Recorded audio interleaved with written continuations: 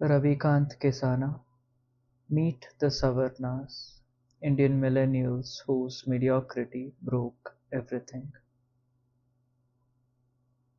Prologue. Like most introductory works on a subject, this is neither the first thought on this subject nor is my work original in its entirety. At best, this is an attempt at collating all the different threads of articulations, expressions, sighs and smiles and tears, and all manner of utterances, public and private, by a million lived realities all at once.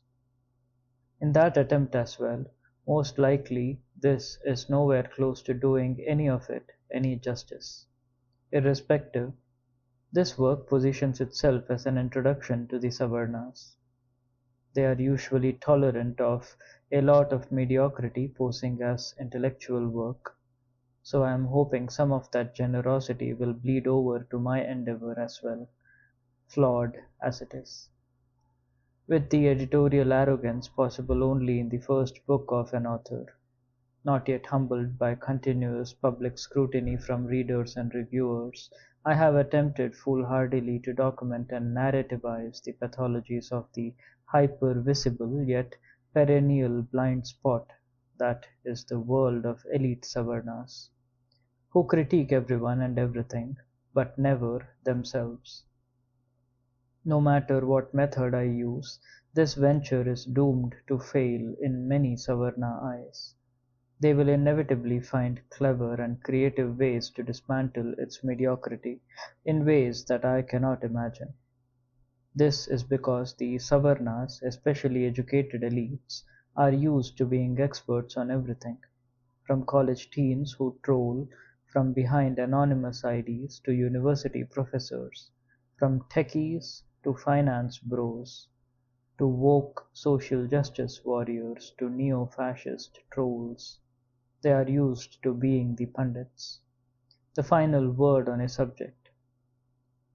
They are not used to reading about themselves, especially when framed by someone who is not one of their own, by one who is below them.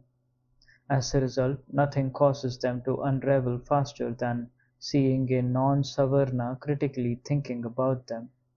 So, it is natural to assume this reckless adventure of mine will draw bile and vitriol that my therapy bills surely will be unable to keep up with. My only advice to the reader, especially if you are a marginalized caste person, is to stay clear of that kind of loaded discussion, lest it blows you apart. You will be dismissed as an apologist, a liar, a misogynist, queer-phobic, unsound in theory, bereft of nuance, and buried under pompous academic names, quotes, and books. It is not worth it. Let the Savarnas read this book, digest it, introspect, or seethe. This prologue and book introduce them to their own selves. If they do not like what they meet, it is their internal matter. And if you are a non-Savarna who feels the need to defend the Savarna positions that I have critiqued, let me just say, in anticipation, that I respect your voice, but humbly beg for my space to say my own piece. I know I have paid enough of a price in my personal life to reach this point where I can say what I want, so let me just have that minor victory, please, and thank you. I do not think there has ever been a mainstream cultural commentary on Savarna elites in India before. They own everything. They run everything, including the publishing firm that is printing this book. I am surprised my words have reached this far. I keep hearing a voice at the back of my head telling me that it will all get shut down at any moment, and I keep screaming back at it to let them try. I will keep shouting, because they cannot kill me. I died a long time ago, in 2020. I just did not have the rope that night. It was the middle of the COVID-19 lockdown, and my own Savarna students had hounded me to the point of annihilation. I remember that night. I remember trying to fashion a rope by cutting the straps of my backpack. I remember laughing ghoulishly at my folly. Maybe it would have been simpler if I had just jumped off the roof. Maybe words do not mean anything. Maybe they mean everything. I remember Rohit Vemula. I remember some of the last words he wrote. The value of a man was reduced to his immediate identity and nearest possibility, to a vote, to a number, to a thing. Never was a man treated as a mind, as a glorious thing made up of stardust, in every field, in studies, in streets, in politics, and in dying and living. I can never be as articulate as my brother Rohit, but I know I died that night, and something else was born to take my place. A man, a phantasm, a beast, a buffalo, a drifting piece of cultural flotsam. Irrespective, it is all very scary.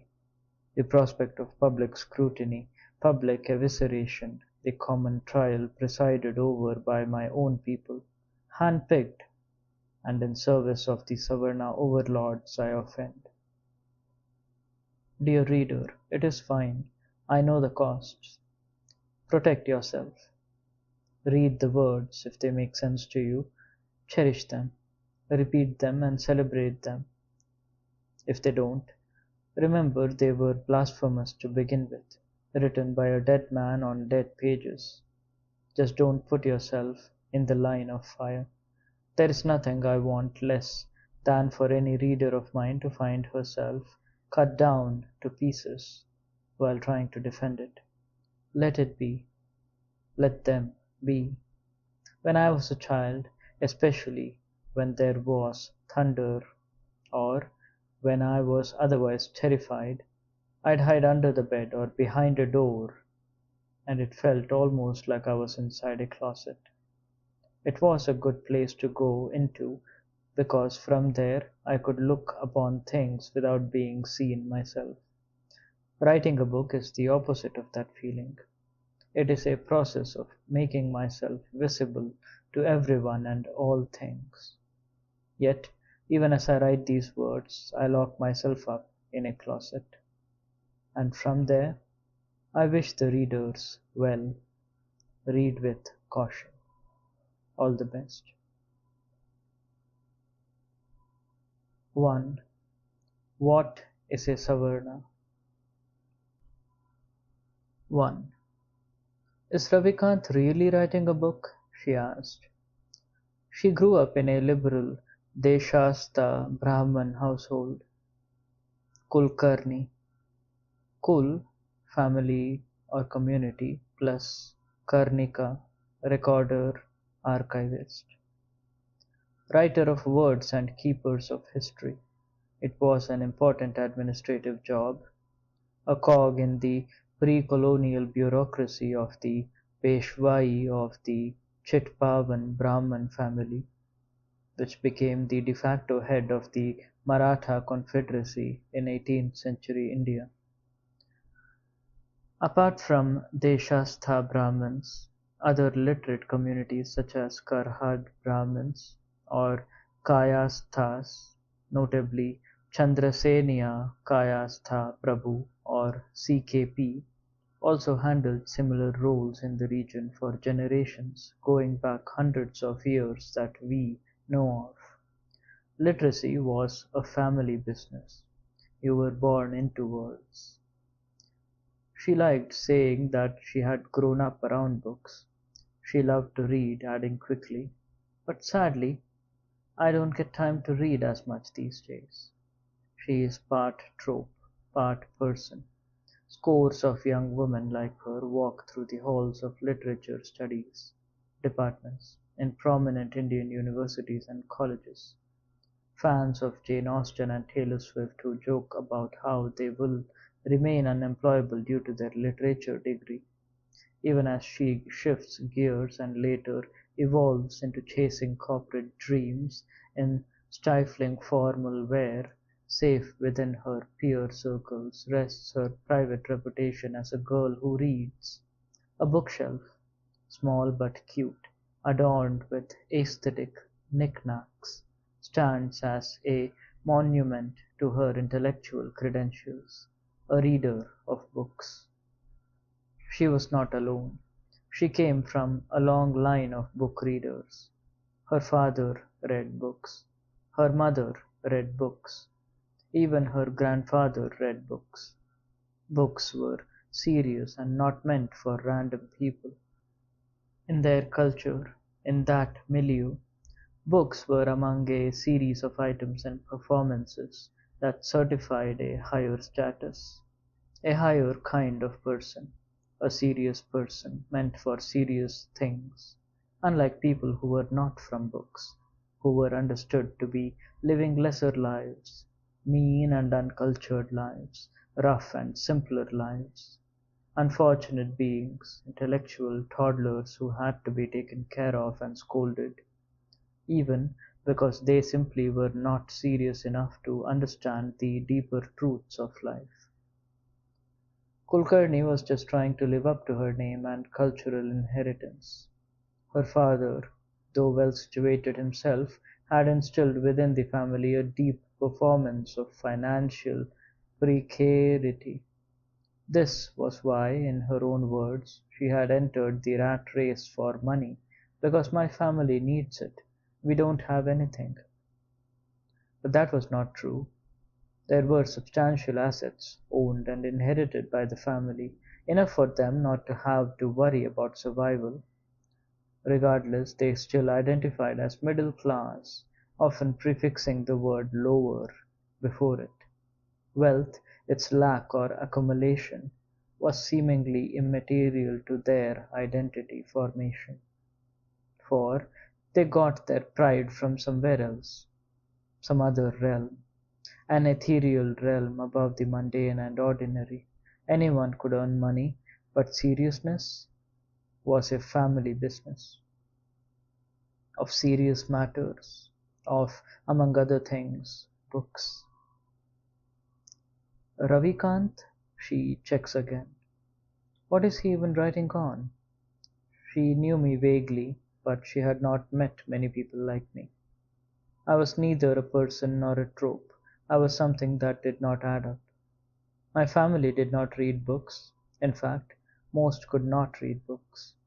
I had tried to blend in with the book readers in college, but was patronizingly dismissed as a simpleton, a lumpen, an ungainingly abominable interloper in what was supposed to be a circle of self-actualized, deep poetry types and serious readers. In other words, I was not born into words, and it showed. To be fair to Kulkarni, she was generally pleasant to me, but by and large our worlds did not overlap. I was not the serious type. Thinking of her, I am reminded of another moment that occurred years into my career as a professor of cultural studies, when I ran into a different Kulkarni, another serious fellow, a colleague who, on more than one occasion, lost his temper at me for reasons he himself was not entirely clear about. He apologized once, saying he had anger issues. Maybe he did, or maybe it was less about the anger and more about what I triggered. I had trespassed into the serious world, an interloper, an impostor. I was not born into words. How was I teaching students? Like him, in ways that were absolutely unlike him. I did not know the way. I did not know anything. A personal affront, a stain. No one he knew in his academic circles had ever heard of me. He had never heard of me. How then could I have been legitimate? I was not from his world, their world, the world of words and books and serious people. This whole thing was not about Kulkarnis in particular. It was about all of them. Kulkarni, girls and boys, Desais and Deshpandes, Chatterjees and Banerjees, Iyers and Iyengars, Mishras, Joshis and Tripathis, Dikshits and Dubes, and all their kin and all their kuls, too numerous to name individually, but collectively saying the same lines, shaking their heads, smirking, sometimes patronizing, sometimes feigning indifference. They all spirit into my consciousness, from my past, my present, and as phantom book critics and Gen Z influencers from the future. Every one of them, all together, questioning my license to speak and write words. I was not born into words. I had no right. What did I know that was worth sharing in words printed in real books, sold at airports and posh cafe bookstores, talked about in their literary circles full of esoteric journalists, writer artist types, and other species of serious people? They asked me what would I even write about. What did I know? Not much, truly. 2. I spent my early years in the dump that is the Tangra region of Calcutta. Adjacent to it is Topsia. These hideous twin tumors on the city's eastern periphery are two giant, grotesque, squalid settlements that were home to some of the most densely overpopulated, marginalized communities. Calcutta had many such tumors, and yet, somehow, even today, the city exists in the popular imagination as a cultured colonial ruin with fish-loving, Bengali-speaking people who all sing Rabindra Sangeet and discuss Marx at the chai shop adda. The Calcutta I grew up in was a little different. Bangla had to compete with Hindi Urdu. Mutton and beef had equal, if not more fans than fish. I did not hear anyone discussing Marx at any chai shops. Bollywood and Bangla cinema, music, were more popular in the shanties and slums, where no one cared for Rabindra Sangeet.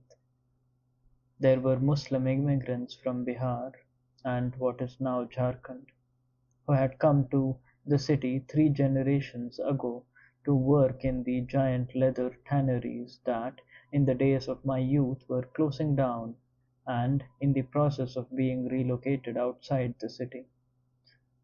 There were Oriya and Assamese folk, Nepalese. There were also a few wealthy Punjabi Khatris, Baniya Gujaratis and Sindhis, who lived clustered together in the flats of 3-storied buildings, because they had not moved yet into posher neighborhoods because gated communities were not popular yet. There were tribal Christian busties, where the boys had English names like Alan and Anthony. There was a girl in my school whose name was Santa Rita. We all called her Panta, short for Panta Bhat, a dish that was basically a repurposed rice that only the poorest would eat. Now, Instagram's posh food influencers tell me that Panta Bhat is an exotic must-have dish. If only Santa Rita had known, because she hated being called that. When I last met her, she had changed her name to Purnima, so there was no scope for such name calling.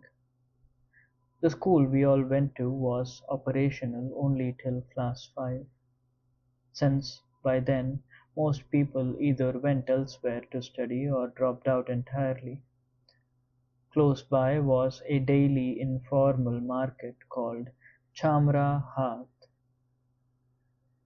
Leather Market, where the footwear produced in adjacent sweatshops was displayed on folding beds for local and wholesale purchases.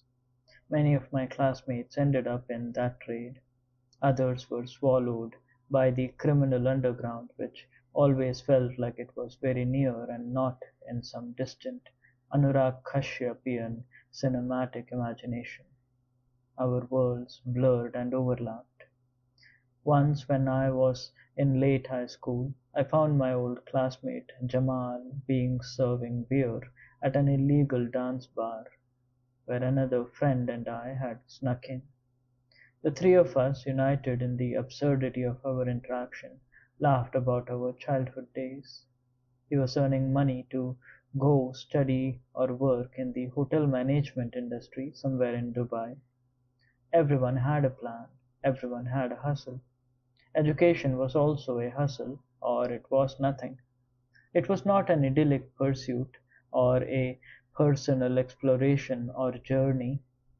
If, and this was always an if, you studied beyond basic schooling, you studied subjects that got you a job.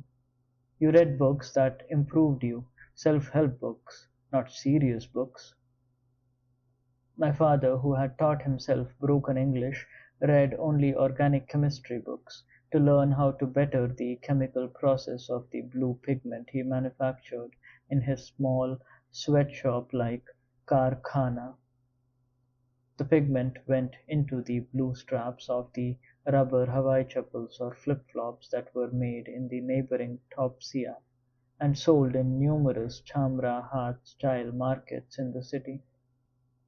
He must have clocked over 100,000 kilometers between Topsia and Tangra, shuttling around on his run-down, rusting Bajaj scooter held together more by prayer than bolts.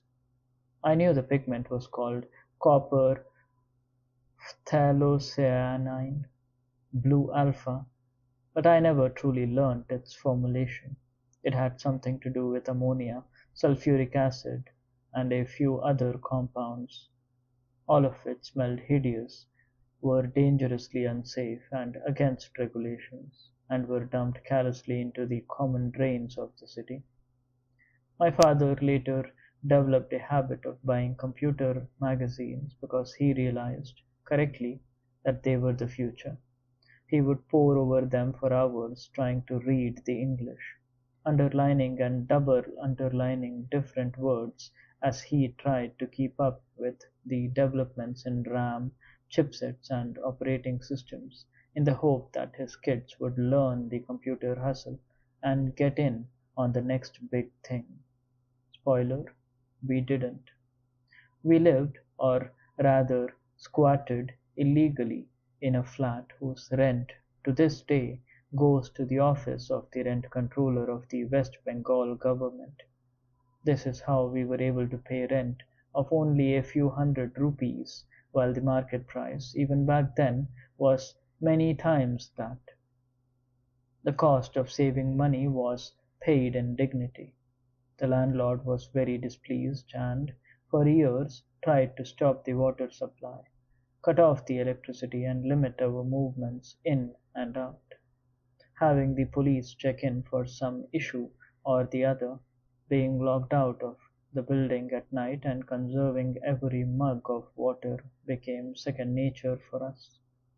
It was bitter living, but better than moving into budget-appropriate housing, a prospect that would inevitably have been far more distressing and precarious. Almost every member of my extended Punjabi family had slipped into debt around that time and eventually ran away from the debtors, from Calcutta back to the village. The city had spat them all out, all except us. We stubbornly clung on and threw roots, even if temporary, into the asphalt soil of the metropolis. Survival was the priority. When I was in the sixth standard, my parents somehow got me admitted into a good English medium CBSE curriculum school run by Banias. Here I discovered a completely new universe of people who lived beyond my gully and area. Serious people, whose lives looked bigger, more profound, and more meaningful when compared to ours. I was mesmerized and overwhelmed. It was a hitherto unknown layer of privilege, where your intellectual reputation opened doors that your technical skills may or may not have given you access to. As a serious person, you set the agenda. You determined what was prestigious, what was correct, and what was cringe. And you could do all this while having bad academic grades or lowered wealth, for indeed many Brahmins in my school were significantly less affluent than the Baniya peers, yet were always somehow seen as better than the latter.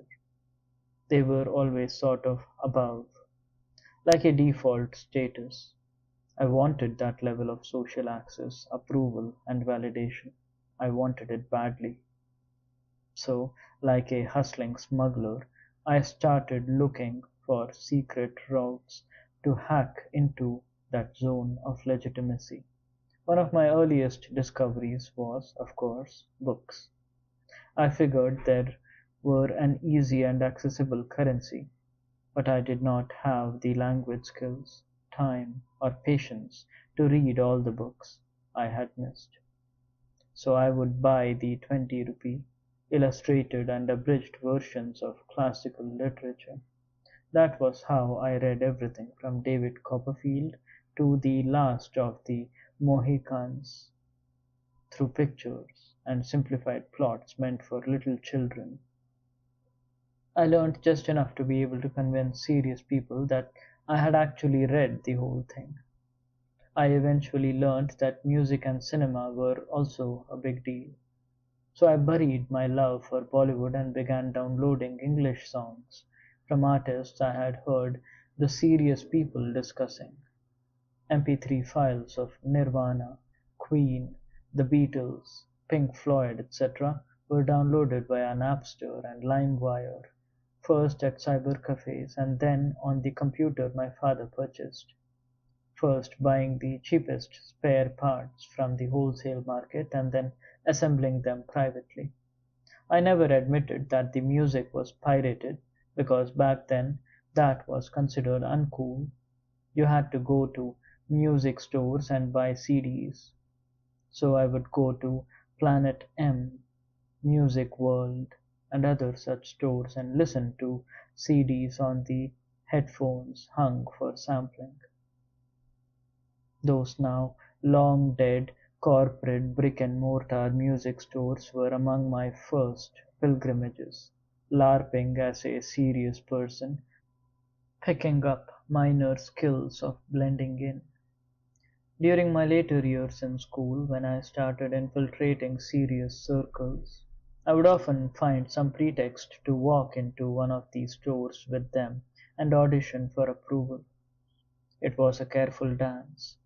You didn't actually need to be seen purchasing CDs or DVDs. Instead, you needed to appear like you belonged there, like you were a regular. I would walk in and deposit my bag without being directed, subtly indicated that I had been through this process a million times. Complaining was a secret language of belonging. You complained about the security, you complained about the prices, and you complained about the lack of a good collection. In fact, one of my best moves was to go to the store reception and ask for some obscure collection. Hi, can you check if you have the 1975 Lynyrd Skynyrd album Nothin' Fancy? Yes, it's spelled Nuthin, not nothing, as we say in everyday language. What? You don't? Damn. Then you complained about how no one took music seriously. How could they have not have Lynyrd Skynyrd's third studio album in stock? Of course, back then I hadn't heard more than 2 or 3 of the band's songs and didn't really care for their music beyond being able to flex that my music taste was original. What? No, I don't want the best of Lynyrd Skynyrd's CD, that's just a collection of their top hits. It obviously doesn't include their lesser known tracks. I would shoot off to the befuddled receptionist, before turning to whoever I was auditioning for and add something like, "Everything is a best of collection now. Whatever happened to selling originals?" It was glorious. It was triumphant. In fact, back in the day, I foolishly thought that was all it took to blend in and be considered a serious person. Unfortunately, it was more complicated, and the more I tried elaborate LARPing, the more obvious my desperation became. No matter how many lesser-known Bob Dylan tracks I referenced, or how many times I repeated that Moby Dick was my favorite novel, I always seemed to be marked as an outsider. They laughed at me behind my back. They laughed at me to my face. In the era before political correctness became mainstream, humor was crude and upfront. I remember bearing the brunt of it.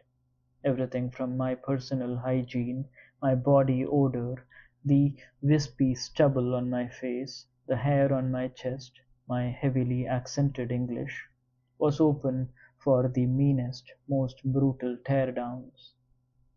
It is a nice touch that many of the folks who scarred my self-esteem have since reinvented themselves as anti-bullying mental health advocates. I see them sometimes. I wish them well. What they were doing to me back in the day was not bullying, it was something else, something primal and instinctive. It was putting me back in my place. This was their culture. This was their dharma. This was the law of their universe. The times may have changed, the vocabulary may have changed, but the law of the universe was the same. Keeping people in their place had just acquired a more subtle touch. Ravikant's book, it's about Savarna culture, my friend responded to Kulkarni. Savarna? Kulkarni giggled, scrunching up her nose a little, as if she had smelt a rotten egg. What does that even mean? 3. Savarna. Sa meaning with, having, or in possession of, plus Varna. In every Indian textbook, the introduction to the caste system begins with the first lesson of the Varna system. It is usually represented by one graphic, a triangle with 4 divided tiers, like neat little layered cakes stacked one on top of another. The bands are of equal thickness, with the topmost little triangle representing the Brahmins, the priestly caste who are the keepers of knowledge. The next 2 tiers represent the warrior Kshatriyas and the trader Vaishyas. Finally are the Shudras, or the caste in servitude to the 3 above them. This, while widely common, is a bad data visualization graph. Here is a better one for the Varna categorization shown alongside.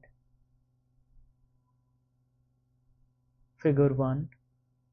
It's a triangle, top Brahmins, then Kshatriyas, then Vaishyas, then Shudras. Figure 2. A more accurate representation has again a triangle with just the tip of it being divided into Brahmins, Kshatriyas and Vaishyas in that order, but the majority of the triangle is Shudras. These are also part of the Savarna triangle. And then the bottom tier is Avarnas, untouchables and tribals.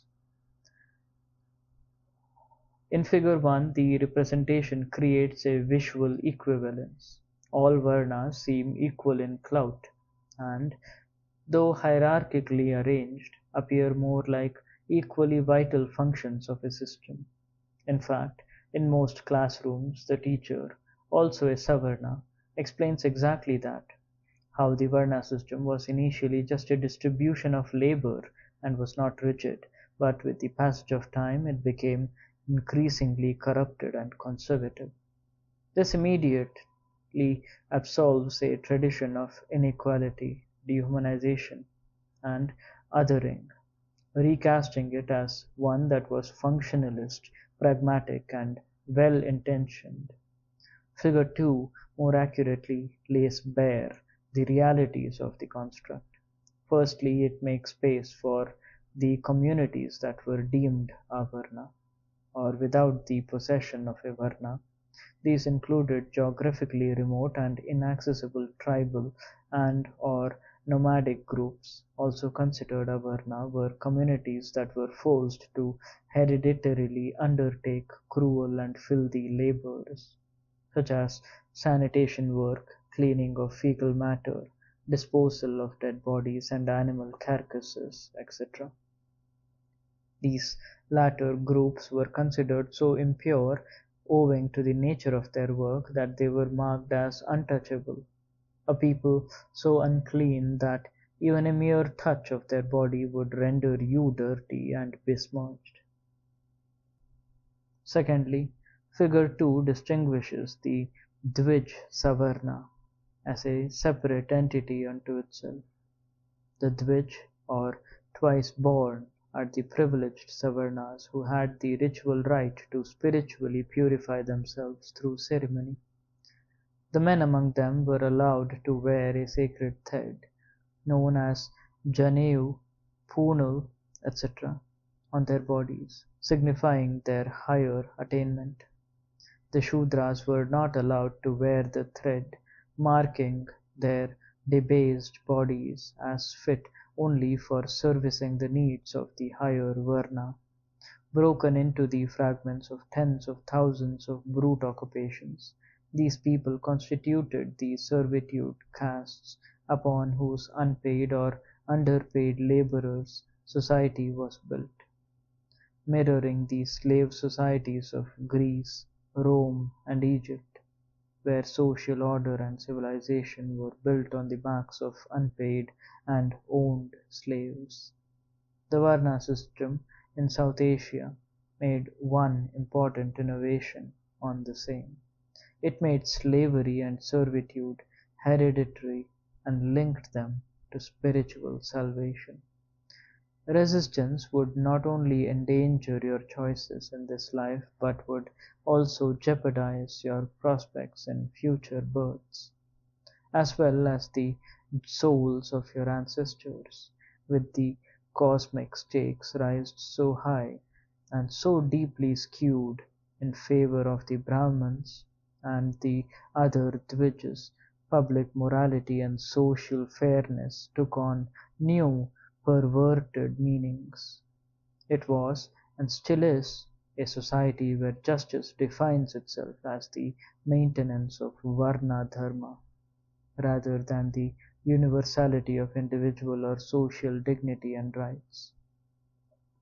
Against such celestial irrationality, resistance had to be grounded in the epistemology of reasoning, lived experience, and logic.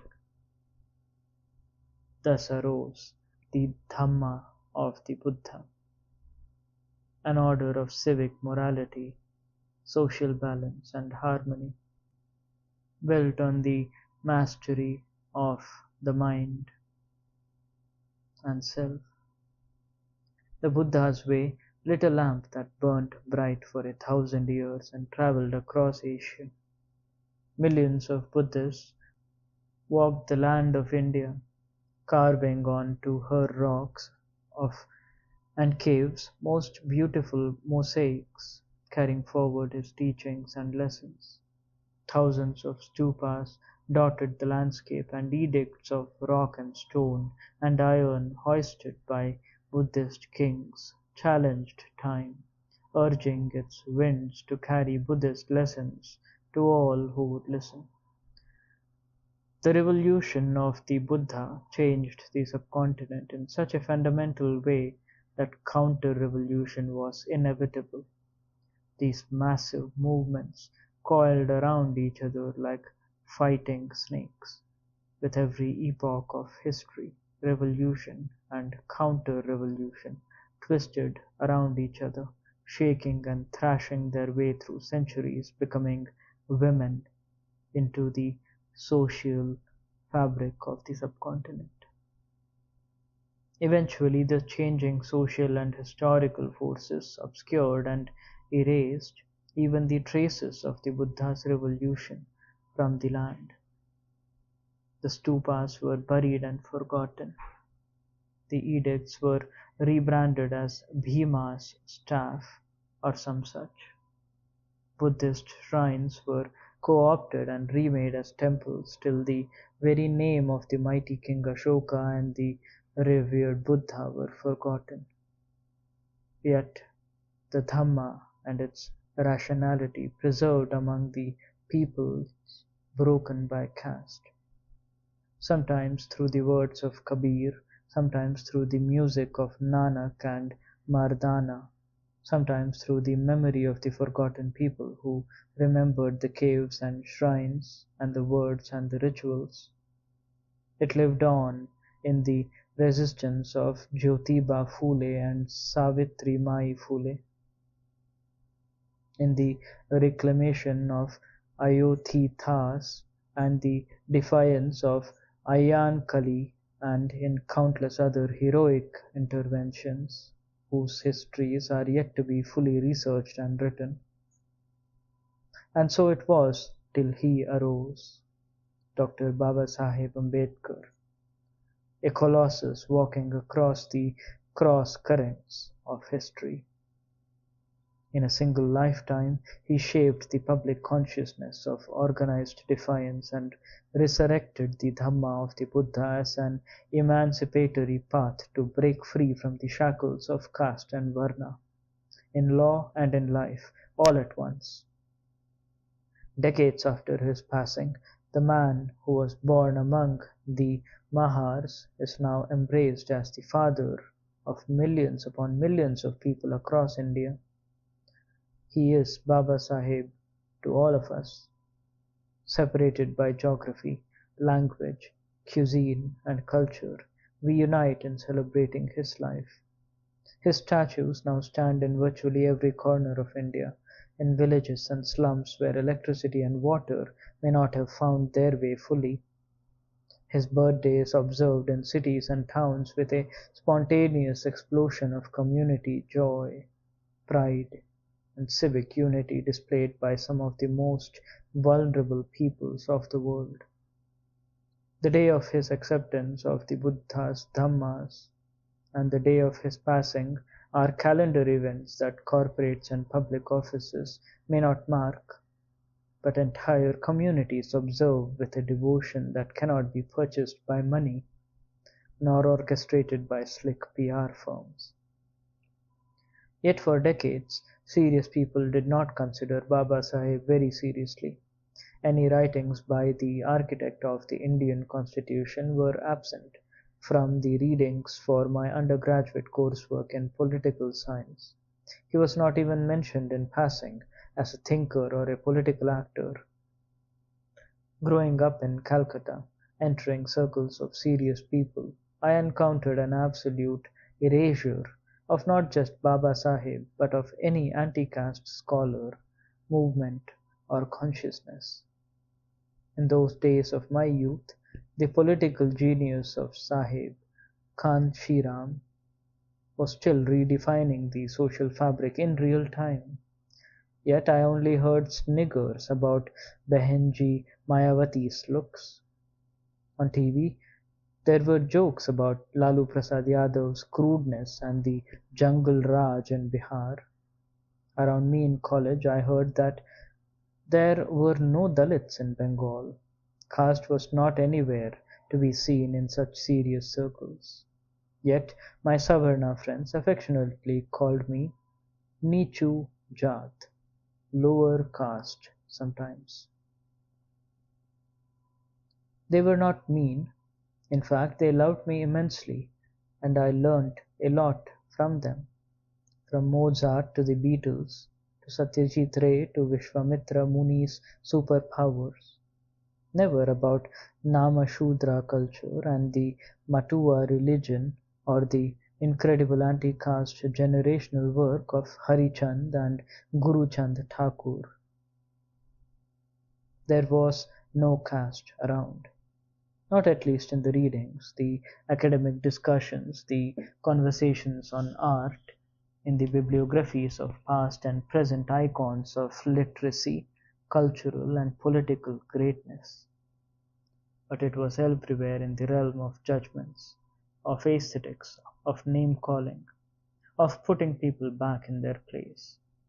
And I experienced it so deeply that, despite reading about internalized misogyny in feminist literature, despite reading about the racialized self-hate of blackness that Malcolm X raged against, I ended up hating everything about myself, my family, my home, my language, my food, my way of life, and my extended kin and all of their kind. My hatred of myself was directly proportional to my desire to fit in and be accepted as a serious person, to be accepted as a Savarna, and to take my place in the company of the Banerjees and Boses and Gangulis and the like, who never seemed bothered by things like career hustle or financial precarity, who smoked cheap cigarettes because they liked them, not because they had to, who looked bored and cynical because everything that we, the lessers, aspired for, they were already over it. I wanted that company. I wanted to be that person. But the funniest part is, had you asked me then what it was that I wanted, I would not have had a name for it. It was a feeling, a collection of all their experiences and perspectives. Savarna culture is a performance of culturelessness. They define the default. There is no self-referential assertion to reclaim a culture because they are the culture. Its ubiquity hides its existence.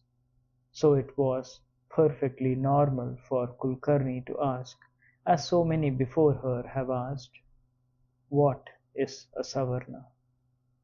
Having spent the better part of my youth learning the answer, I hope I can repay my debt to the Savarnas by introducing them to themselves. 2. The Glass Floor. 1. Marilyn Loden is widely credited by feminist scholars for coining the term glass ceiling to draw attention to the material power that patriarchal social settings exert in limiting women.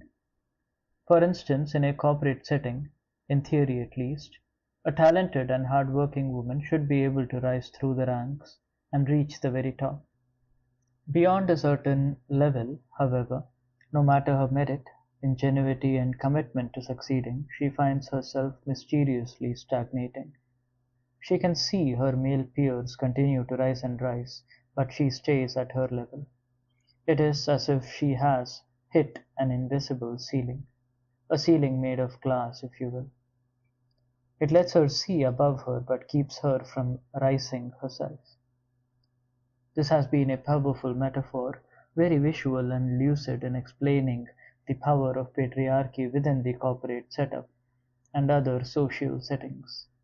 It has also been used by other marginalized groups and racial minorities to explain the gatekeeping power of cultural elites. However, when it comes to the caste and Savarnas, it is useful to think of a glass floor rather than a ceiling. Think of South Asia, India especially, as full of people sitting in a cramped and dirty basement. Think of millions and millions of heaving masses, sweating, crying, pleading, clawing, sometimes angry, sometimes despondent, sometimes hopeful, but at all times in the basement, looking up at what is a glass ceiling for them, but is, in fact, a floor above which lives a very small group of people. This small group of people, let us call them Savarnas, have access to all the switches in all the rooms of the house, including the basement. They switch on the lights and switch them off at will. They turn on the water and turn it off at will.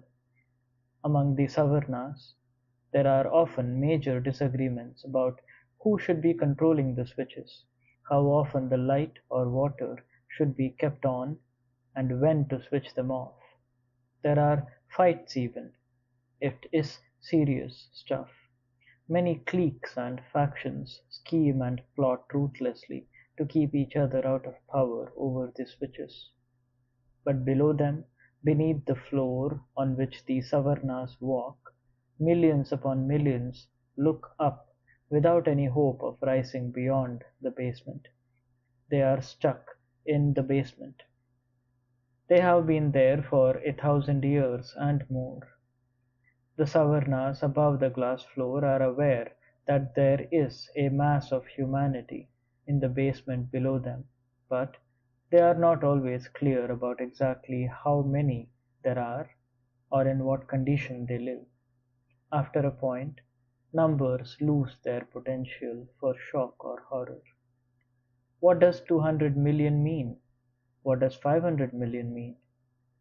What does living on rupees 250 per day mean? What does raising children on rupees 150 per day mean? Does living on rupees 100 per day make you poor? What about rupees 47 per day? There have been many attempts at estimating what the poverty line should be in the context of India. This has major policy implications. If a person is said to be below the poverty line, it means that they are at a level of precarity where it is not practically possible for them to survive on their own. The C.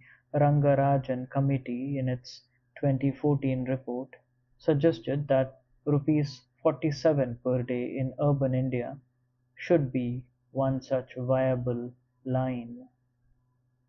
Anyone making less than that in a city must be considered poor, which means if you make 48 per day, you cannot be considered poor. By this measure, 26.4% of urban Indians can be classified as poor, meaning roughly 1 in 4 people in urban India earn less than rupees 48 per day. That sounds low, but 48 is still just a number. It does not become real or horrifying at first glance to most urban, wealthy Savarna.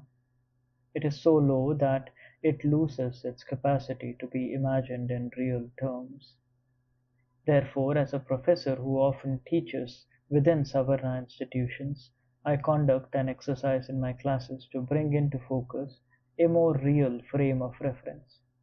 I ask my students to think back to the most wretched and desperately poor person they have ever seen in their lives, which have been spent mostly in urban areas. Someone so vulnerable that their grim persona shook them to their moral core. One by one, examples come. It is usually a beggar, someone foraging in the railway dump yard, rag pickers at the landfill, or something similar. Then we try to calculate how much money each of those persons could be making per day. It is almost always winds up to be above rupees 50 per day. What this means is that their worst imagination of what poor is may not even be classified as poor by the statistical modeling of the state.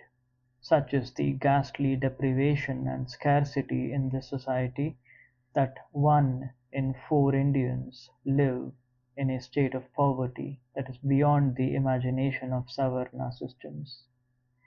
The scale of wretchedness and the mass of people living in this state have an enormity and urgency that wealthy Savarnas seem truly incapable of grasping.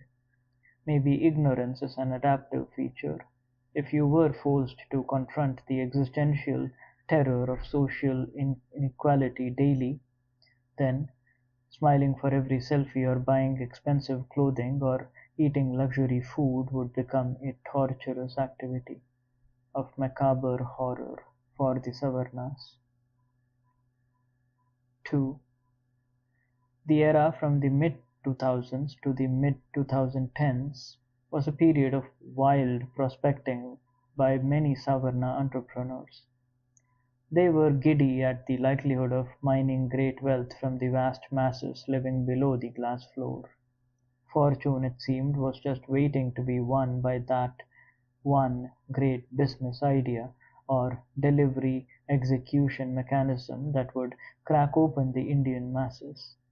No doubt, spurred by similar sentiments, in 2011, two Savarna techies working on the project that eventually became Aadhaar decided to quit their jobs and launch a startup selling healthcare services. The lure was, of course, the 600 million Indians they had estimated to possess mobile phone connections, each of whom were potential customers. To put this number in context, it is roughly twice the entire population of Western Europe. This was the epoch of delusion, where every corporate estimate assumed that the millions in the basement could now be engaged solely through the wonders of mobile telephony and digital connectivity. It was taken for granted that they were just waiting there, latent and unengaged, only due to the lack of entrepreneurial innovation and technological handicaps, and not because of the crushing poverty and caste stratifications that rendered any attempts to build consumerist markets around them untenable. All Savarna business pundits and business schools elites speculated that just one great idea, algorithm, or app was needed to reach out and connect to these standby millions. Thus emerged a scramble among Savarna elites to try and bridge this gap, to make their billions, while also taking credit for revolutionarily transforming India. The aforementioned Savarna techie boys, similarly inspired, decided to pursue their entrepreneurial dream, but crucially, first decided to gain business intelligence about their estimated 600 million strong Indian market. While this may appear to be the most natural first step, and indeed business school professors and industry veterans exotize the real world and the learning experience of doing business on the streets ad nauseam, it appears that street knowledge continues to be very thin among management professionals and within institutional pedagogy.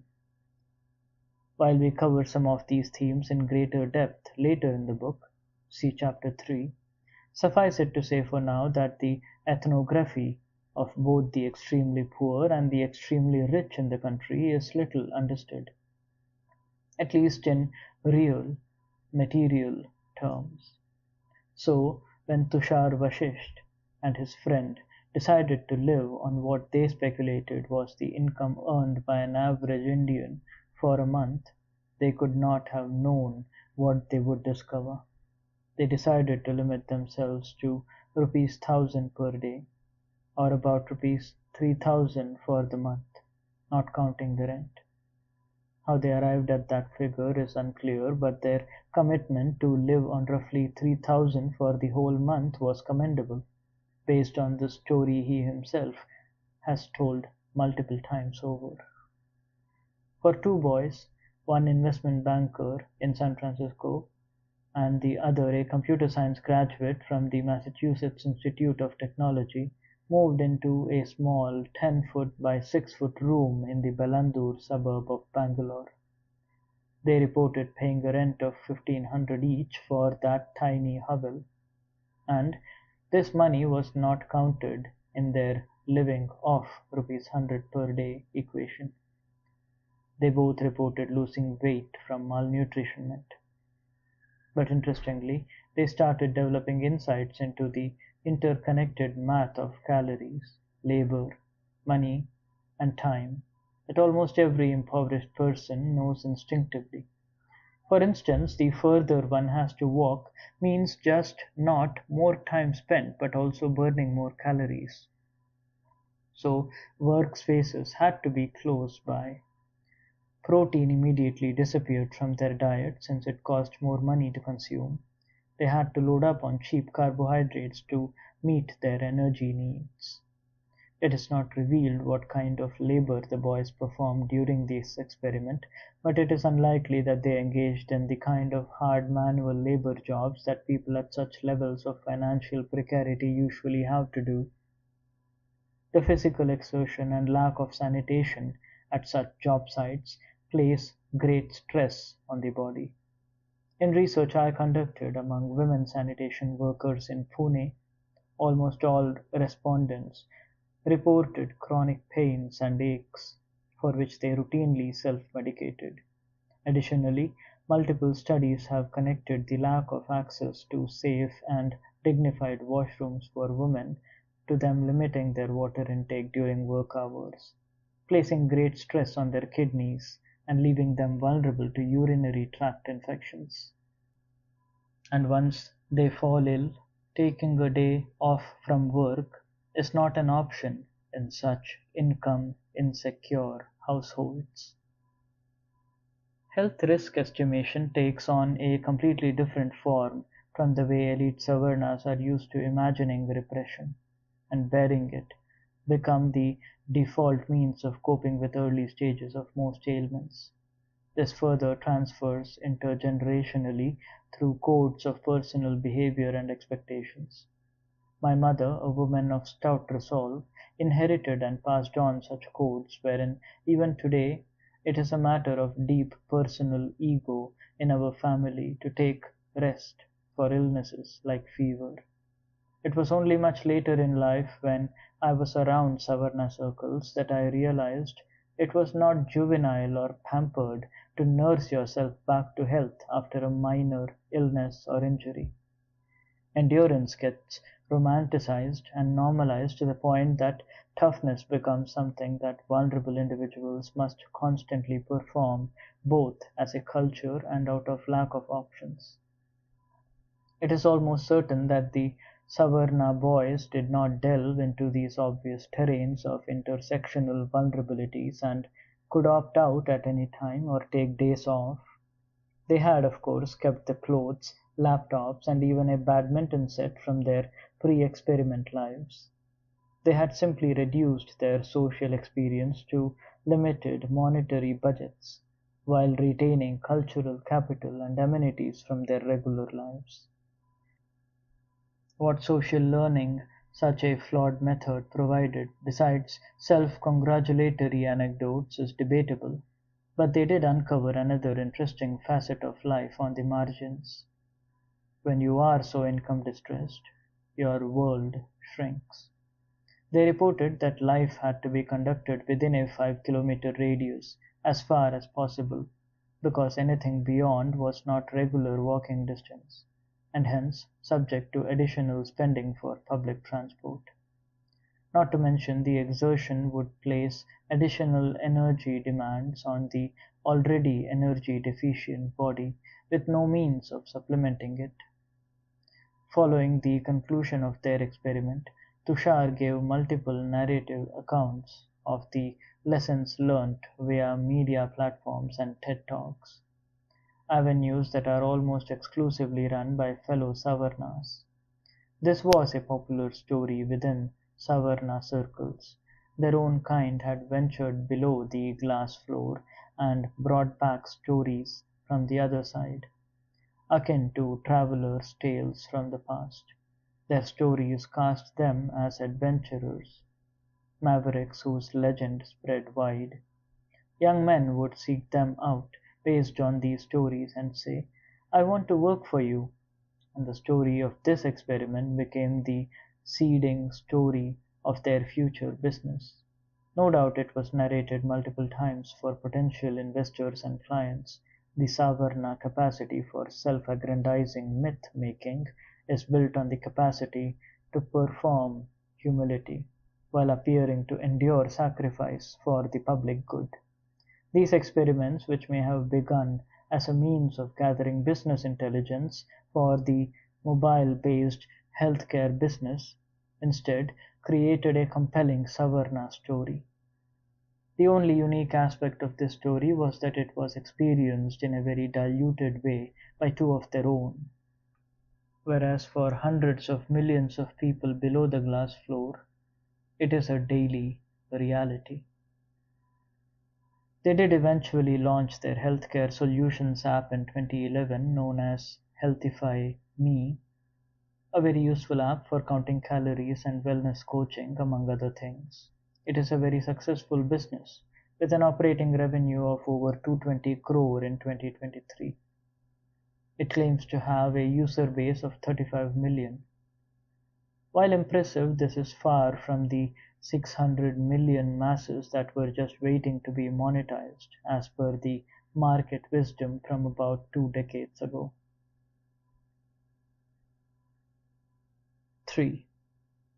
Poverty, even as cosmically horrifying as it is in extent and intensity, is only one of the dimensions of life below the glass floor. Caste and class intertwine in South Asia in deep, immutable ways. While it may be disingenuous to say that all Savarnas are rich, in this society, with our levels of scarcity, nobody except the top 0.5% can truly be called rich. What exists instead are levels of graded deprivation. And capital comes in multiple forms, not just money. Firstly, the overlap between class and caste is significant. A much higher percentage of Brahman or Baniya families, for instance, are economically better off than those among scheduled caste or scheduled tribe communities. The Oxfam India Discrimination Report suggests that household heads of SC/ST families still earn less on average than others with comparable education and age. The report suggested that this deviation was due largely to discrimination. Similarly, unemployment among urban Muslims was found to be much higher, again attributed to social exclusion and discrimination. Another study by Chavi Tiwari, Srinivas Goli, Mohammad Siddiqui, and Pradeep Salve, which looked closely at material conditions of poverty within the state of Uttar Pradesh, revealed similar findings. Mean per capita expenditure was highest among Brahmins, Thakurs, and other Hindu Savarnas, followed by Yadavs, Kurmis, Jats, etc., who are all historically Shudra castes that acquired some land and prosperity over the last century or so. At the lower end of the curve, the study found the lowest expenditure among Dalits, both Hindu and Muslim. A point to note here is that while the data suggests low expenditure among Dalits and high expenditure among Brahmins and Thakurs, even the so-called high numbers are very low compared to the average metropolis-dwelling, intergenerationally English literate Savarna. Secondly, even among the poorer Savarna families, agency exists in other forms. Social clout and access to mobility, for instance, are comparatively much higher. In rural as well as small town settlements across South Asia, feudal mastery is still deeply coded along caste lines. Family reputations and lore go back generations, and even the more economically stressed Savarna families will bask in the prestige and reputation of the more successful branches of the family. As individual Savarnas rise in affluence and reputation, they often return to their native spaces, contributing to temples or some such local institutions that further their cultural reach. They often also serve as referral conduits, helping place more of their caste kin in better positions. It is through such networks of caste and kinship references that many jobs open up for upcoming talents. Even when a job placement is not directly influenced by such a reference, simply being informed of an opening in advance or having a quiet word in the right ears can often make a great difference. It is very difficult to track or historically contextualize, but it would not be in the realm of fantasy to speculate that the grandfathers or great-grandfathers of many successful high-flying Savarna operators today got their start in this fashion. Nithin Shobhana has studied the network of Brahman organizations across the 19th and 20th centuries that created a support system of fellowships, grants, and physical infrastructure, such as messes and hostels, to provide direct material support to specific Brahmin communities as they made their way from the rural and feudal to the urban modern world. Anup Kheri, a lifelong Ambedkarite activist who grew up in the Uttar Pradesh, recalls a common saying in his neck of the woods that goes something like this: even the poorest Brahmin can reach the Prime Minister's office in 4 phone calls.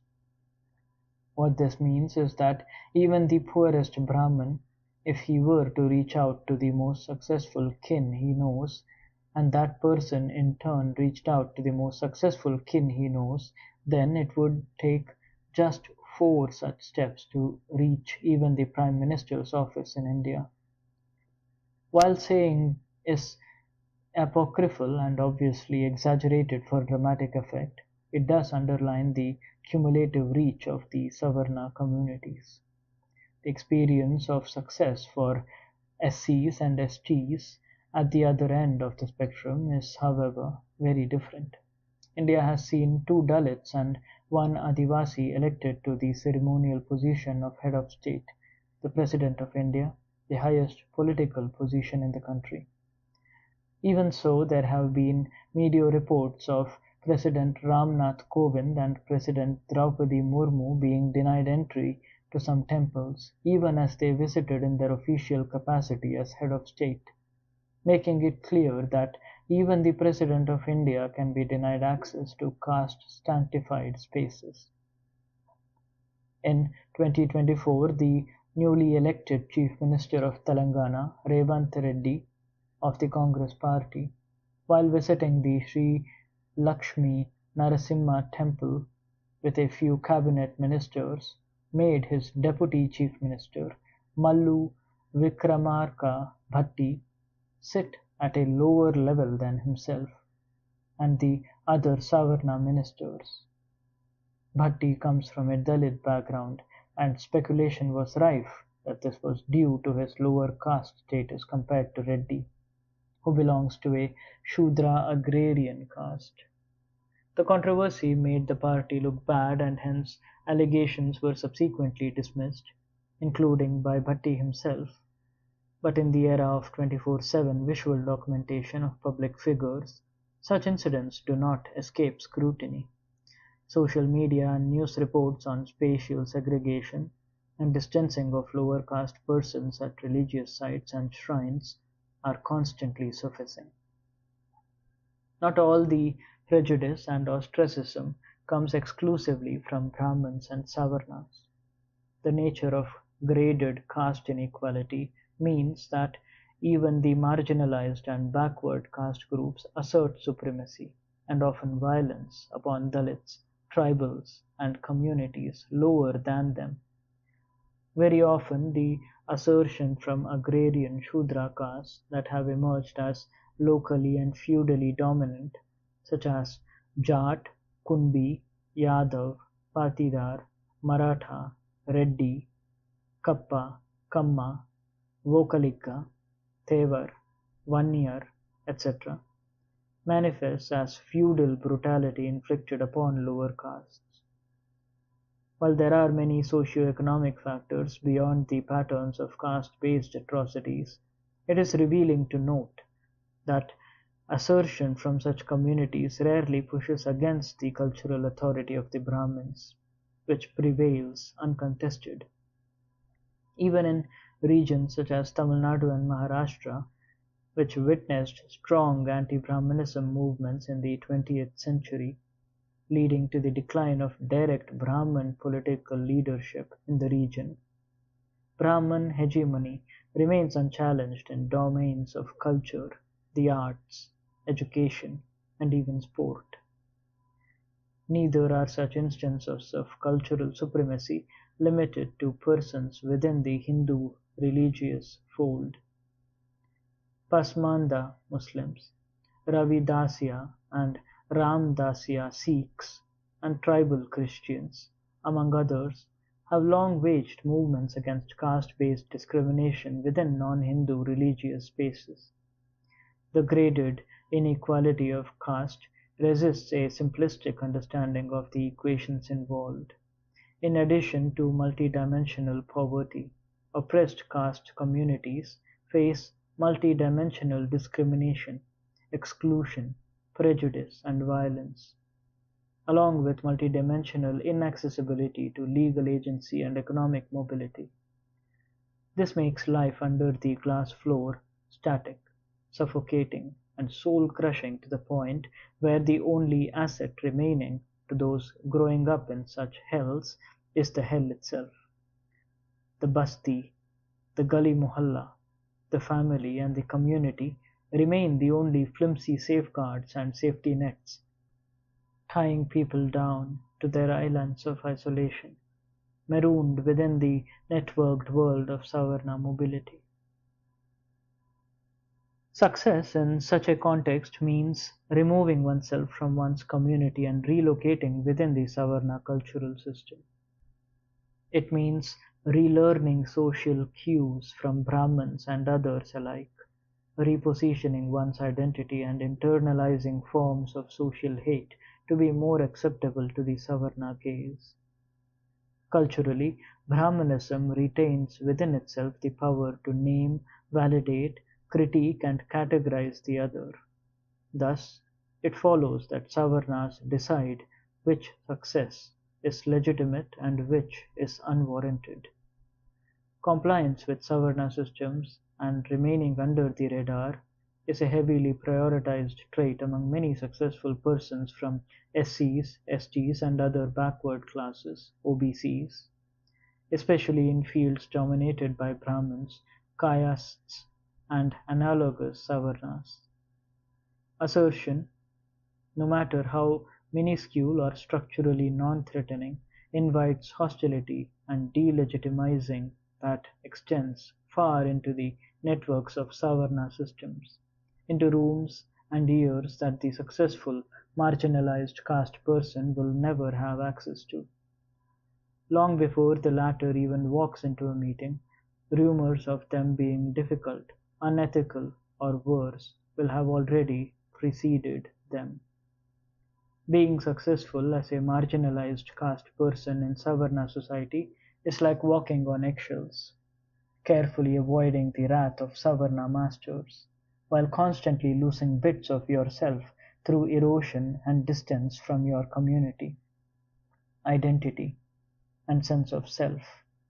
Over time you start mirroring and mimicking the Savarna gaze so completely that your own community's lack of success appears to you as a product of their inhibition and small-minded pettiness. This has deep implications on a person's sense of self, identity, and its manifestations in personal life, love, and loss. Discussed further in Chapter 5. Brahman and Savarna success is built through kinship networks and amplifies community links, whereas success, especially in Savarna domains, for people from marginalized communities comes in the opposite form. It frequently breaks organic links, teaches mistrust and doubt towards one's own community, and almost always results in isolation. 4. Success for Savarnas may be generationally incremental and have an amplifying effect on others within their communities, but certainly does not mean that they do not have complaints. All social problems are contextual, and every experience is understood in personal and comparative ways, not in absolute terms. Every Savarna elite has a struggle story of having overcome health issues, mental challenges, money problems, or family dysfunctionality. This is not to underplay or dismiss all Savarna struggle stories as insincere. Rather, the point is to highlight how such stories are integral to the myth-making of Savarna success, which is sharply contrasted with the failure of the marginalized, whose struggles are attributed to their being spoilt or lacking discipline. Taken together, these processes achieve a remarkable function. They at once make the Savarna look heroic and frame their achievements through a narrative of personal triumph in the face of adversity, while robbing the marginalized individual of the same framing rights. The latter's often far greater struggle is instead contextualized as a collective failure of their kind, and a lack of heroic individual capacity to triumph over the same.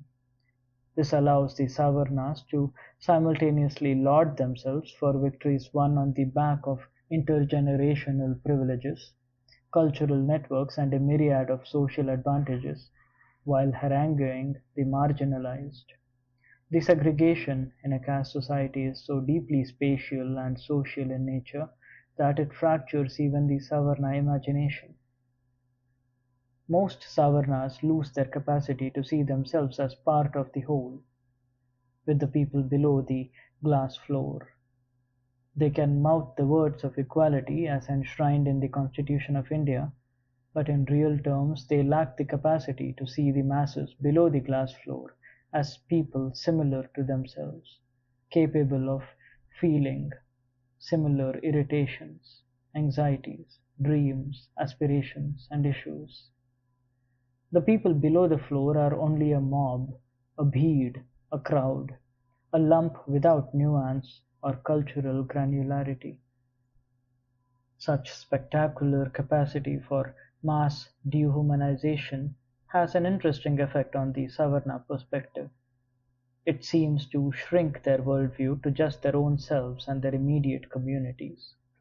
This self-absorbed gaze breeds an innate, consuming, and collective narcissism. This is routinely evident in the everyday thinking of urban elites in India. For instance, a clip may go viral on social media showing train travelers without reserved seats crowding into AC third-tier coaches. The common Savarna reaction to this would be to bemoan the collapse of discipline and the lack of respect for AC ticket-paying customers.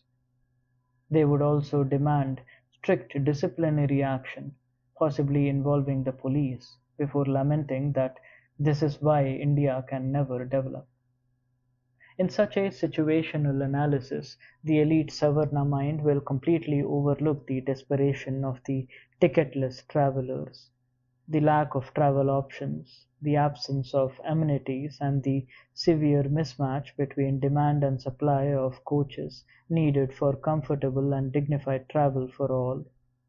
To the educated, elite Savarna mind, this situation can only be understood from their own perspective, which is likely situated within the AC coaches. In this example, the non-reserved ticket passengers are not fellow citizens, nor are they human beings. They are interlopers, invaders, the mob that has violated their personal spaces. Every issue tends to be seen only through such a lens, one of exclusion, anger, or deep, degrading pity. Dr. Babasaheb Ambedkar had commented on this pernicious effect of caste on civil morality, especially in Annihilation of Caste. He notes that if there is a consciousness of kind among caste Hindus, it is rooted in caste, not civic community. The ideas of nationalism, which are based on horizontal comradeship and as enshrined within the Constitution of India, promise equality in the eyes of law for all Indians, simply do not exist in practice. The comradeship and sense of belonging to an equal collective is limited to one's own caste or at best some adjacent communities. In the context of elite Savarnas, this means their idea of citizenship is limited to their own kind. They may imagine themselves as living in a nation of their own, made from among their own, but one that spatially occupies a similar geography as the rest of the masses. I say similar, not the same, because the Savarna nation may be experienced in its most elite form only in certain neighborhoods: Townside, Bandra West and Hiranandani Powai in Mumbai, South Delhi, Park Street and Southern Avenue in Calcutta, Koramangala in Bengaluru, Jubilee Hills in Hyderabad, Baner and Oudh in Pune, etc. Like illegal immigrants, the people below the glass floor leak into these enclaves of the elite and provide cheap, devalued, and often dehumanizing labor. For them, the elite Savarna nation is a ruthless nation where they have few rights and fewer dignities. They may possess an Aadhaar card just like their Savarna masters, but they may as well be living in different nations, different continents. The elite Savarnas rarely venture into the parts of the city that fall below the glass floor. In parts of Mumbai, they now offer slum tours, a perfect semiotic synthesis of the sign and signifier. It is a journey into the nether world, a territory to visit, witness the spectacle of, and return from as soon as one can. In 2020, Amazon Prime India dropped the first season of the limited TV series titled Patal Lok. The opening trailer itself referenced this instinctive spatial understanding, suggesting that as a Brahmanical mythology, there exist three different worlds in real life: the heavens where the gods reside, the earth where the mortals live, and the netherworld, the Patal, where insects dwell, the people below the floor. They are actually not even people, but insects, living lives of brute violence, deprivation, and deep immorality, a spectacle for the gods and mortals, but also a source of dread and fear. Around the same time as the series, a Facebook page titled Reptiles of Kurla went viral. Kurla is a poorer neighborhood of Mumbai largely populated by the working poor from marginalized castes and Muslim backgrounds. In other words, it is below the glass floor. It is the underworld. The reptiles is in the title did not refer to the local ecosystem of lizards and snakes, but to the poor who live there, from whom even their humanity is robbed for comic effect, reducing them to something animal-like, something reptilian. Their efforts to style and groom themselves with next to no money are neither appreciated nor applauded for their inventiveness and resourcefulness. Instead, they are shamed and laughed at for their apparent absurdity when compared to the fashion that the elites can afford. The chapri, an oft-used slur for such poor and marginalized people who are not polished enough culturally, is not a person. The chapri is not human. The chapri is just a punchline to a joke. Not every intervention of the elite Savarnas below the glass floor stems from disdain, scorn, mockery, or hate. Often it is also a product of their dehumanizing pity and necessity for performing humility. Many English-speaking Savarnas who had lived overseas returned soaked in American popular cultural imagination. By the early 2010s, in posher neighborhoods of Mumbai, Delhi, and Bangalore, fans of rap, spoken poetry, beatboxing, and stand-up comedy had begun creating tiny rooms where they could cosplay these hobbies. These scenes were uniformly mediocre, hosting a medley of hyper-privileged individuals determined to fit into the role of the struggling artist they had fantasized themselves to be. Neither did any great artistic oeuvre emerge from these spaces, nor was there any major reinvention of the form. Instead, these spaces existed, continue to exist, as a venue for untalented, uncritical consumption of personal vanity, tolerated by mutual agreement and passed off as artistic niche. However, by virtue of existing, these spaces inevitably overlapped with the world below the glass floor. Sometimes spoken word poets, self-identifying as empaths, went into the shanty towns of Mumbai to procure some enterprising young person as a poet from the slums. Sometimes the domestic worker of a comic would get to do a stand-up show or star in their reels on social media. Sometimes a rapper would emerge from the ghetto and spit rhymes about the world they saw around them. In the face of these overlaps and the need to be original, Savarnas were forced to respond and comment on the larger city and its people, not just the spaces of their own kind. It is in these responses, in their pitying gaze, that the marginalized were either subjects of deep despair, objects to be rescued and displayed as projects, or targets of stupefying humor and confounding lifestyles. In the early to mid-2010s, when comedy collectives like All India Bakchod (AIB) and The Viral Fever (TVF) rose via YouTube into the somewhat mainstream youth cultural consciousness, their humor mirrored precisely such themes. Caste as a point of commentary or analysis was absent. Poverty was unidimensional, often a secondary aspect in sketches based on so-called middle-class Savarna lives. I say so-called middle class because even by every yardstick, including that of the Heathify founder adventurers, these characters would be called somewhat rich.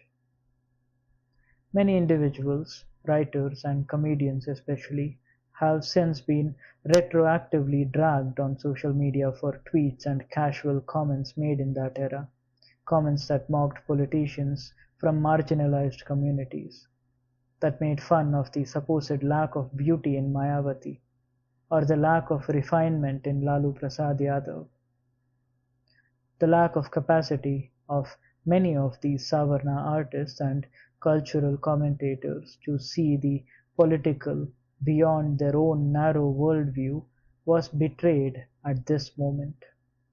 In their gaze, the only real issue was corruption, which was always operationalized in the comically reductive manner of a politician or a government official taking a bribe.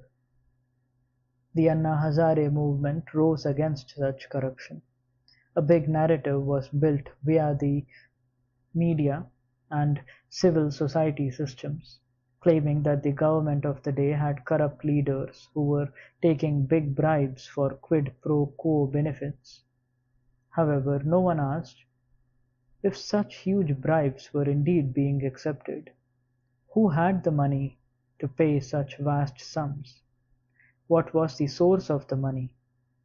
The elite English-speaking class, proud of paying income tax, living in gated communities with neat little gardens and fountains, failed to see that their own wealth and affluence were a direct result of such corruption. More on the elite Savarna gaze on this movement and its impact in Chapter 7.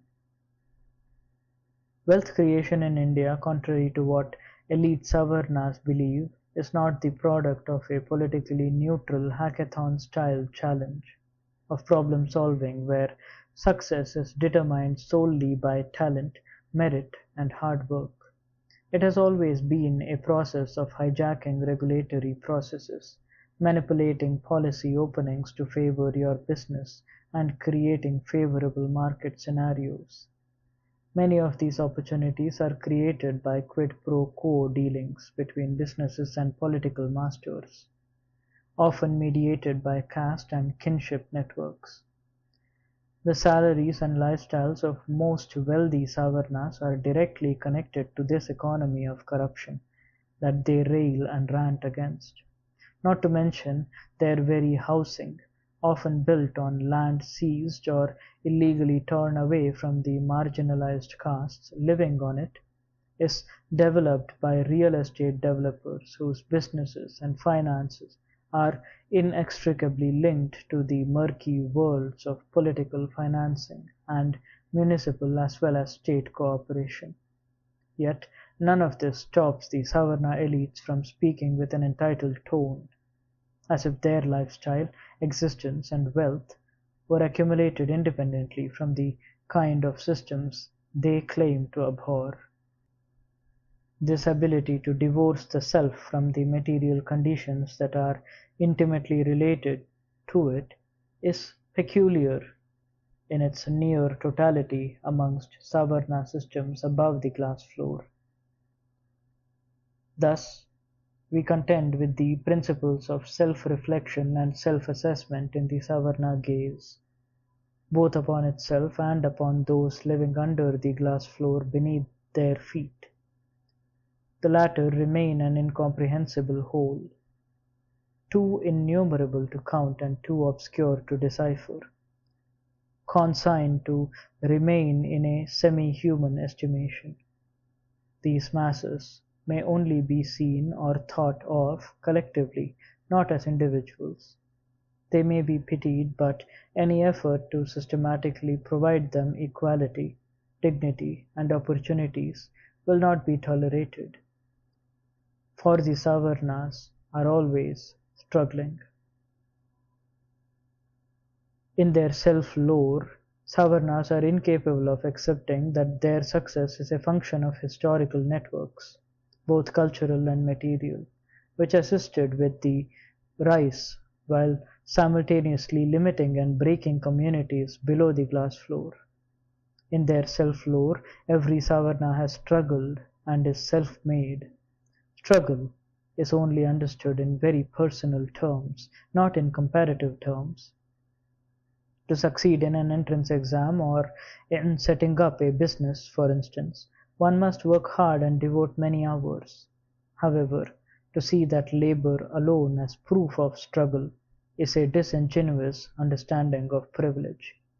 To ignore all the structural advantages they have over millions of other hard-working and intelligent people who never got to fulfill their potential because a social order kept them locked below the glass floor, creates a strange culture of mythologizing one's success and divorces one from a sense of accountability and giving back to the collective. It diminishes temperance and maturity that would come from acknowledging a role in gatekeeping avenues of success for a vast majority of one's fellow citizens. It is thus possible for Savarna billionaires, especially from Baniya and Sindhi backgrounds, to laud their own castes as uniquely entrepreneurial, owing to advantages of intergenerational caste exclusionary closed kinship commercial ties, while critiquing the same marginalized castes upon whose labor they have built their fortunes for using historical caste exclusion as a basis for demanding social justice.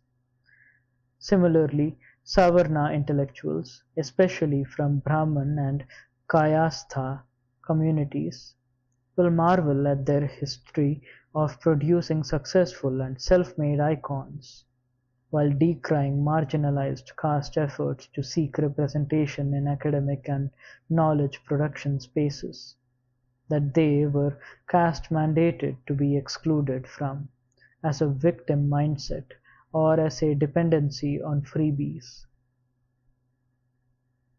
the spectacular capacity of the Savarna gaze to understand social privilege, exclusion, advantage, and disadvantage from only a narcissistic, self-referential perspective suggests that perhaps the glass below their feet is deeply photochromic.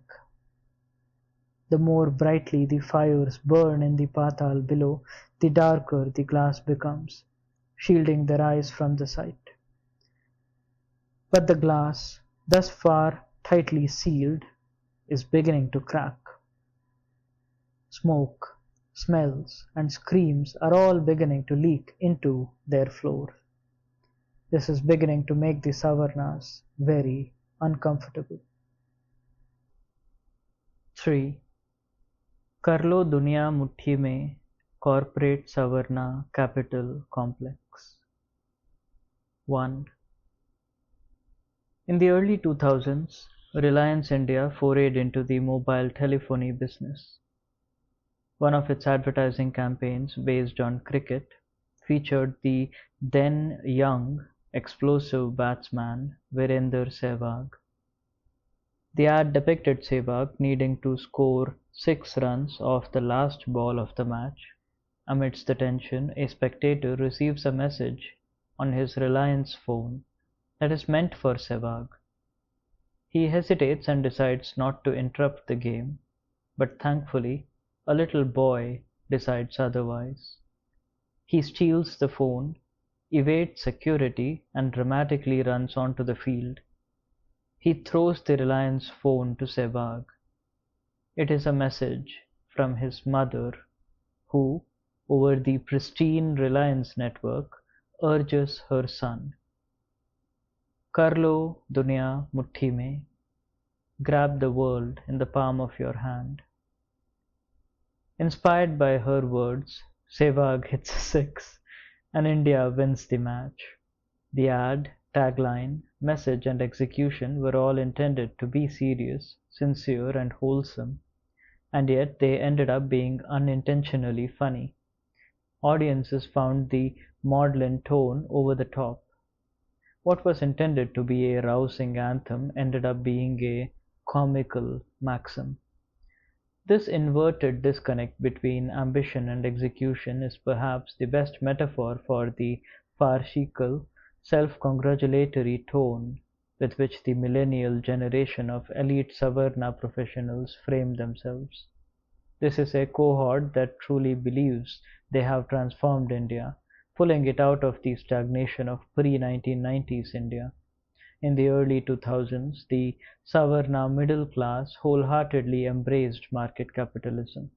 Such was their rejection of the pre-liberalization social order, which they themselves had established, that the then naive Bharatiya Janata Party (BJP) regime built its entire election campaign around the "India Shining" slogan. Their electoral loss notwithstanding, that Savarna generation convinced itself that India was beginning to shine. Not only was it shining brightly, but they believed that their innovative labors were leading India towards a golden dawn. This was the generation that was supposed to make India a superpower by 2020.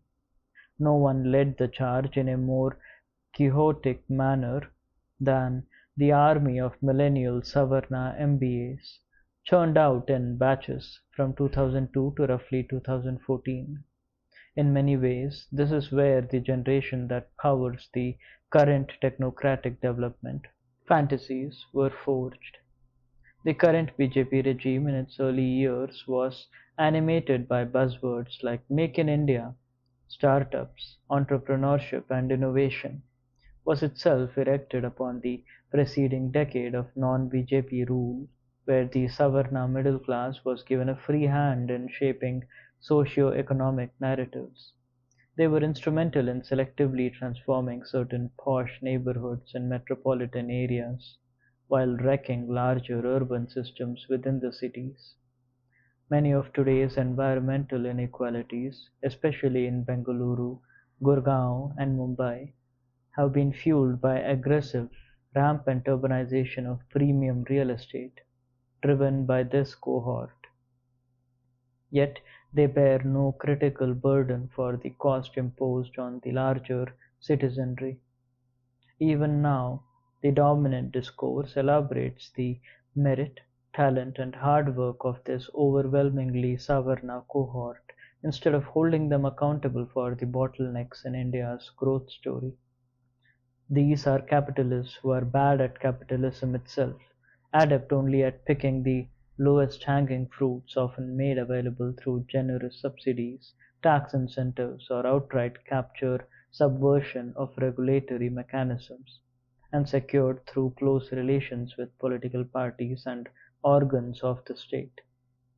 Yet, in typical Savarna fashion, their self-aggrandizing mythologies are constructed and repeated ad nauseum, wherein this small cohort sees itself as stewards not just of industrial growth and innovation but also of nation building.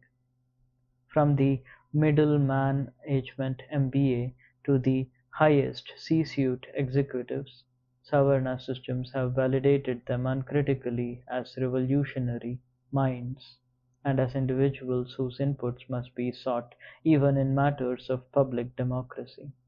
This is something they are singularly unsuited for, as their worldview and genius have never been critically examined, even within the context of management paradigms.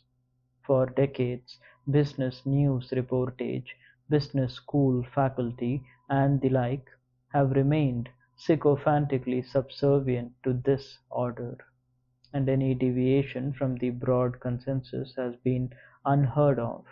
It is only in recent times that this facade is beginning to crumble. The celebrated, inspiring, and pioneering Savarna business icons of just a decade ago are increasingly revealing themselves as out of touch, casteist, and anti-poor elites whose opinions on larger social and national issues carry these biases with them.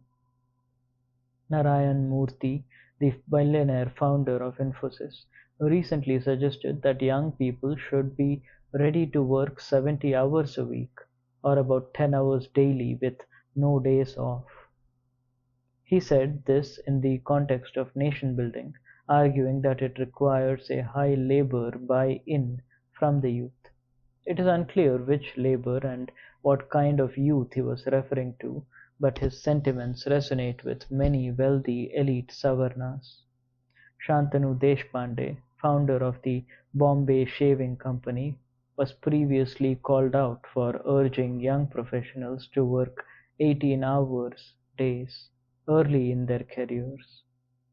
On his business podcast show, he discussed this matter with Radhika Gupta, managing director and CEO of Edelweiss Mutual Fund, who is also a judge on the popular business reality TV show Shark Tank India.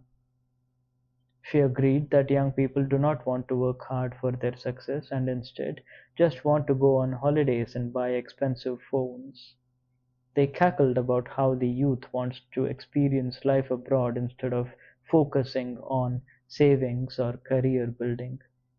While this may seem like sound advice, corporate India is bursting at its seams with overworked employees. The 6-day work week is no longer the exception but the norm, and the 8-hour workday is a myth. Salaries have not kept pace with the rising cost of living, and if, in the midst of a stress-induced burnout, the fantasy of traveling abroad is what keeps young employees going, why should that be mocked? In India, overseas travel has long been closely guarded. Till 1967, the Indian government was unwilling to issue passports to anyone except the best kinds of citizens. Till 2000, even the process of acquiring a passport was largely inaccessible to most Indians. Even now, less than 10% of Indians own a passport. Since the 1980s, Bollywood has portrayed foreign locations in dreamy, romantic ways, making them central to many iconic films. Given this context, the desire to go abroad, even briefly, is sociologically understandable. To mock this is especially disingenuous considering the backgrounds of both speakers. Shantanu was born in the US, where his father held a high-level tech job from 1981 to 1997. His family returned to India when his father was offered the position of CEO at Tech Mahindra.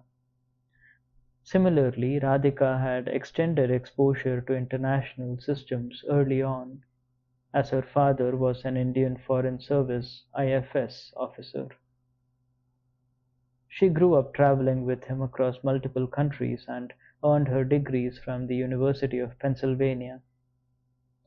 Her Savarna struggle story talks about her battle with depression and an accident at birth. Overcoming these would no doubt have been challenging, but it would be disingenuous to overlook the advantages of being born into a Savarna IFS family and receiving an Ivy League education, both of which greatly helped her in starting a venture firm with her husband, who is also a Wharton alumnus. For individuals such as Shantanu and Radhika to claim that young people lack a work ethic because they dream of foreign holidays while overlooking their own privilege is a classic case of the distorted Savarna photochromic gaze, where any struggle apart from their own appears frivolous. Incidentally, just weeks after the duo lamented the lack of a work ethic among the youth, Narayan Murthy, the original proponent of the 70-hour work week, gifted shares worth rupees 240 crore to his grandson, Ekagra Murthy. Ekagra's father, Rohan Murthy, is already worth hundreds of millions of dollars, having inherited Infosys shares. In 2013, when Narayan Murthy returned to Infosys as executive chairman and director, Rohan was hired as his executive assistant. Later, he founded Soroco, an artificial intelligence company, and was recognized in Fortune's 40 Under 40 list. His sister, Akshata Murthy, has had a successful and lucrative career as a venture capitalist and the director of Catamaran Ventures, a firm originally backed by her father, now dissolved, which she co-founded with her husband, Rishi Sunak, the former Prime Minister of the UK. She is also the former director of Soroco and holds a stake worth hundreds of millions of dollars in her father's company, Infosys. Akshata also earned her MBA from Stanford University, USA, where she met her now husband. It is easy to single out the Murthy family, or the Deshpande families, or the Guptas, or Agarwals, or countless others. But the point one is trying to underline is not about an individual or group making such statements. It is about the entire Savarna ecosystem. Speak to any middle manager, IT bro, startup veteran, financial investor or banker, business school professor or researcher, or even a young aspiring MBA, and more than likely similar comments will emerge.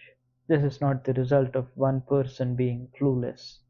It is a Savarna construction of meta-discourses, wherein marginalized folks aspiring for similar lives and joys as themselves triggers a primal dismissal.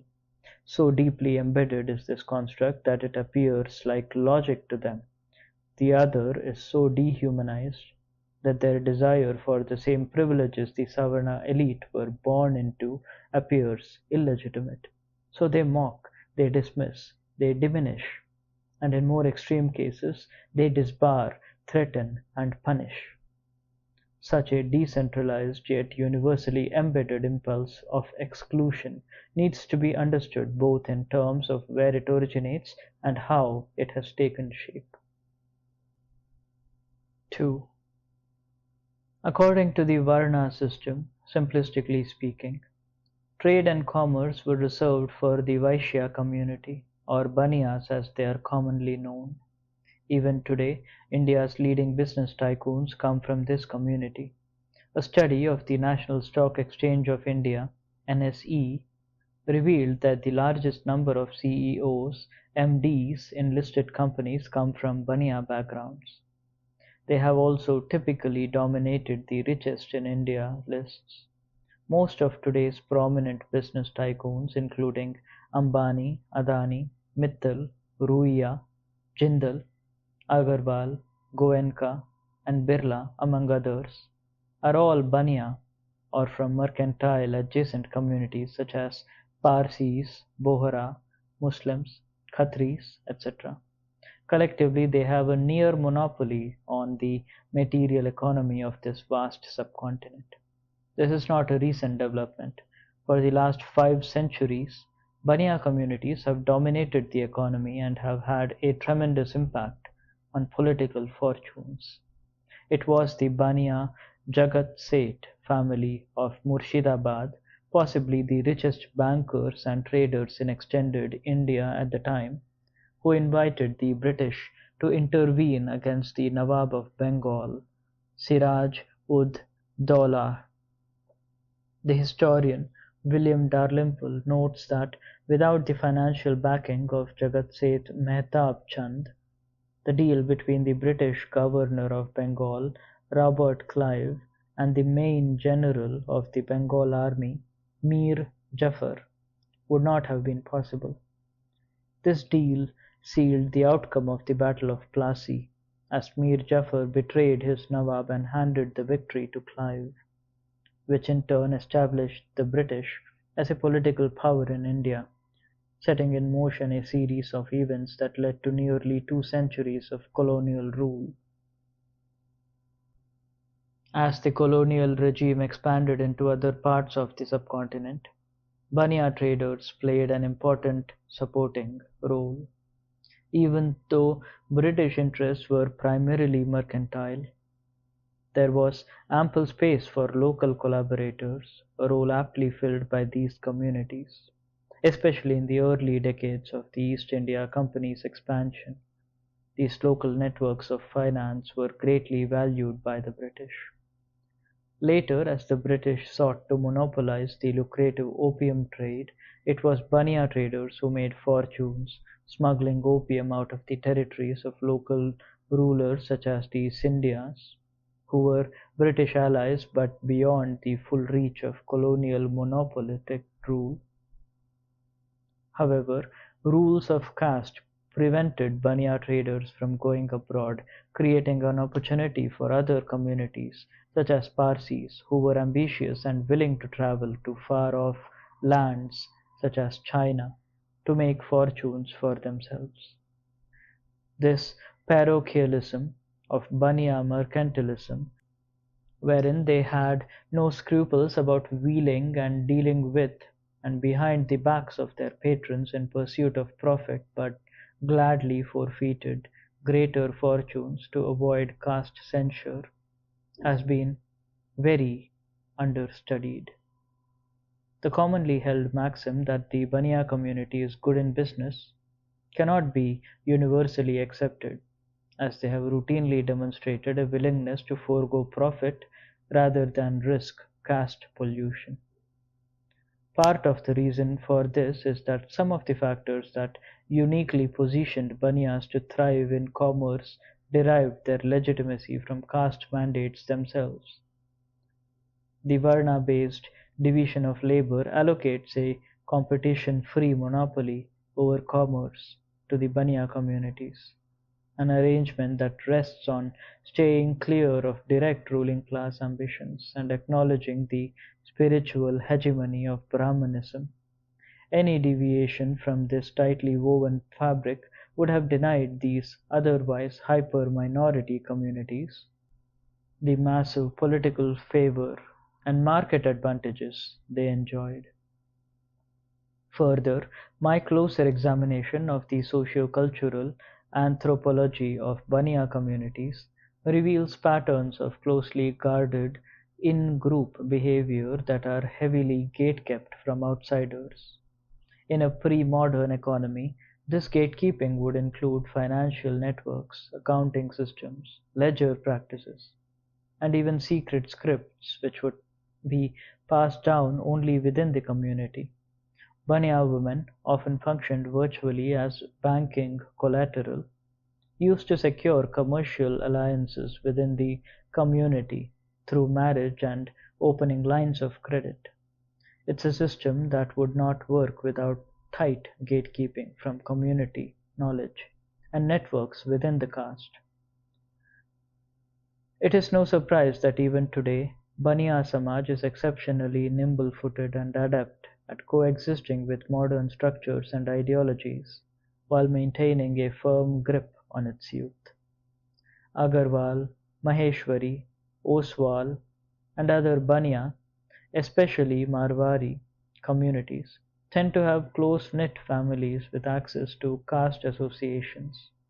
These associations regularly organize events featuring not just religious preachers but also spiritually themed sessions that explain the contradictions of modernity to the youth and keep them within the fold. Unlike the Brahman Kayastha systems, the Baniya cultural consensus has not placed a premium on intellectual performance. As a result, it is a system where a form of unintellectualism is tolerated, even celebrated, as long as it is supported by fiscal and commercial success. This has been a long-standing fissure between Brahman and Baniya systems. The former find the Baniyas simple-minded and without depth, while the latter consider Brahmins to be overly bookish, which, without accompanying wealth, is considered pointless. In Calcutta, where I grew up, the claim on the city's identity rests between these two caste elites. The Marwari Baniya communities have their own network of schools, many of which were founded by Baniya industrialists like the Birlas and Goenkas, and their own temples. They prefer sending their youth to colleges where the workload is light and attendance rules are lax, allowing for the young to chill, enjoy, and focus on getting involved in dhanda. The studious ones are often encouraged to attempt chartered accountancy and company secretary examinations, both of which pertain to commercial systems.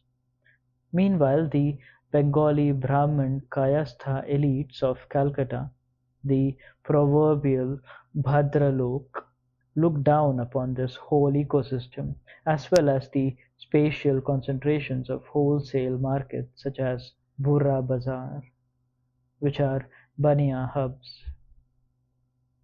Their children are not a majority in the Birla schools, and for college they prefer the more intellectual institutions such as Jadavpur University, or they leave the state to study in top colleges in Delhi, Mumbai, Pune, and elsewhere.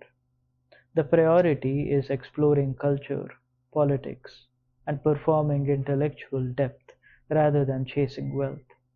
These distinctions that I draw are exaggerated generalizations, and I myself can think of 100 exceptions off the top of my head. Yet these cultural fractures exist. I invoke these generalizations not to claim empirical certainty, but rather as breadcrumbs that may lure a curious reader or researcher to examine Savarna systems not as a monolith, for many contradictions exist within Savarna communities, along with a fair degree of mutual contempt and disdain. In the era of modern commerce and technical education, many of these old generalizations no longer hold or have mutated into newer forms. It is not surprising, then, that the common vocabulary of caste critique tends to label the contemporary state as a Brahman Baniya regime. Meanwhile, in the 2024 Lok Sabha elections, a strong undercurrent was evident in many parts of the country, such as Gujarat and Uttar Pradesh, where Kshatriya castes such as Rajputs and Thakurs felt ignored and disrespected. Such and similar discontent may have contributed to the BJP's poor performance in many regions, defying popular expectations. Internal realignments are reshaping modern India's Savarna landscape, even in the present day. Noted anti-caste author and activist Professor Kancha Elaya refers to the Banias as social smugglers. It seems they have smuggled their way beyond their Varna-mandated hierarchy by making themselves more useful to Brahmanism, which, in the age of corporate wealth, has far greater use for Banias than the largely rural power of landholding feudal Kshatriya Rajputs or adjacent communities. Corporate India, in its contemporary form, with its dense network of business schools, locally situated MNCs, state-sponsored IT parks, and startup hubs, an aggressively pro-market media, premium real estate boom, and malls full of glamour brands, is a recent outgrowth of this new Brahman-Baniya alignment. This Savarna reconfiguration is both a product of neoliberal market reforms and a backlash against the social justice clamor of Mandal politics. It is a new vision of independent India, constructed because the older paternalistic Main Baap state, which ruled through an overgrown Brahman Kayastha bureaucracy and rural feudal power, was beginning to crack under the pressure of electoral mobilizations from below the glass floor. By shifting the locus of power to the corporate sector and bestowing upon it the sheen of cultural aspiration and validation, the Savarnas bought themselves more time.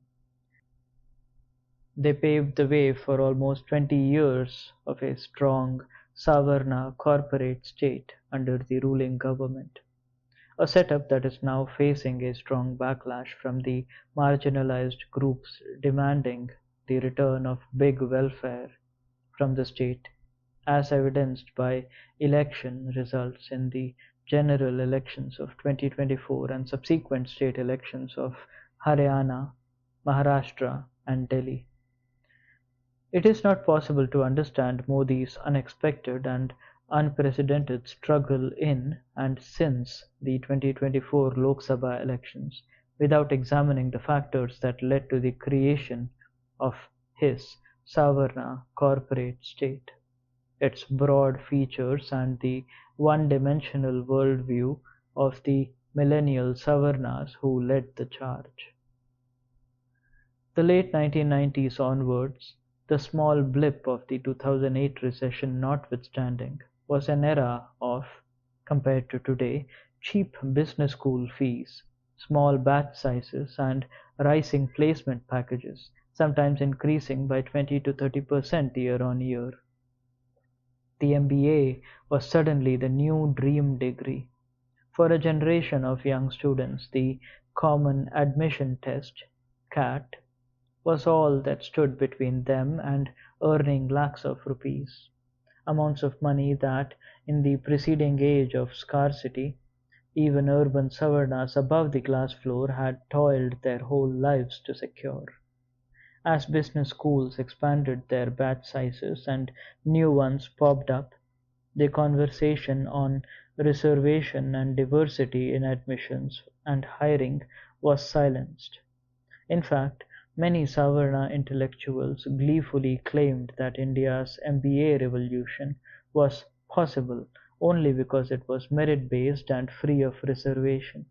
How far that is true remains open to question, as this revolution seems to have been driven more by global capital shifts and neoliberal state policy than by any unique pedagogical innovation in these MBA programs, and certainly not by the diktats of a caste exclusionary admission policy.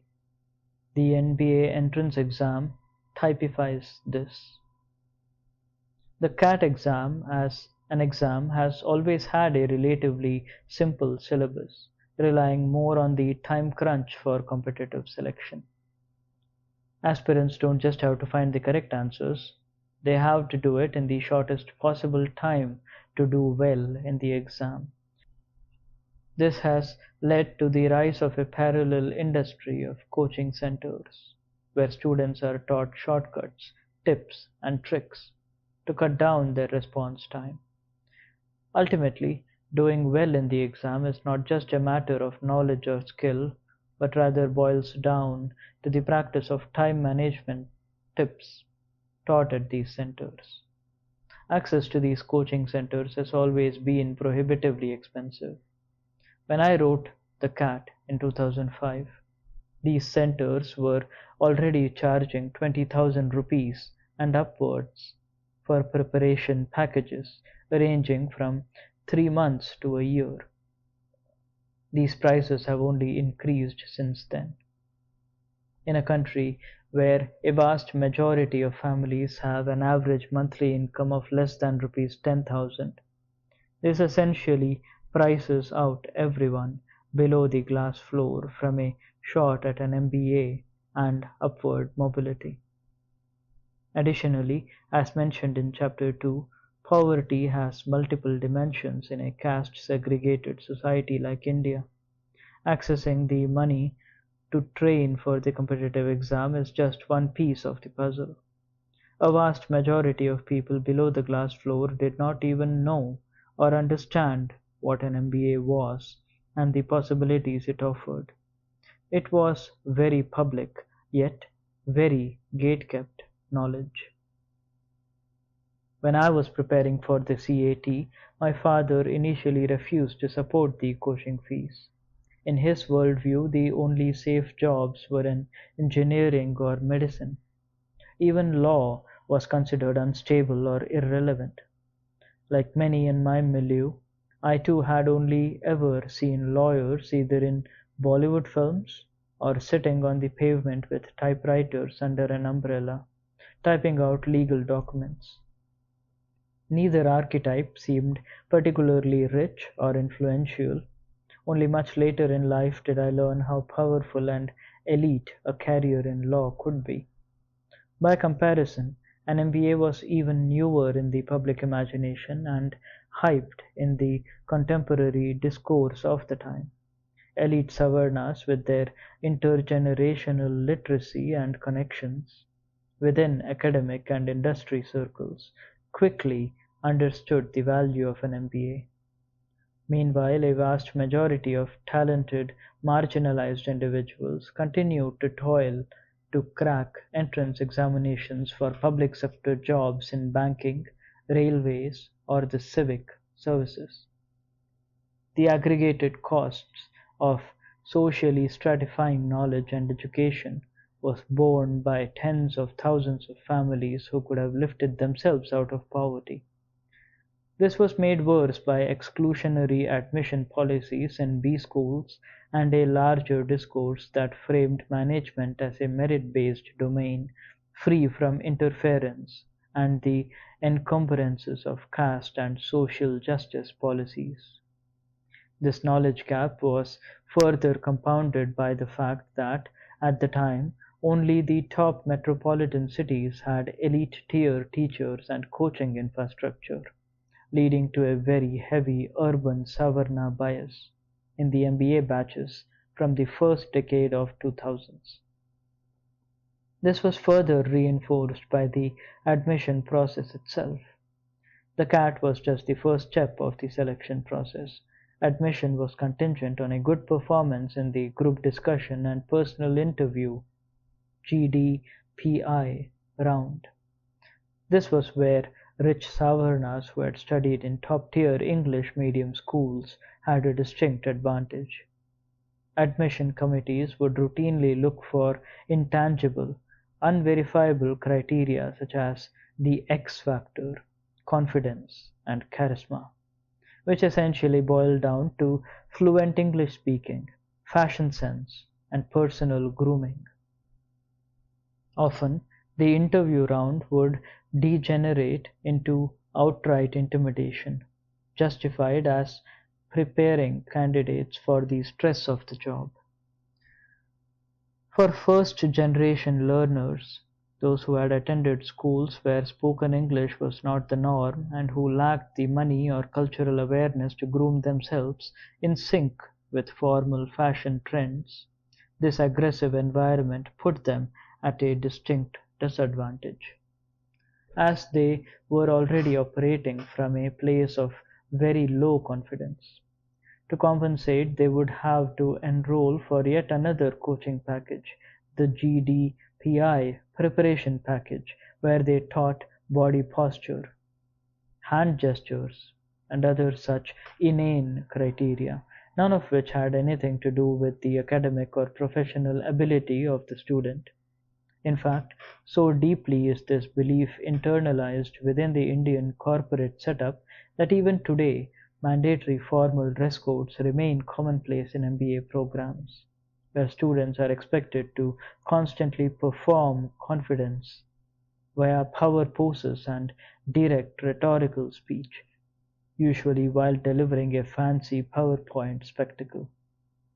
At a time when tech billionaires such as Zuckerberg, Musk, and Bezos, whom management types idolize, are often seen in smart casuals, and when corporate culture itself has leaned towards flexibility, informality, and breaking down hierarchical barriers, many Indian business schools still penalize students for not wearing formal clothes, ties, or crisp suits to daily classes or invited talks featuring some industry figurehead. Huddled together in stiff formal wear unsuited for the local weather, sweating and suffocating, these young students resemble feckless, timid conformists rather than the bold, inspiring leaders of tomorrow that these institutions claim to be building. The overworking of students is mistaken for rigor, unquestioning absorption of outdated maxims, and boring industry anecdotes is accepted as insight, and any deviation or critical interrogation of this is seen as a lack of seriousness or talent. Any talk of social justice and inclusion, especially based on caste, is considered political, or worse, anti-business. Despite this hostility in the pedagogical culture of management programs and the lack of reservations in private management courses, several SC, ST, OBC students did get into MBA programs. However, in the absence of any critical, introspective pedagogy as part of their management training, many ended up epistemically internalizing the Savarna worldview. It is not uncommon to find many such Dalit Bahujan MBAs, all incredibly successful in their fields, still pinning the onus of personality development, skill enhancement, and gaining cultural polish upon marginalized students. Many will still say, "Look at me, I could do it, so can you," an approach that effectively absolves the unequal education system of its lack of accessibility and instead puts the pressure on marginalized students to quote-unquote improve themselves. This is another dimension of the monolithic Savarna culture, whether in management, sciences, engineering, law, or liberal arts, the marginalized SC, ST, OBC student or professional finds themselves isolated and disconnected from any material recognition of the world they grew up in. When they enter these spaces of success, they see nothing, hear nothing from the world they came from. Instead, they undergo a training in reversal, a socialization into the opposite. In the 1970s and 80s, many SC/ST public sector employees posted in small industrial towns such as Bokaro or Korba had to blend in, or better yet, internalize the worldview of their Savarna colleagues and bosses. This meant leading kirtans, organizing havans, and the like in their colonies to appease their bosses.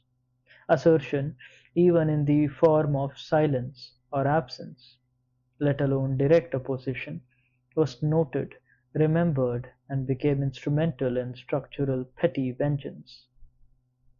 However, many such marginalized employees of that era were mobilized into deep politics by organizations such as the All India Backward and Minority Communities Employees Federation (BAMSEF), built by the massive efforts of Sahib Kanshiram. Unlike that generation, today's management ecosystem has broadly stripped young SC, ST, OBC professionals and students of such agency. Most have been Savarna washed by the lure of a mythical casteless market and by the fear of defying its laws.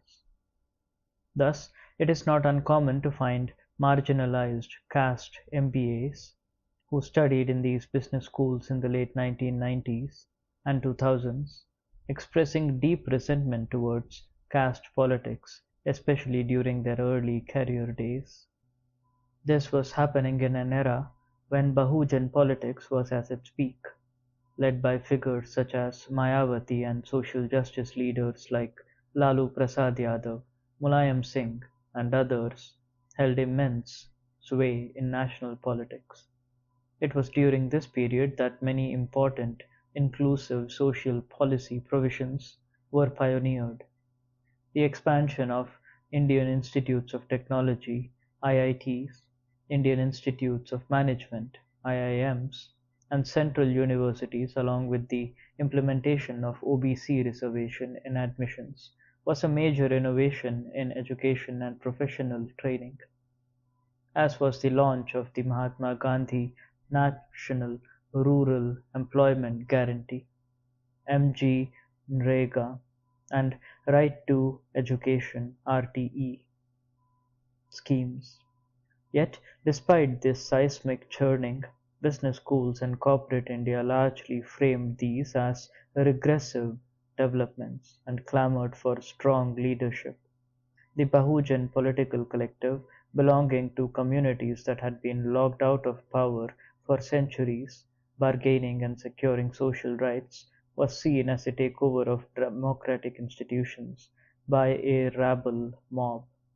The near-total Savarna monopoly in academic leadership, industry discourse, and business media wiped out any possibility of a whole generation of MBAs interpreting the changing landscape of India through any lens other than that of the elite Savarnas. Many predictions from that era regarding an imminent airline boom, real estate development, Tata Nano transforming the automobile sector and growth in two-tier cities, and the unlocking of rural masses via the powers of mobile telephony have not materialized. Yet, there has been no course correction or introspection within India Inc., which continues to hold all its assumptions, predictions, wisdom, habits, and expectation norms and ideologies as axiomatic truths. This has created a major fracture between the market and its potential consumers, an overwhelming section of whom live beneath the glass floor. After almost 3 decades of liberal market reforms, despite all these self-proclaimed industry geniuses and gurus, India remains a 5 to 6 city market for a vast majority of premium products. 4. Like it or not, even today, South Asia's material economy is deeply entrenched in caste-based labor. White-collar industries that require high-level technical education are dominated by Brahmins, owing to generations of cultural and material privilege. Finance and start-up economies are dominated by Banias, while grueling, unskilled physical labor is always the burden of marginalized SC, ST, OBCs. in most city neighborhoods, especially on the newly urbanizing outskirts. The very land upon which luxury housing projects are built has usually been usurped from such caste marginalized folks. The workforce that builds these luxury developments is hired as contract labor, always without any insurance or leave rights, and hails predominantly from semi-nomadic denotified tribe (DNT) and SC backgrounds in many cities. Sanitation work in these housing societies is almost exclusively carried out by SCs, who are frequently aggregated by contractors from dominant OBC communities. Neighborhood grocery stores are often run by middle-class Baniya families with roots in Rajasthan. Petty laundries and saloons are the reserve SCs, often from UP or Bihar, while the humble chicken shops are managed by Pasmanda Muslim castes. Posh restaurants and pubs are owned by Brahman or Baniya capital, usually a fourth or fifth generation educated, irreverent type from a lineage of successful professionals or entrepreneurs, while the waitstaff and kitchen workers are inevitably Bahujans from Bengal, Odisha, or Assam. These are not mere conjectures but patterns replicated across major Indian cities, with only minor variations owing to geographic dispersion. Yet, management education is silent on this easily observable mosaic of capital and labor movement and stratifications. The instruments of capital and credit that built the backbone of India's real-world political economy, such as Hawala, Hundi, Parcha, etc., were the preserve of caste-linked, informal and cloaked banking systems. Yet, no MBA program covers their history or impact on shaping the Indian economy. When the Supreme Court, in a landmark judgment, forced the State Bank of India to reveal the details of electoral bond purchasers, a scheme initiated by the BJP government that allowed corporations to anonymously donate huge sums of money to political parties. It exposed an enormous parallel economy of corporate donations. Journalists and activists of all hues were quick to analyze the data and uncovered clear patterns of quid pro quo relations between donors and state policy. Often the donations were linked to relief from investigative agencies looking into corporate fraud. Interestingly, almost none of the major Indian business school programs looked into these revelations or reacted in an official capacity. No major conferences or seminars were organized to unpack the issue or what it meant in the context of doing business in India. It is unlikely that any of this will be part of the curriculum or training for young students, apart from some professors who may include select readings on their own initiative. This begs the question: does a finance MBA truly not require in-depth knowledge on this? Savarna MBAs will laugh at jokes by Savarna comics, many of whom, incidentally, are also sourced from the stock of engineers and/or MBA graduates from the early 2000s, about how members of legislative assemblies (MLAs) are bought and sold daily. But who are these MLAs? A vast majority of them are businessmen, contractors and real estate magnates, whose profits fund the electoral rise and fall of political parties and dictate public policy. Should this not be a subject of introspection, discussion, and research within management training circles, especially considering that astronomical amounts of black money are locked up in agribusiness, real estate, mining, and infrastructure, all key economic sectors? Are the capitals of India Inc., teachers, and the MBA startup ecosystem not going to address the rising tide of political mobilization against crony capitalism? Will there be no discussion on social equality and the role of business in building a stronger national citizenry, especially when the same national interest is invoked by Savarna capitalists to demand longer work hours for lesser pay from their employees? Most Indian business school programs treat the political and economic spheres as distinctly separate. As a result, millennial Savarna MBAs who today occupy mid to top level management positions in major corporations have little to no understanding of the interconnections between political activity and the business world. A cursory look at the LinkedIn feeds of older Savarna MBAs who now head corporate communications, advertising, and digital marketing firms reveals many of them gushing over obscure advertising campaigns from across the world. Terms like innovation, game changing, etc., are routinely thrown around for campaigns that have no real ground application in India. In fact, from my experience in the media and advertising industry, most Savarna MBAs have a low opinion of the brands and campaigns they work on. They all want to do quote unquote creative work, but are stymied because their clients' customers are not ready for good work. Many a strategy planner thinks of himself as a neo Don Draper, or more contemporarily, as a desi Elon Musk. Even more, either already host inane podcasts or want to start one to emulate their hero Joe Rogan.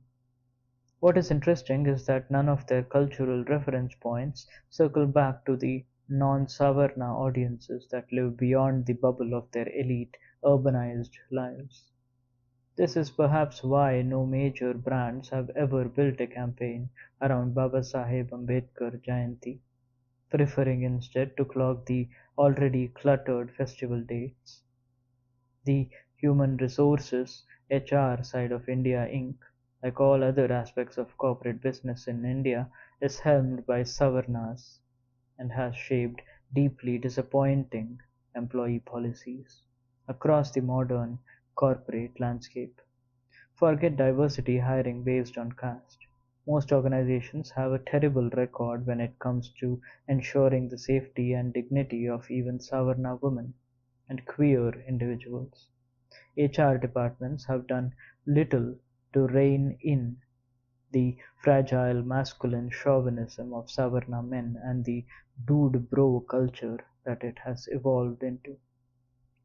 Almost no firms pay fair wages to its interns and service staff, and work hours have bled into weekends as well as daily late nights. Employees are expected to remain available via phone or laptop, at home or on vacation, which is increasingly difficult to take as leave approvals have become harder to acquire.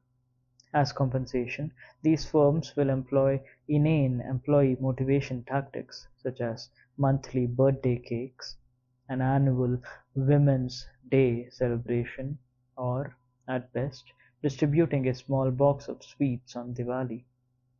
While the motivational impact of such token gestures is debatable, the punishment for swiping in late at work or something similar is disproportionately high. The business model, especially in marketing and communication firms, is built on the exploitation of cheap intern labor, who are often paid in learning and not money. And this is not a barrier to entry for wealthy Savarnas. Most marginalized folks are unable to commit to working without sustainable pay, leading to more exclusion. The service staff is almost always hired by our contractors, absolving HR of any liability towards them. The very architecture of most office spaces lacks designated areas for rest and dignity of such staff. Lakhs of Bahujans who toil daily in IT parks, office complexes, and co-working spaces across the country providing cleaning, security, and other essential services have to sit quietly under staircases, in cabinets, storerooms, or toilets to have their lunch. On an exclusionary system like Brahmanism, which is built on obfuscating and dehumanizing service labor, could normalize the utter lack of human sensitivity in corporate India today. Increasingly, sorry, Interestingly, in 2015-16, the SR leaks exposed a whole chain of emails between the company's HR departments discussing how to accommodate informal requests for favors by leading politicians.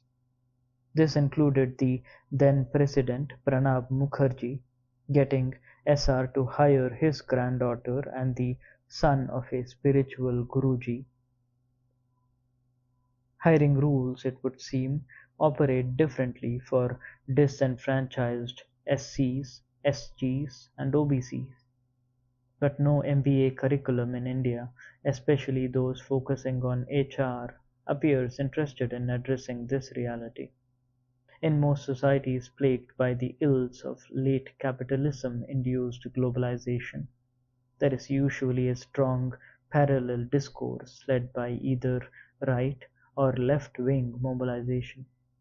In India, however, both the liberal left and conservative right discourses are led by Brahman, Kayastha, and other such Savarna interlocutors. This results in a bizarre alchemy of narratives, wherein the diagnoses of social issues and their proposed solutions are never relevant to vast sections of caste marginalized populations. Indeed, both the right and left exhibit a major tendency to import discursive points from the West, even as the same Brahman Kayastha academic complex regurgitates the mantra of decolonizing knowledge, epistemology, ad nauseam.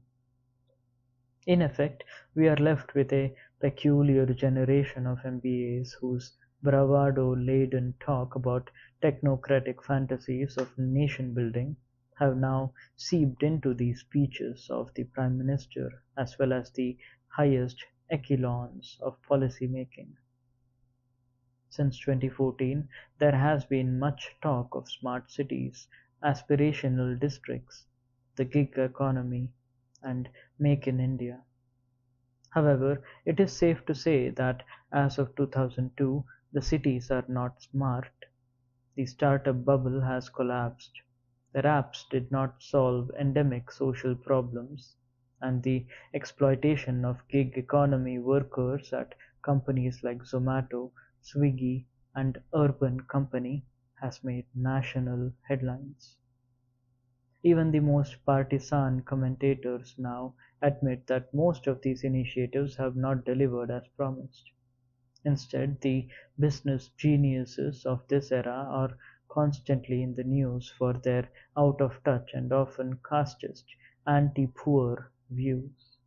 Figures like Narayan Murthy, Bhavish Agarwal of Ola Cabs, Deepinder Goyal of Zomato, Ashneer Grover, BharatPe, are increasingly being called out, ridiculed, and slammed on social media. Many of India Inc.'s great success stories over the past decade, Paytm, Byju's, Unacademy, Dunzo, Oyo, etc., are either cutting jobs, struggling, or have shut down.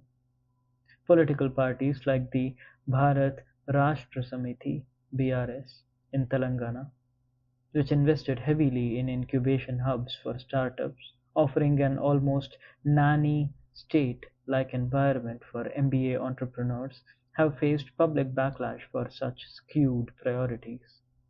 In a state where unemployment rates among postgraduates and youth with higher education are nearly double the national average, the government was flexing its incubation innovations, such as a blockchain solution for chit funds.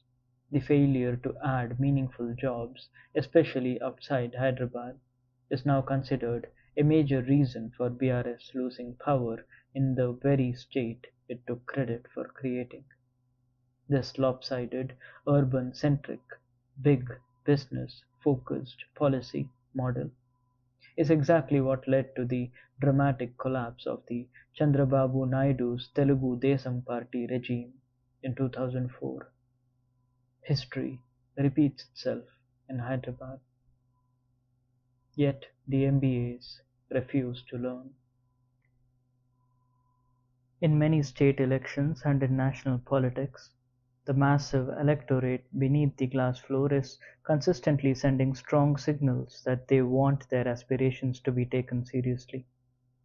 They want vision and growth and jobs and dignity, preferably within their own native spaces, and not just in posh suburbs, Delhi, or metropolitan centers.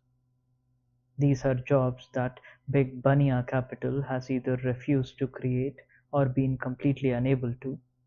Yet, instead of engaging in a sobering, soul-searching review, the millennial Savarna MBA generation is aggressively peddling the same solutions and the same buzzwords with the same hype, like a wind-up toy stuck in a single gear, rattling forward mindlessly. A gormless, dull-witted goon, bereft of charm or gentleness, hell-bent on bludgeoning any and all naysayers with the same aggressive, loaded techno-babble. And so it is that today, when global consumer faith in MNCs is at an all-time low, when their billionaire owners are no longer seen as role models but out-of-touch elites responsible for destabilizing economies and wrecking the planet, the Savarna MBAs still walks into the room like it is 2007. For an academic discipline that is so obsessed with staying ahead of the curve, management pedagogy in India has remained strangely static, bereft of imagination, and utterly deaf to the rapidly changing socio-economic climate. The arrogant dismissal of the social sciences by management professionals and professors alike has resulted in a discipline that increasingly bears no real-world relevance to the job market. It is farming its students out too.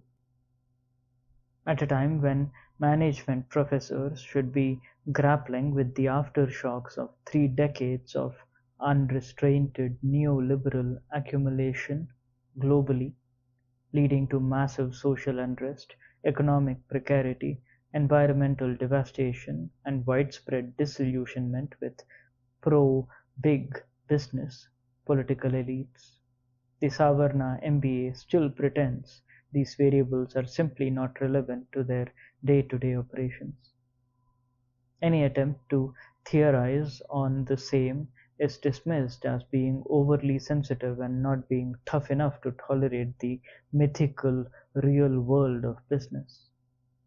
This has created a pedagogy in India that produces one-dimensional managers, whose WhatsApp is deeply political but whose LinkedIn is a sanitized celebration of asinine corporate milestones, where boldness is required to respond to the ever-changing workplace.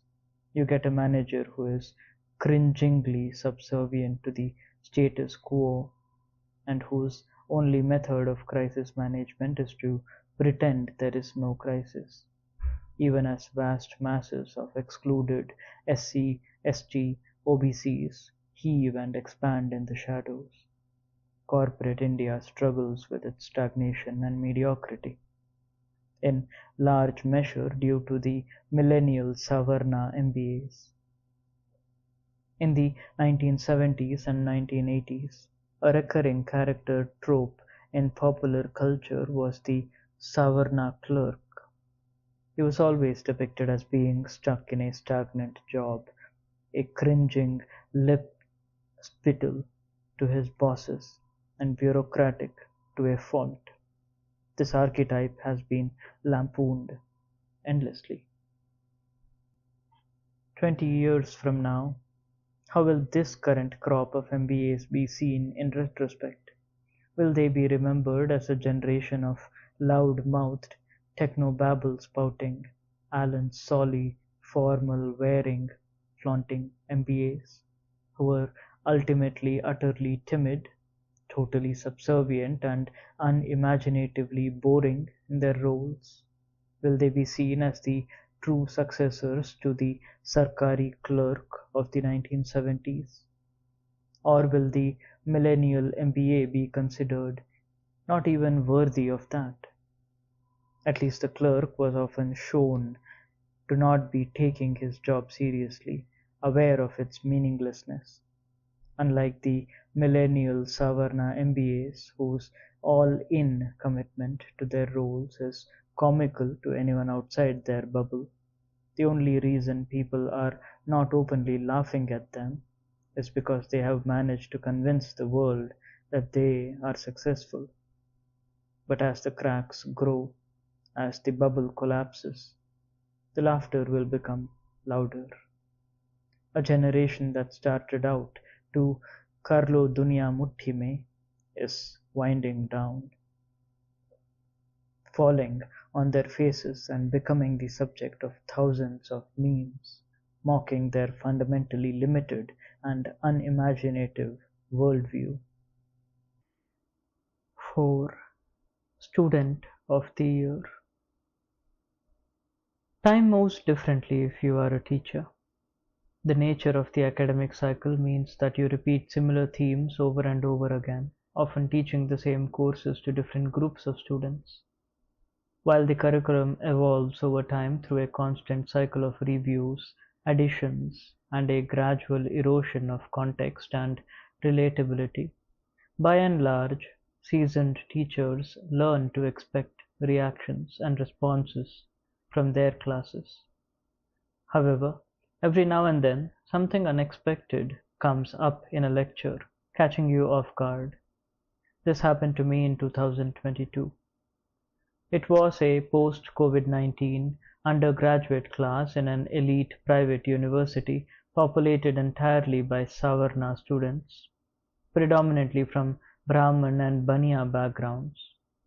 During class, in some extent, I happened to mention the Gujarat riots and massacres of 2002. I was used to strong reactions elicited at the mention of the same.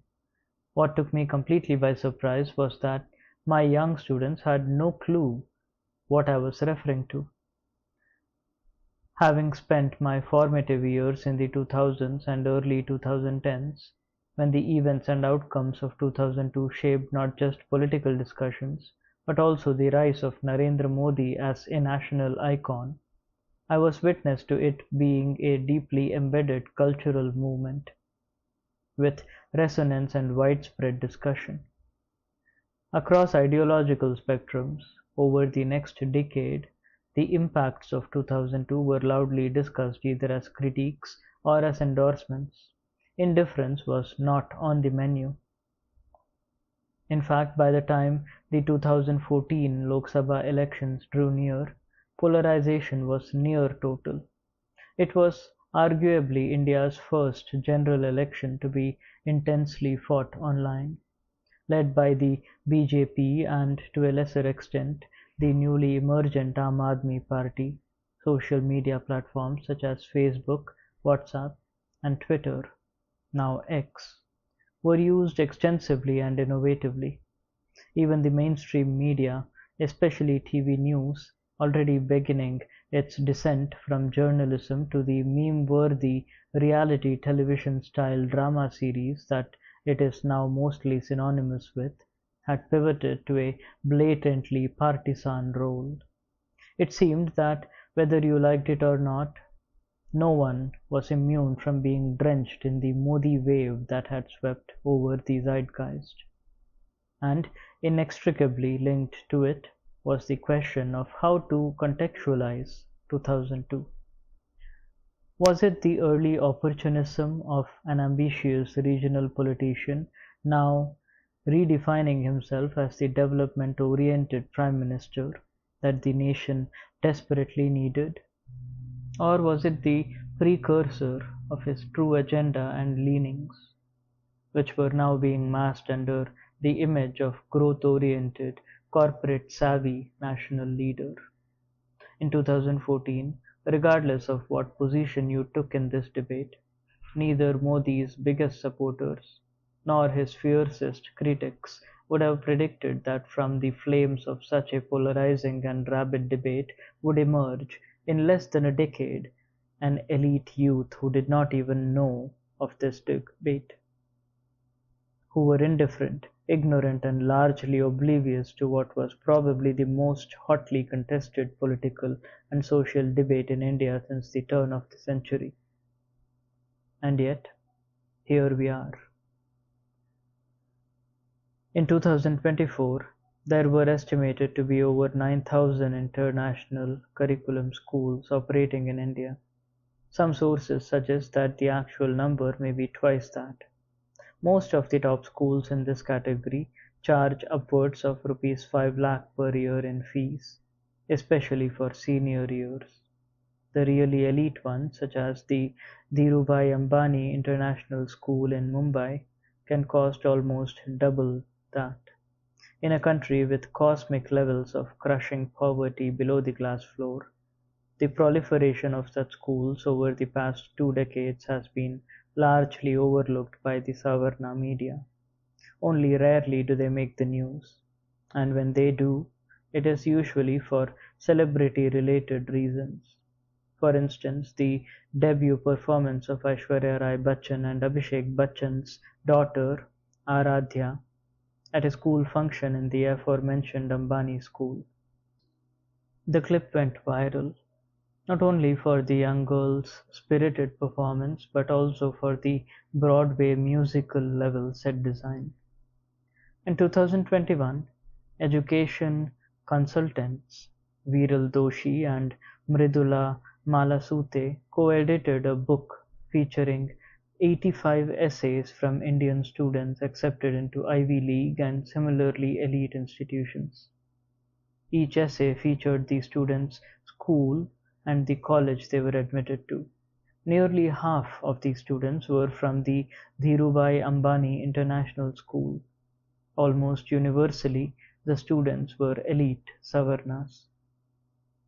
It is this network and the promise of circulating in elite social circles that makes even wealthy Savarnas break the bank to put their children through such schools. And as the promise becomes bolder and bolder, the fees rise as well, to the point where even the rich struggle to come up. For instance, in 2024, a report from Hyderabad claimed that parents were upset with an elite school for charging rupees 3.7 lakh per year for lower kindergarten. There was much discussion on social media about how the fees charged by such schools had reached unreasonable levels. Oddly, the angle missed by the coverage was that the outrage was not over the concept of paying such exorbitant fees, it was over the fee hike itself. Parents had already been paying rupees 2.4 lakh per year. It was only the steep rise that got them agitated enough for the story to be picked up by the media. According to the report on the state of inequality in India, generated by the Institute of Competitiveness at the behest of the Economic Advisory Council to the Prime Minister, 90% of Indians earn less than rupees 2,500 per month. In this context, a school charging 2.4 lakh per year or roughly 20,000 per month for lower kindergarten is abnormally high. So what exactly is being taught in these schools that is worth lakhs of rupees per year? Why are parents, unhappily and grumbling, still paying these absurdly high fees? More pertinently, who are the parents lining up to do so? As in the case of the school in Hyderabad, many such institutions justify the high fees by branding themselves as international schools. This essentially means that their syllabus is set by the global educational non-profit. In India, the most popular curricula followed by such international schools are IB, International Baccalaureate, and IGCSE (International General Certificate of Secondary Education), offered under the aegis of the CIE University of Cambridge International Examinations. There are other internationally affiliated boards as well, whose course structures and pedagogy are often by select international schools. A case often made for the superiority of such curricula and pedagogy over the available options is that our local education training and content is outdated, archaic, and does not equip students for modern careers. If this is so, and there is certainly validity to this argument, then surely the solution lies in updating our curricula and pedagogical frameworks and universalizing international frameworks for all children. In the Indian context, neither has happened. Instead, the international school has emerged as a narrow gate-kept marker of eliteness, masquerading in the guise of academic excellence. It is this elusive tag that Savarna parents are desperate to bestow upon their children, so desperate that paying lakhs for lower kindergarten is also tolerable. The overall merits and demerits of these international curricula are best left to researchers of pedagogy and education. What they represent in the context of Indian society and how they are implemented is of greater concern to us here. 2. Most Indian institutions of learning, schools, colleges, universities, and the innumerable coaching centers for entrance exams, proudly declare their adherence to the Guru-Shishya Parampara, or the teacher-student tradition. While the tradition has many interpretations across different philosophical schools, the one that has come to largely connote student-teacher relations within the post-colonial Savarna Indian paradigm is predominantly a Brahmanical simplification. So, what exactly is a guru in this context? And what kind of shishya do they produce? The most commonly cited story of this tradition is that of Dronacharya and Ekalavya from the Mahabharata. Dronacharya, a Brahman, is the guru to the Pandav and Kaurav royal kin. It is not an educational institution open to all. Admission is based solely on caste, birth, and royal recommendation.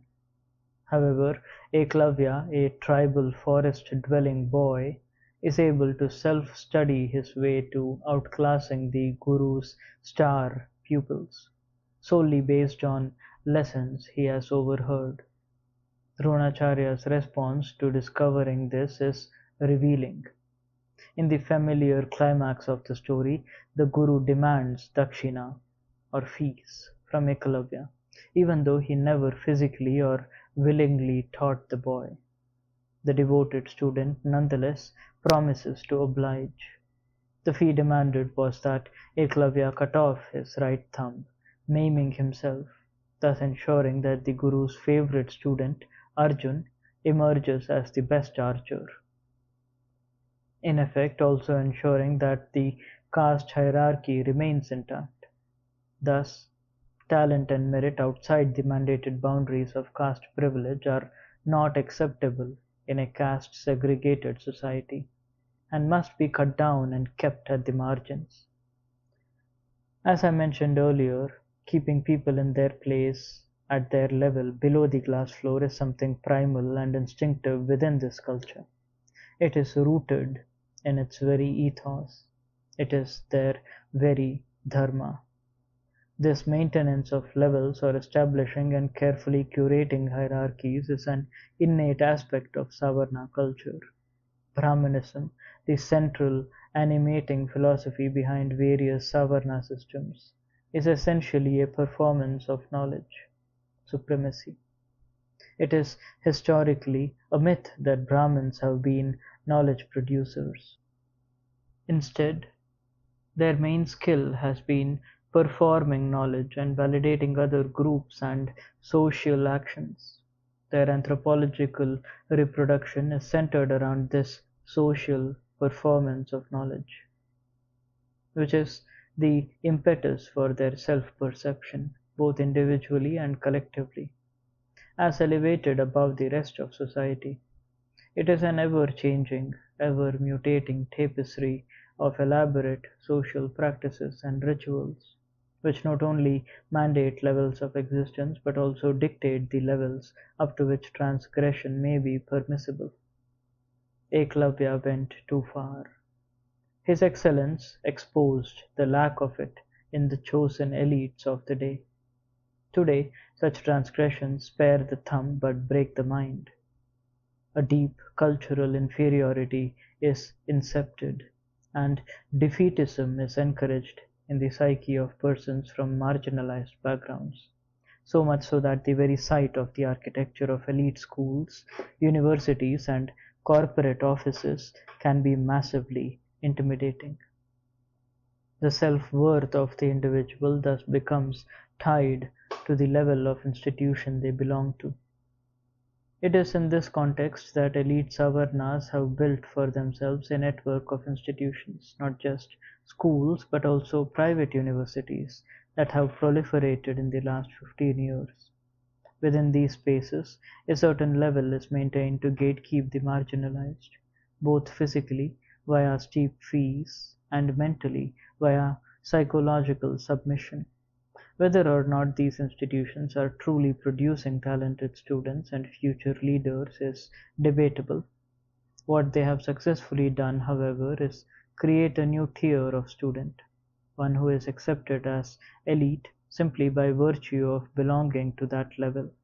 In the modern age, to understand the legacy of an existing generation of elite Savarnas and the future they have set up, one need only examine the so-called most elite level they have established in their time.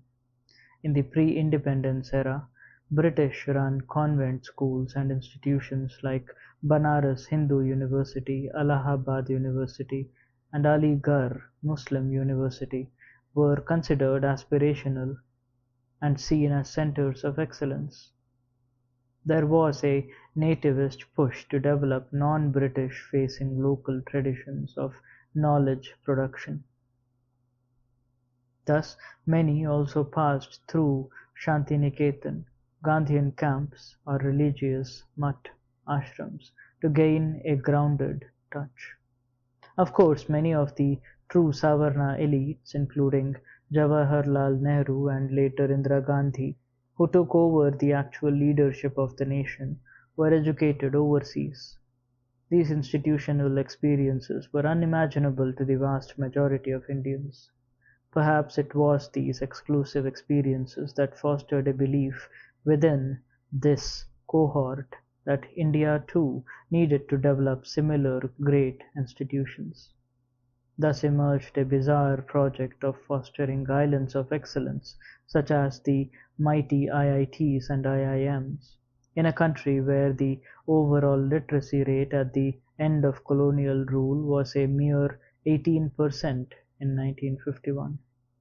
This rate was even lower among the marginalized communities, where it was in the single digits.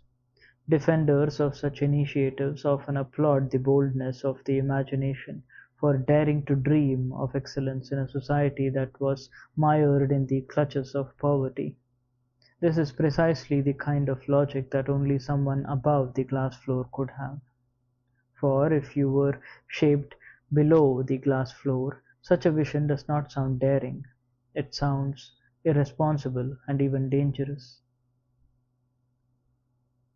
In the 1960s, India, which had opted for a mixed economy based on centralized planning and a limited private sector, set up not just one but two IIMs, investing heavily in training faculty under the guidance of advisors from the US. Such a decision, made a great cost, should have been subject to a public audit or assessment. A third IIM was opened in Bangalore in 1973, There was an effort to steer it towards focusing primarily on the myriad public sector undertakings (PSUs) which had already begun to show the issues typical to statist, centralized, industrial undertakings. An influx of trained professional managers may have been the need of the hour. However, shortly after its commencement, the new institution decided not to limit itself to PSUs. Most IIM graduates and faculty, whose numbers were small owing to small class sizes, were highly coveted as consultants for the private sector. Instead of breaking new ground in pedagogical innovation or nation-building via revitalizing PSUs, many private fortunes were made through such collaborations.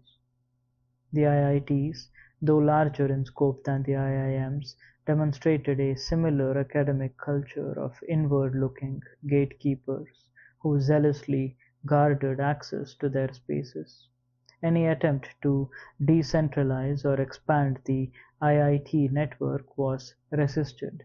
The faculty and administrators were all Savarna, predominantly Brahman. Ajanta Subramanian, in the Caste of Merit, demonstrates that in the 1960s these institutions were overwhelmingly occupied by elite Savarnas, who often denied that caste was a major factor influencing social exchange and learning in such spaces, even as many had arrived at these institutions from elite schools of the day, and upon graduation would routinely migrate to the US.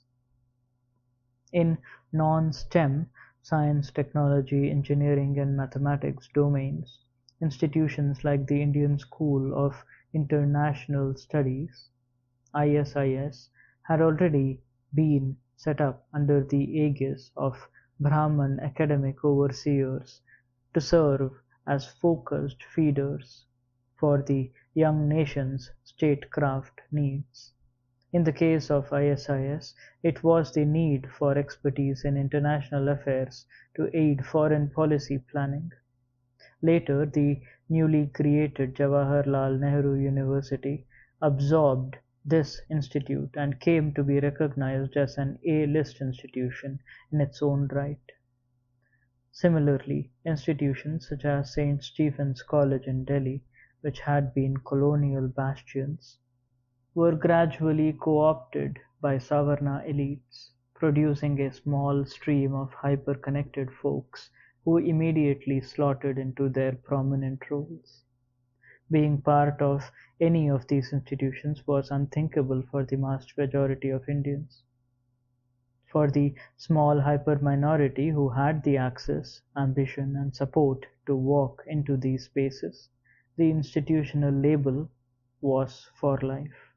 It was a small community, often handpicked, groomed, and set up to be future leaders. Thus, within a few decades of independence, the Savarna Indian state had successfully created a new layer of prestigious spaces, where one's potential was determined by where one graduated from and who recommended them afterwards.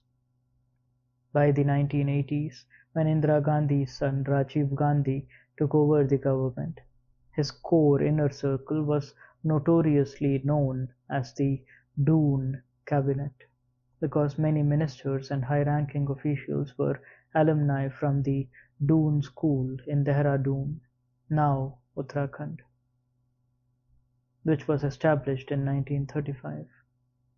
The Doon School itself was an effort by Satish Ranjan Das to create an Indian school modelled on the lines of the hyper-elite British public schools such as Eton and Harrow, which produced generations of colonists and are deeply associated with the British ruling class even today.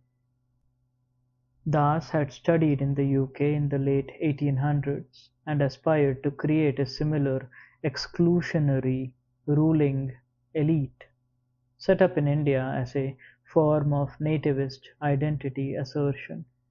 Having risen to the position of Advocate General of Bengal under British rule, It is perhaps safe to assume that his social priorities, aesthetics, and imagination were not too threatening to colonial interests.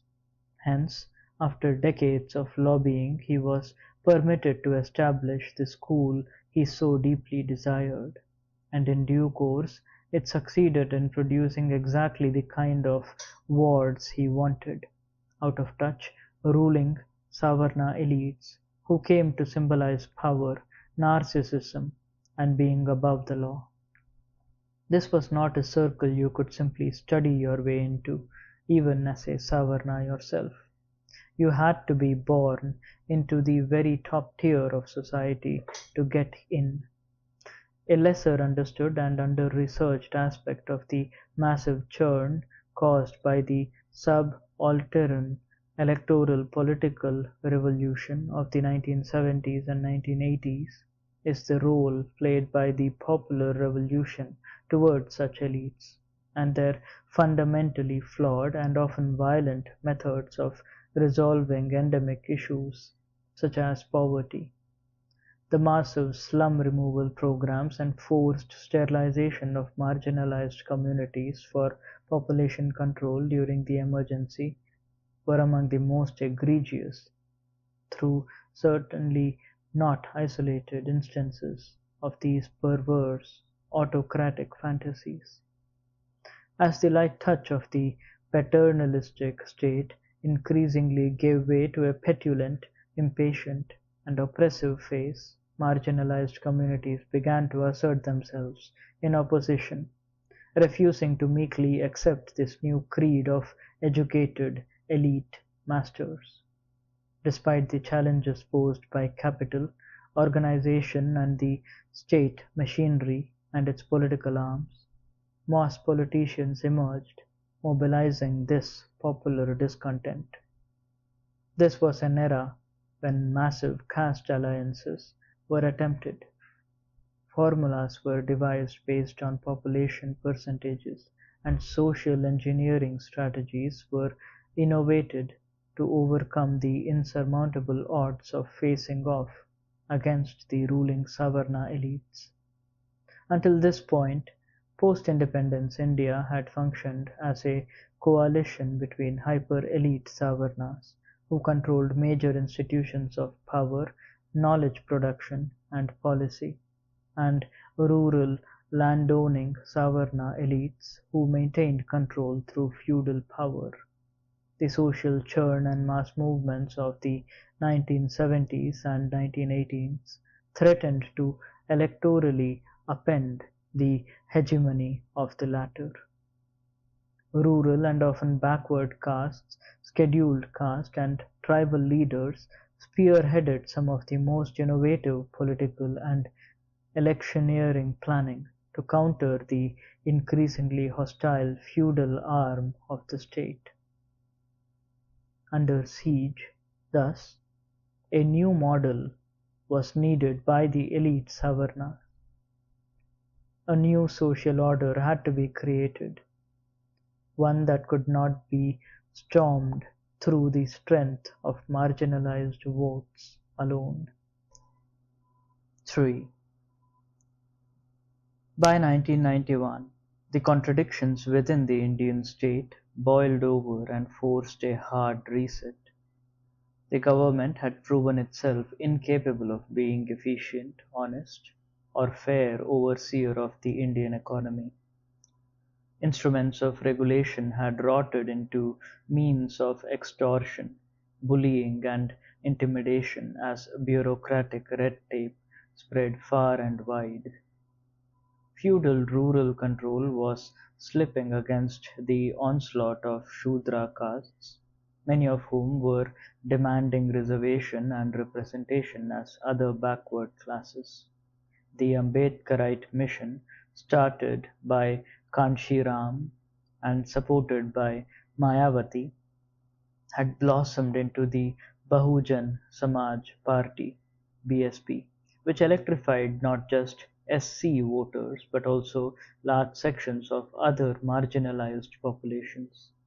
Against this backdrop, the Congress Then the party of choice for Savarna elites tried to communalize politics, but even this opening was seized by the BJP. Unlike the Congress, the BJP was unencumbered by the task of managing the paternal expectations of various minority religions and caste groups. It could proudly project its Hindu identity as its core politics in a way the Congress could not. In a final blow, during the 1991 Lok Sabha elections, Rajiv Gandhi was assassinated by a suicide bomber affiliated with the Liberation Tigers of Tamil Eelam (LTTE).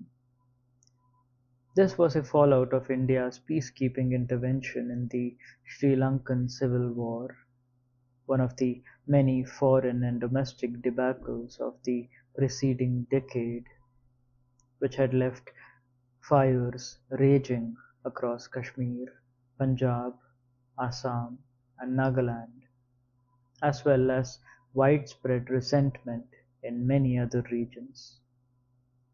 In these dire circumstances, and with a looming economic crisis, the then Congress Prime Minister Narasimha Rao decided to reboot the Indian economy. Engineered by Manmohan Singh, the state dramatically withdrew from directly overseeing business sectors and large private corporations. The dreaded red tape of the license Raj was dismantled, and with it went the power of the clerical bureaucracy that had run it. The market doors were flung open for big foreign capital to invest, and the currency was devalued. Until recently, all these moves, big and small, were universally hailed as radically transformative, credited with saving India and setting it on the path to greatness. This was easy to believe for a while. The symbols of statist bureaucratic power quickly receded from the public gaze. In came the fruits of the market. The most visible among them was certainly the television revolution. The transition from the state-run Doordarshan to cable satellite channels provided a dramatic daily reminder to the people that things were changing. Brands like Coca-Cola made a comeback in the Indian market, and within a few years, malls emerged, coffee shops, new models of cars and motorcycles, different brands of jeans, an advertising revolution, the reinvention of newspapers, McDonald's, and multiplexes. Much of this revolution has been extensively covered in Savarna commentaries. It is usually complimentary, and now that enough time has passed, the same has become the subject of extensive, positive nostalgia farming. From the gaze of the people below the glass floor, liberalization looked a little different. There were both anxiety and opportunity.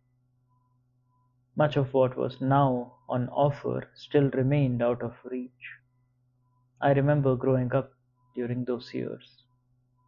In most articles and books today, economic liberalization is spoken of as if it was an instantaneous process. It was not. It took many years of changes to manifest or even become visible to someone like myself. In those years, very little information filtered down to us about how to position ourselves to benefit from these changes.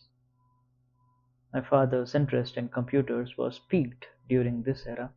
He understood they were the future, but exactly how and in what way he never quite figured out. I remember seeing similar struggles all around us. A neighborhood video library, which also occasionally lent out its video cassette player (VCP), worried it would soon go out of business. Many of its usual clients were families who would hire the VCP for a day to rewatch wedding cassettes, gathering at the house of the one person who had a functioning TV set. It was a community activity of sorts. But who would watch old cassettes when there was cable TV now? The Chamra Hath folks were worried that big stores would open and no one would buy chappals from the street. Many of these anxieties were justified, more were exaggerated, but no one knew the extent of anything. To be fair, many Savarnas did not know much more either.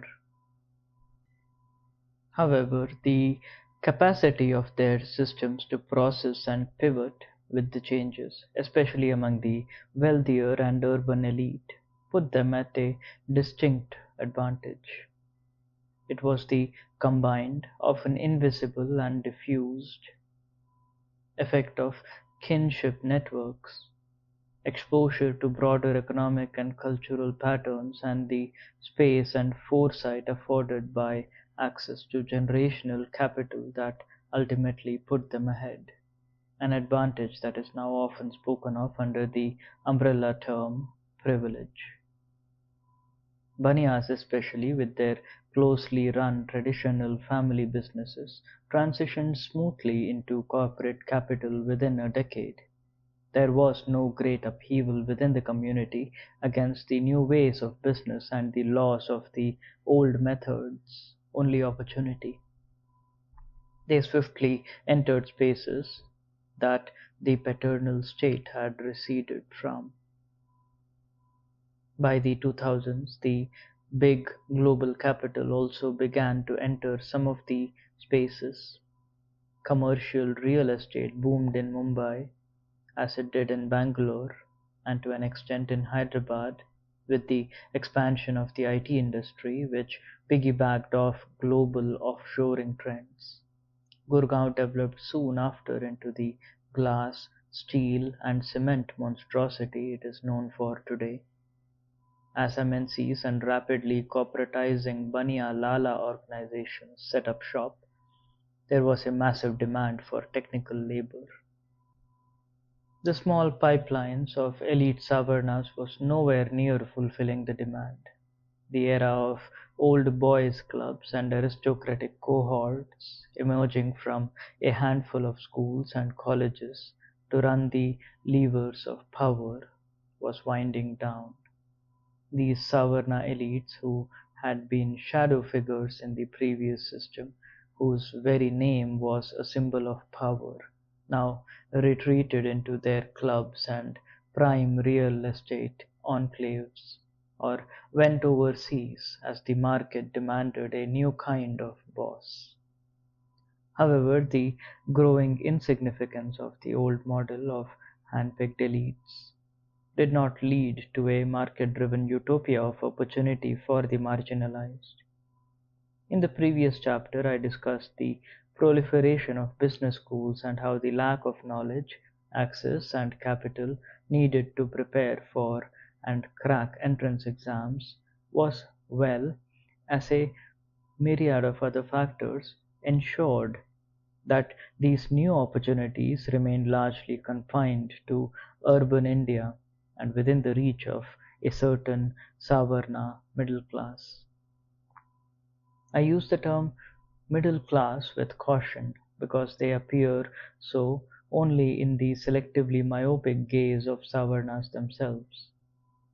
Yet, compared to the collective national average of the era, they would be classified as rich, both in wealth and in caste and kinship capital.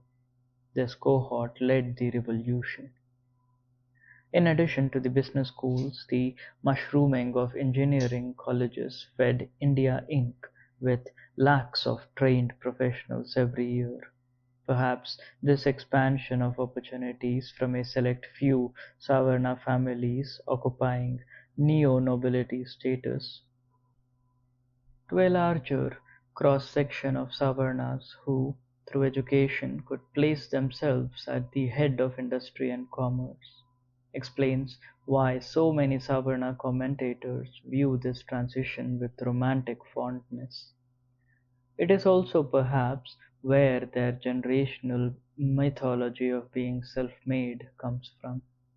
However, missing from these favorable Savarna reviews of this period is the fact that it was entirely inadequate in either skilling or employing enough youth to make a serious dent in the absolute numbers of unemployment and poverty in the country. A giant IT campus, sprawling over hundreds of acres, employing tens of thousands of software engineers, does not add much in a society where unemployment figures are in the tens of crores. However, the IT workers and MBA graduates spurred an unparalleled luxury real estate boom in India, a sector where undeclared, often illicit money is deeply intertwined with political mobilization at the local and regional levels. Cities were transformed into fantasy paradises, filled with gated communities, gardens, and swimming pools. Wealthy Savarnas made speculative flat purchases in such communities, becoming rent seekers while squeezing out low-income housing options, which were relegated to a lower cadre of employees. Those engaged in providing service to the newly mobile Savarna elites. In fact, everything in the city from flyovers to home delivery apps was designed to cater to the needs of this cohort. Meanwhile, a much larger section of marginalized folks was put into jobs to keep their luxury convenience system operational. By the time the United Progressive Alliance (UPA) government implemented 27% reservation for OBCs in higher education in 2006, applicable to IITs, IIMs, and other elite state and central universities, this cultural cohort of newly wealthy, educated Savarnas was at the forefront of opposing social justice reform as fundamentally anti-market and anti-merit. The English language media, the newly active social media platforms such as Orkut, civil society and academia were dominated by supposedly liberal Savarnas, who led this psychologically scarring campaign. OBCs, a collection of over 3,500 backward communities, are estimated to constitute almost 52% of India's population. The Savarna-controlled state stopped the British policy of conducting a caste census, so their precise share in the population is presently unknown. As mentioned in Chapter 1, OBCs, SCs, and STs are estimated to account for upwards of 75% of India's population. That is, 3 out of 4 Indians are SC, ST, or OBC. This is a Bahujan nation. Had one surveyed the representation of these communities in visible civic life in 2006, in the judiciary, in the media, in elite private jobs, in luxury real estate enclaves, in share of wealth, in leadership positions, in Bollywood or sports like cricket, in academia, etc., one would have hardly found any meaningful numbers. In fact, if one were to repeat this exercise nearly 18 years later, in 2024, the results would have remained virtually unchanged.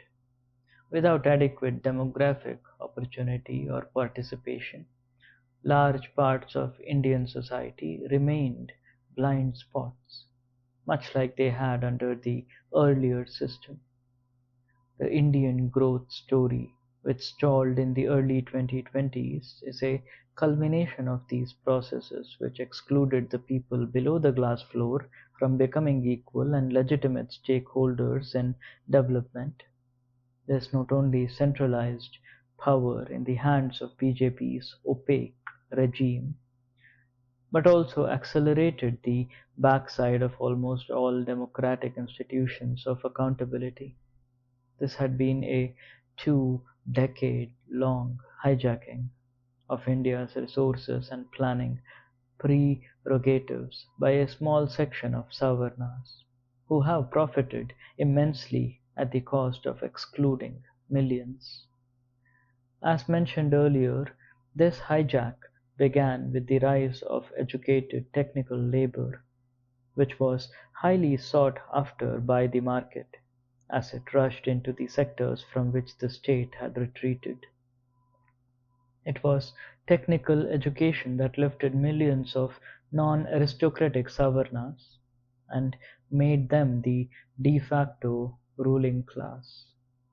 It was therefore inevitable that the consolidation of their gains would be the most visible in the hiving off of elite education to create a new level that was accessible only to themselves.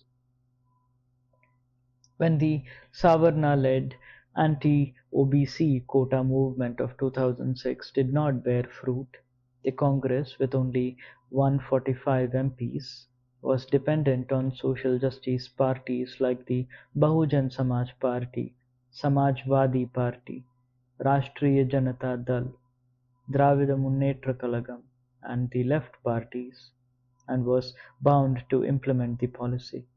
Savarna-Capital mobilized to respond differently. In a democratic system, the weight of millions of votes behind caste-based social justice parties could not be offset.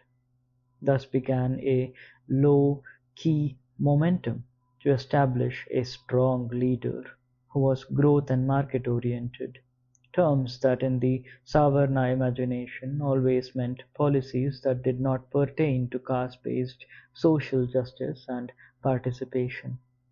At the same time, efforts were made to close the gates of higher education-led technical employment and corporate opportunities to the vast millions below the class floor. During the 1990s and 2000s, a small but significant section of SCs, STs, and OBCs had, against all odds, managed to educate themselves, which placed them at the cusp of this technical market boom. In the following years, however, the scope for them to continue rising was significantly diminished by an entirely new tier of elite exclusivity. As placement figures stagnated and college fees rose astronomically, a new kind of education emerged, offering super premium access to only a select few, a new kind of order, a new kind of elite born out of a new kind of student. 4. Today, in addition to the 900 plus international curriculum schools, there are over 500 state private universities in India. Furthermore, there are another 130 plus higher education institutions that are deemed to be universities, many of which are also private entities. Taken together as of early 2025, out of almost 1200 universities or deemed to be universities operating in India, 40% of all universities operating in the country are in the private sector. Yet hardly any of them have affirmative action policies for caste inclusion in admissions or hiring. Hundreds of these institutions have been set up just the last decade, and a half largely funded by prominent Savarna capitalists, Ambani, Jindal, Premji, Mahindra, etc. In most of these universities, fees are higher than in public universities, which have been systematically vilified by Savarna discourse as old school and outdated in meeting contemporary market needs. Private institutions claim to provide top-class infrastructure and generously give out need-based or merit-based scholarships. However, since these scholarships are linked to economic necessity or grades achieved, They deliberately overlook the constitutional mandate of reservations for students from SCs, STs, and OBCs. These communities are historically disadvantaged in terms of access to higher education and are poorly represented in institutions of higher learning. The scholarship criteria of merit or financial need does little to correct the underrepresentation and overlooks the structural advantages that helped privileged students get high grades. Moreover, it entirely overlooks the multidimensional nature of poverty and exclusion discussed in Chapter 2. Apart from the lack of caste and cultural diversity, the much hyped pedagogical superiority of these institutions remains largely unproven. The combined research output of their faculty is subpar compared to leading public institutions. The syllabi and reading lists of many disciplines such as psychology, economics, and sociology are not very different from those of public colleges. Course delivery is primarily lecture-based with the occasional field visit, much like the colleges that these institutions claim to be improving upon. Where they do seem to differ is in the mandatory academic writing and public speaking programs baked into the curriculum, along with experiential learning modules that require students to undertake one or more internships in the social service sector or corporate offices. These features serve as a finishing touch for students already trained in effective communication during their elite English medium schooling. Marketing videos posted by these private universities on social media claim that their campuses have a vibrant student body, a wide range of activities, and an active club culture. In truth, student governments and clubs are heavily regulated and closely monitored. Even within university administrative structures, serious protocol violations occur due to a lack of transparency regarding member nominations and decision-making processes. Many forms of bigotry and violence, including sexual assault, often go unreported, as these institutions prioritize clean records over ensuring the safety and dignity of their students. SC, ST, and OBC students are particularly vulnerable in such environments, as more often than not, there is no faculty or administrative body to turn to in cases of exclusion. This creates a schizophrenic campus reality, even for Savarna students, where classroom discussions often pertain to radical themes of critical thought, emancipation, feminist and queer theory, social inclusion, and empathetic pedagogy, yet the lived student experience is isolating, alienating, and traumatic. Students are often subjected to very intrusive policies of surveillance, their body and baggage scanned, their clothes policed, habits scrutinized, and intimacies moralized upon. Ultimately, we end up with students who can write great essays on Foucault and Gramsci while subjecting their self and mind to deep mental and physical policing. Students also feel pressure to be servile as their campus performance is often linked to their scholarships. Under the guise of these scholarships, many institutions co-opt students into their labor force, making them undertake activities such as marketing to foreign institutions, chaperoning industry guests, or conducting guided tours for parents and prospective students.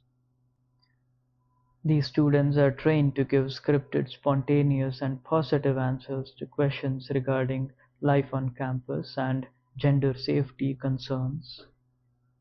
These institutions are sites of hyper-technocratic, market-friendly narratives, unconcerned about the gradual erosion of critical thinking on social inclusion, caste, cultural plurality, and public-facing growth.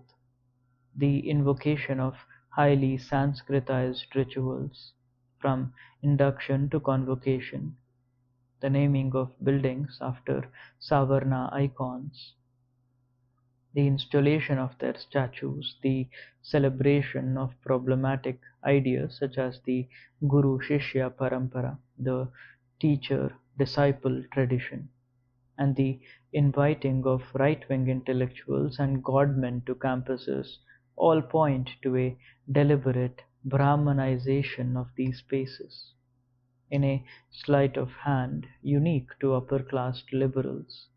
These measures are often sold under the guise of decolonization through fanciful reinterpretations. Ironically, it is the embrace of English, not just as a language but as a cultural performance, that these institutions lean on as proof of their supposed excellence. International curriculum schools and the most elite private universities place great emphasis on speaking, writing, and performing English fluently. The focus is on public speaking, projecting confidence as dominance, while using language as a tool of cultural soft power. Discussions on dressing and grooming are not uncommon, with some institutions penalizing students for wearing poor-looking clothes even at the college level. This weaponization of English as a powerful filter works because fluency in the language is often directly linked to the intergenerational literacy and access to the best kind of schools and curricula. Even schools offering the Indian curricula of ICSE or CBSE have a distinct advantage over small-town, Zilla Parishad and rural schools offering state board curricula. Students who graduate from the latter may be able to read the English alphabet but are stunned into silence and intimidated by the fluency of so-called elite students. The lack of diversity in social experiences is not something the elite schooling system tries to address. Instead, it actively cocoons students from any exposure to life below the glass floor. These levels of insulation are now so extreme and so deeply entrenched that an entirely new generation of wealthy Gen Z students has appeared in elite classrooms, oblivious to material realities or social discourse beyond the vaguest and most superficial terms. The blank-eyed nihilism and detachment in this cohort, the collective boredom and desperation to be part of something more meaningful socially and culturally, is something largely overlooked in analyses of the India's Savarna Gen Z. Most commentaries are either inanely celebratory or designed to make them sound exotic or rebellious, without delving into the deeper, murky world of their internal contradictions. A broken, darker, and culturally isolated elite cohort of teenagers and young adults has been thrust into an unwilling zone of generational leadership at a time when the elite exclusionary system established via the Savarna consensus of the past 3 decades is cracking. It is an unfair generational prerogative for these Savarna teens, but at least they speak English well, so they will be able to articulate their grievances eloquently.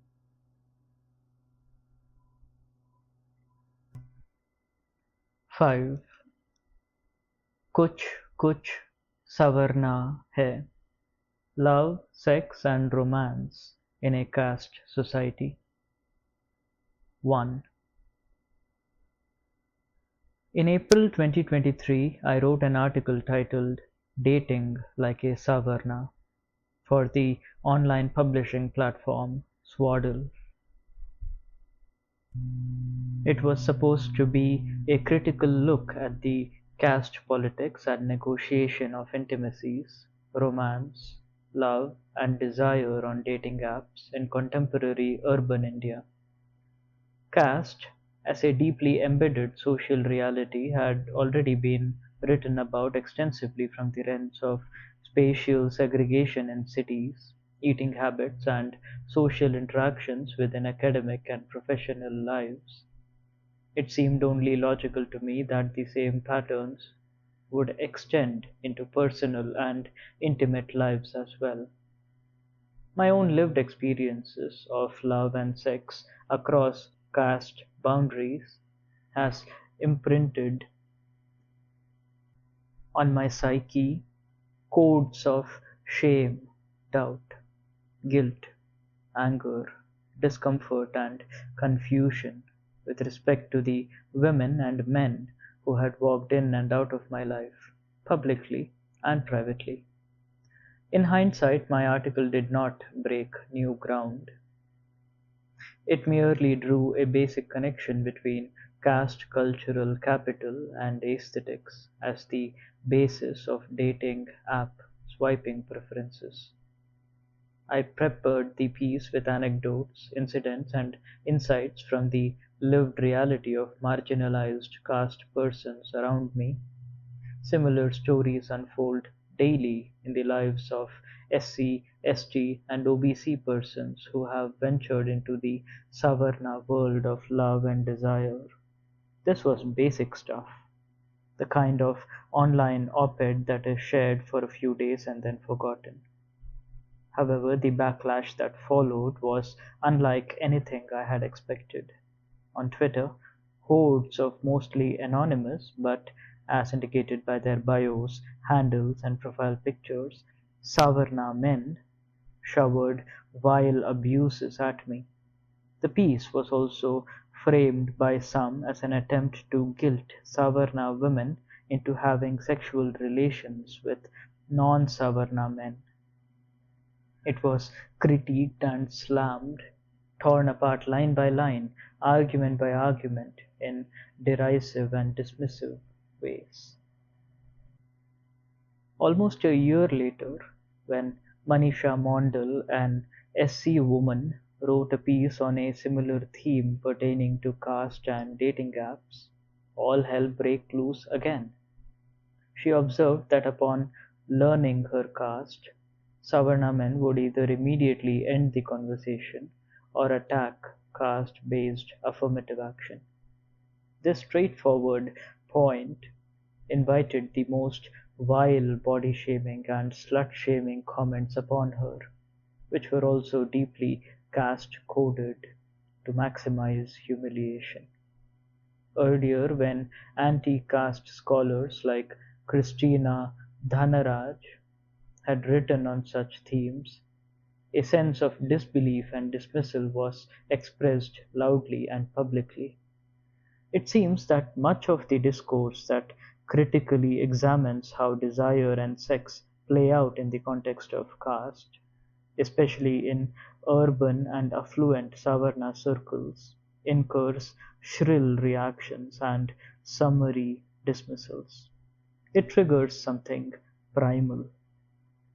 In "Annihilation of Caste", Dr. Babasaheb Ambedkar underlines intermarriage between castes as an essential component in bringing about the fall of caste-based social segregation. However, more than the ritual of marriage itself, he emphasizes that the religious notions of caste would also need to fall. He suggests that merely occasionally holding inter-caste dinners and celebrating inter-caste marriages is a futile method, and that the real solution lay in destroying the belief in the sanctity of the Shastras. In other words, the notions of maintaining social and sexual segregation were key to maintaining caste hierarchies. In an era where the technical workforce was uprooted from their hometowns and villages and aggregated in a few select, overpopulated metropolitan centers, non-marital intimacies across caste became possible in ways that were unthinkable even 20 years prior. Large, constantly churning office teams, alienated and lonely social lives, the ubiquity of dating apps and the non-liberal commodification of sexual liberty and consumerist choice all created space for a cohort of professional elites to form relationships that would never have taken place organically. In a stratified, hierarchical society, such developments could have dealt a significant blow to the body politic of caste. The urban elite working professionals of the late 1990s and early 2000s could theoretically have been the first wave in dismantling caste feudalism. Instead, caste mutated, finding new ways to make the separation more insidious and innate. Many elite Savarnas often declare that they don't see caste in people. In fact, they don't even know their own caste or gotra properly. Yet they have very specific ways of determining the level of a person they can be attracted to, mingle with, sleep with, marry and raise children with.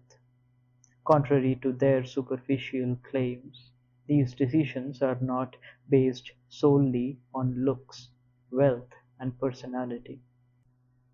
Even if they were, in a society where cultural capital is linked to caste, how far can wealth, career, and personality be seen independent of it? It is such lines of questioning that make elite Savarnas very uncomfortable. In their own self-concocted mythology, the educated, English-speaking urban elites are fond of seeing themselves as rational and balanced individuals with some liberal leanings but never straying too far from traditional values. However, any critical interrogation of the politics of desire and power in sexually intimate couples across caste lines tends to shatter this Savarna self-perception. For in the realm of sexual desire and performance, bodies and boundaries are bare naked. There is little to hide behind. Notions of purity and pollution, kink and fantasy, debasing and degrading, power and pull all lie exposed as internalized caste conditioning that often spills out in raw and unfiltered ways. It is these moments that elite Savarna society instinctively seeks to repress, for they reveal how deeply gender and sexuality are linked to their anthropological training, and it is not a pretty revelation. Therefore, any attempt to interrogate or underline these dynamics, especially by a caste marginalized voice from below the glass floor, triggers cultural panic. That is why they explode, dismiss, disbelieve, abuse, and shout down any such intervention as it cuts too close to the bone of their own self-perception, without their self-aggrandizing myth of being sensible, logical, clear-sighted, articulate, and critical individuals. A myth that elite Savarnas of the post-1990s boom era have accepted as their identity. They have nothing to separate themselves from their more openly conservative, feudally placed, and less nuanced performing cousins. It is perhaps no surprise, then, that this is the domain that invites the most thunderous eruption of pent-up rage and backlash from elite Savarnas. From the most foul abuses to the snarkiest takedowns, from open threats to vaguely dismissive tutting, it covers the spectrum. And if you are an assertive Ambedkarite, you are never forgiven. Within days of my article being published, my employer's patience ran out. Working in a Savarna-dominated private university had always been a difficult negotiation, but the scale of the online hue and cry combined with the topic I had written about sealed my fate. I was obliged to resign and move on. Still, I count myself lucky. In a society where love across caste lines easily leads to social boycott and caste-based honor killings, where even talking of such things can be seen as disrespect, unleashing police FIRs and angry gangs ready for vigilante justice, losing a job and subsequently being soft blacklisted in the academic market is not bad when compared to the alternatives. 2. The proliferation of engineering and management schools as a result of the processes discussed in the previous chapter created greater mobility for educated youth beginning in the late 1990s and early 2000s. Savarna parents began to warm up to the idea of sending their children, especially daughters, to other cities for higher education, as this was increasingly seen as the key to landing high-paying technical jobs in the newly emerging narrow urban boom. However, along with this migration came the anxiety of being unable to supervise their teenage children and young adults. The safety of young women studying on campuses far from their hometowns was an obvious and urgent concern. However, as Indian feminists, including Savarna women themselves, have long pointed out, under the guise of creating safe spaces for women, regimes of moral policing were set up instead. At the heart of this was the caste anxiety of Savarna women, mingling with undesirable bodies. This was not a new development brought about by the economic policies of the 1990s. Scholars have previously examined how the evolution of middle-classness in the Savarna public sphere during the colonial era was itself built on fractured modernity that stitched together the philosophies of John Stuart Mill and Manu. The latter, the mythical author of the Manusmriti, imposed strict rules of control and degradation on women's agency, while Manu and his quote-unquote Smriti have been directly challenged by Savarna feminists in recent decades. His laws remain central to the social order. Dr. Baba Saheb Ambedkar in Castes in India argued that Manu could not have given the laws of caste.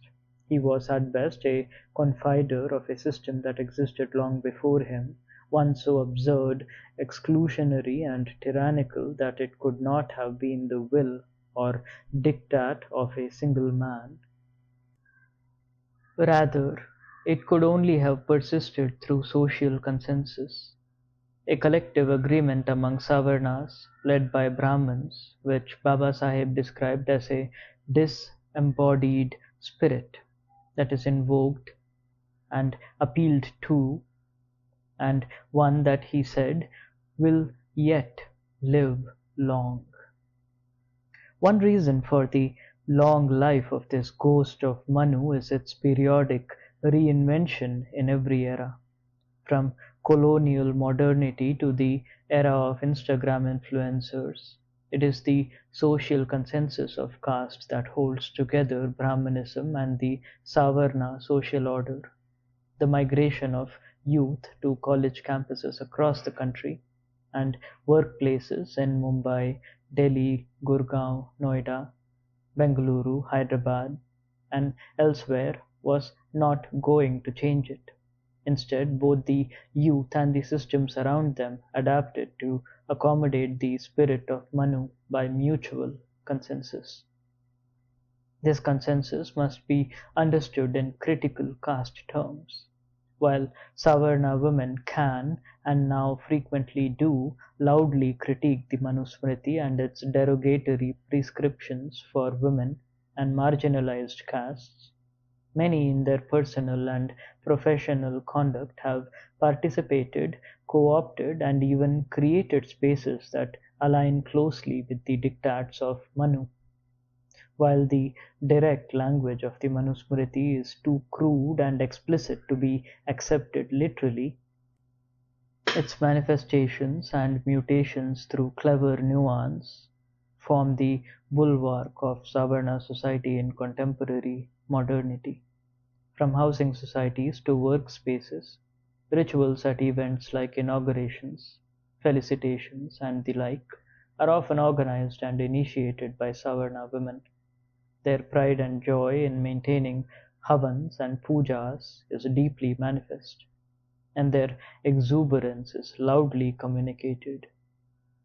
Even in daily anthropology, the collective consensus among Savarna women in performing and enforcing separation and exclusion is widely known and understood, yet not critiqued or reformed in any meaningful structural sense. For instance, many of my friends, Brahman and Baniya women, have privately shared how they were stopped from accessing the kitchen, prayer rooms, or other spaces during their periods. They expressed anguish and humiliation at such practices. Yet, these practices are tolerated because they are seen as separate from other rituals, such as fasts, festivals, and prayers, that are part of the same cosmology. The latter are often enthusiastically celebrated, while the former humiliations are lamented and explained as negotiations with traditions imposed by older, inflexible relatives. This same kind of logic is echoed by Savarna men when confronted with the dualities of their own social lives. At least Savarna women have begun to outline and flag these contradictions. Most Savarna men have had no such discursive reflection on their collective lives. They live within this Manu modernity brazenly and shamelessly. From the Novu rich men of erstwhile peasant Shudra castes to the progressive politics espousing intergenerationally literate and wealthy Brahman men, and every other kind of Savarna in between, the ability of Savarna men to keep one foot in progressive modernity while claiming caste-ordained entitlements with the other has yet to be documented in its true glory. Even the most progressive, educated, and politically woke Savarna men often seamlessly slip into conservatism in the name of appeasing family elders, preserving the family name, or maintaining the social order, while claiming that they personally do not endorse such actions. This adjustment is widely understood within Savarna society as inevitable. After all, who has the power to confront the old guard? And even if they could, would it not be more humane to indulge their ways in the autumn of their lives? Both Savarna women and Savarna men are in near total alignment on these matters. This is more transparently obvious among the elite Savarnas who came into their own during the 1990s and 2000s. Many of them began as rebellious youths, virtuously aligning themselves with radical global movements against patriarchy, capitalism, and imperialism, or comfort consuming from the assembly lines of the US cultural industry.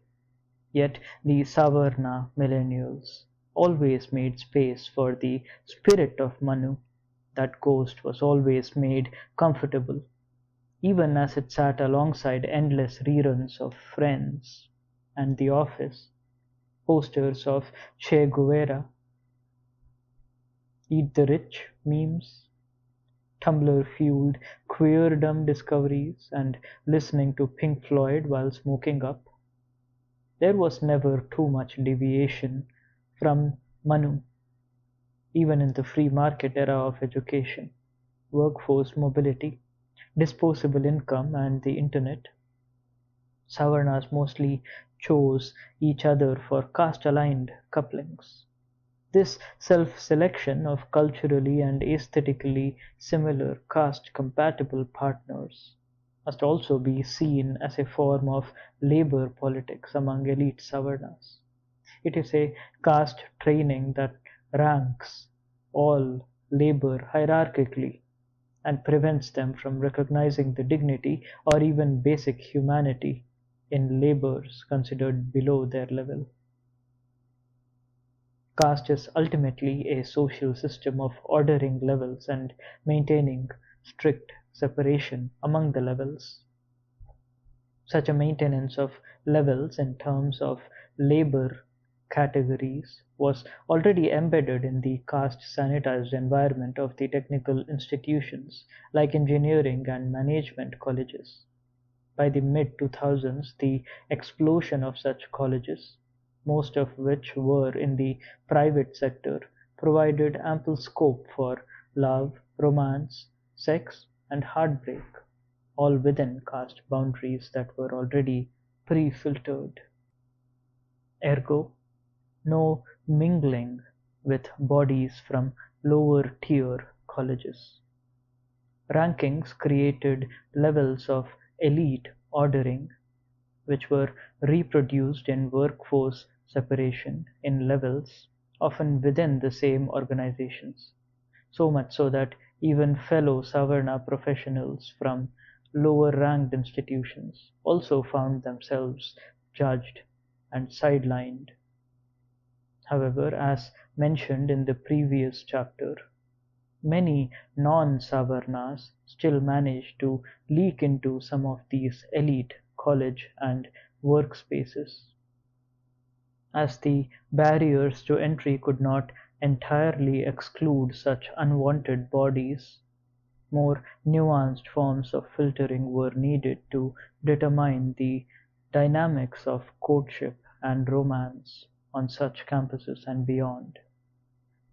Wealth is of course the first filter.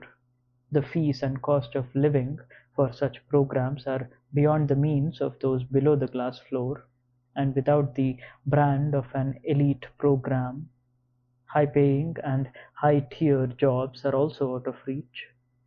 Even gaining admission requires expensive coaching interventions. For instance, preparing for CAT, which determines eligibility for an MBA program, can cost rupees 50,000 or more for a year-long preparatory package. In addition to the fees, a family must be able to provide the student with the means to prepare adequately. This can include any number of factors, from not burdening them with the pressure to earn and contribute financially to the family, to simply ensuring they have a room to study in, equipped with a fan and power backup. While these may appear trivial to many Savarnas, they are financially out of reach for a vast majority. As a result, most of the non-Savarnas who reach these elite circles are from wealthier or more privileged backgrounds within their communities. Yet, once inside, they quickly realize that their relative riches are nothing compared to the accumulated wealth of generations. They are faced with the hard fact that the availability of disposable income is an important dimension of coolness. When I was in college in the mid-2000s, branded t-shirts and hoodies immediately set the rich kids apart as the cool ones. In the decade since, Fashion sophistication has intensified exponentially, hovering now on cosplay level costumes and thematic fits that match every subgenre of quirk. Yet the association between wealth and coolness has arguably remained the same. I am not suggesting a simple linear binary where all rich Savarna kids are cool and all poorer students are non-Savarna. God forbid I do such a thing and trigger the Savarna struggle story, Reflex, where many would be itching to narrate how they weren't wealthy in college as proof of not all Savarnas. But hold on. Because of this strong correlation, there has been a counter-response, where curating a more grunge, nihilistic Savarna persona is now marked as cooler, while appearing to be a rejection of wealth-based coolness. Such personas are actually an even more privileged form of cultural archetyping. They rely heavily on drug, hippie, anarchist tropes sourced from niche social media subcultures, a vibe or practice that only someone immersed in deep cultural miming would understand well. As particularly landed Shudra elites began accruing enough wealth to match the coolness and cars aesthetics of sophisticated Savarnas, the woke, anti-capitalist Savarna trope has become cooler in the last decade or so. A non-Savarna attempting to navigate such sophisticated cultural performances is almost immediately faced with a vast aesthetic disconnect. Hence, this, more than wealth, becomes the most critical filter when it comes to maintaining levels. In the era of elite Savarna professionals, aesthetics play a crucial role in establishing caste boundaries. Superficially, it appears to be a personal endeavor, driven by individualistic instincts and tastes. Yet a closer cultural examination reveals carefully curated aesthetic clusters, which are adopted and performed as privilege signaling displays. These clusters can range from looks and fits to ideological posturing, even down to the deliberately inculcated idiosyncratic habits and quirks. During my school days, a Bengali Brahmin boy that I used to be a lackey for in my quest to hack into Savarna culture, helpfully and earnestly, I think, told me, quote, "You need an education," and handed me an audio cassette of Guns N' Roses. It was an English album, but unlike the music of Bryan Adams and the Backstreet Boys, it did not play on MTV. So it was deemed not mainstream, and listening to it made you cooler than the normies who were still watching MTV. I was given the same logic when someone later sent me a cassette of Beatles for sale. It will change your life, I was told. I listened to it endlessly for 2 straight days, waiting for my life to transform. When I returned the album, they asked, "So, which song was your favorite?" Innocently I replied, "Kansas City, hey hey hey." I will never forget their expression.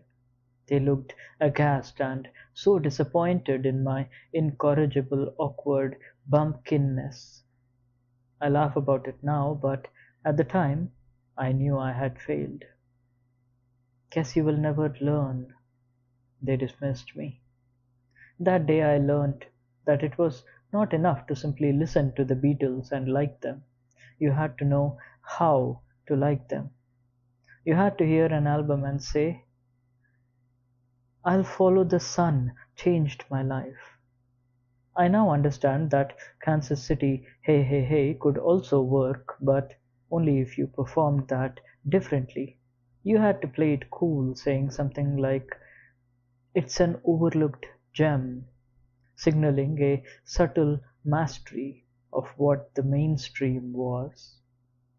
So how does one figure out which song and which performance to pick? That is the aesthetic cluster performance that you can only observe from below the glass floor, never fully decode or actively participate in. In truth, whether it was the Beatles or biking or baking or whatever elite Savarnas were busy making their entire personality, each could be traced back to some form of social awareness and refinement, all originating from a variety of west-facing intergenerational alignment, exposure and the privilege of education and wealth. It's what old-timers used to call polish in everyday parlance. You were either born with it or you weren't. A privileged aesthetic culture, by any name, would smell just as cliched. Shakespeare and Manu would both approve. 3. In 1952, Frantz Fanon published Black Skin, White Masks, a seminal work in the psychoanalysis of the colonized mind. Fanon was from the tiny island of Martinique, then a French colony. The islanders were black, the colonizers were white. The latter represented enormous military and administrative power over the Martinique, but it was not just that. Fanon correctly understood colonialism as not just a political or military structure, but also as a psychologically colonizing process. The whiteness of the French masters was not just the color of their skin, it was a privilege that extended to language and imagination, the very vocabulary of which was embedded in a supposed European, not just French, civilizational superiority. Or so it would seem to the black subjects. Whiteness was the very opposite of being black. Fanon described how, for the colonized mind, blackness was akin to a stain, which it sought to erase or transcend by aspiring to whiteness. Fanon's work, along with that of others from the period, notably the charismatic Malcolm X, drew attention to the racialized imaginary and unpacked how racial self-hate was epistemically seeded by colonial social structures, language, and cultural norms. It spoke to the fact that the more a black person transcended their blackness, the more successful they felt, and the transcendence was always understood as becoming everything that was not black, in other words, becoming white. How could a black person become white? The color of their skin obviously could not change, but everything else could. They could learn to speak, dress, and groom like a white person. They could enjoy the same aesthetics, adopt the same cultures and lifestyles, so much so that they themselves would look down upon other black persons who were still stuck in their blackness.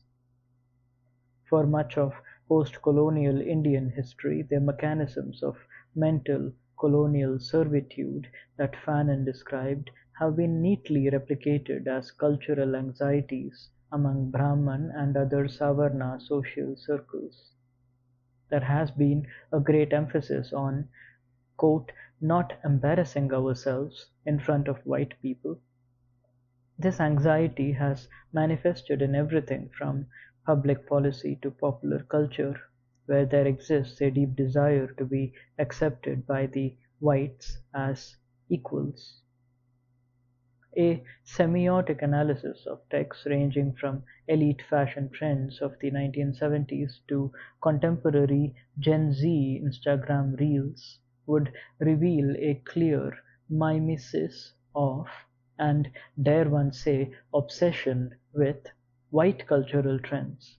In more recent times, as a conservative Brahmin faction within the Savarna fold has ascended to political power, there has been rhetoric about denouncing white cultural markers and decolonizing by returning to traditional ways.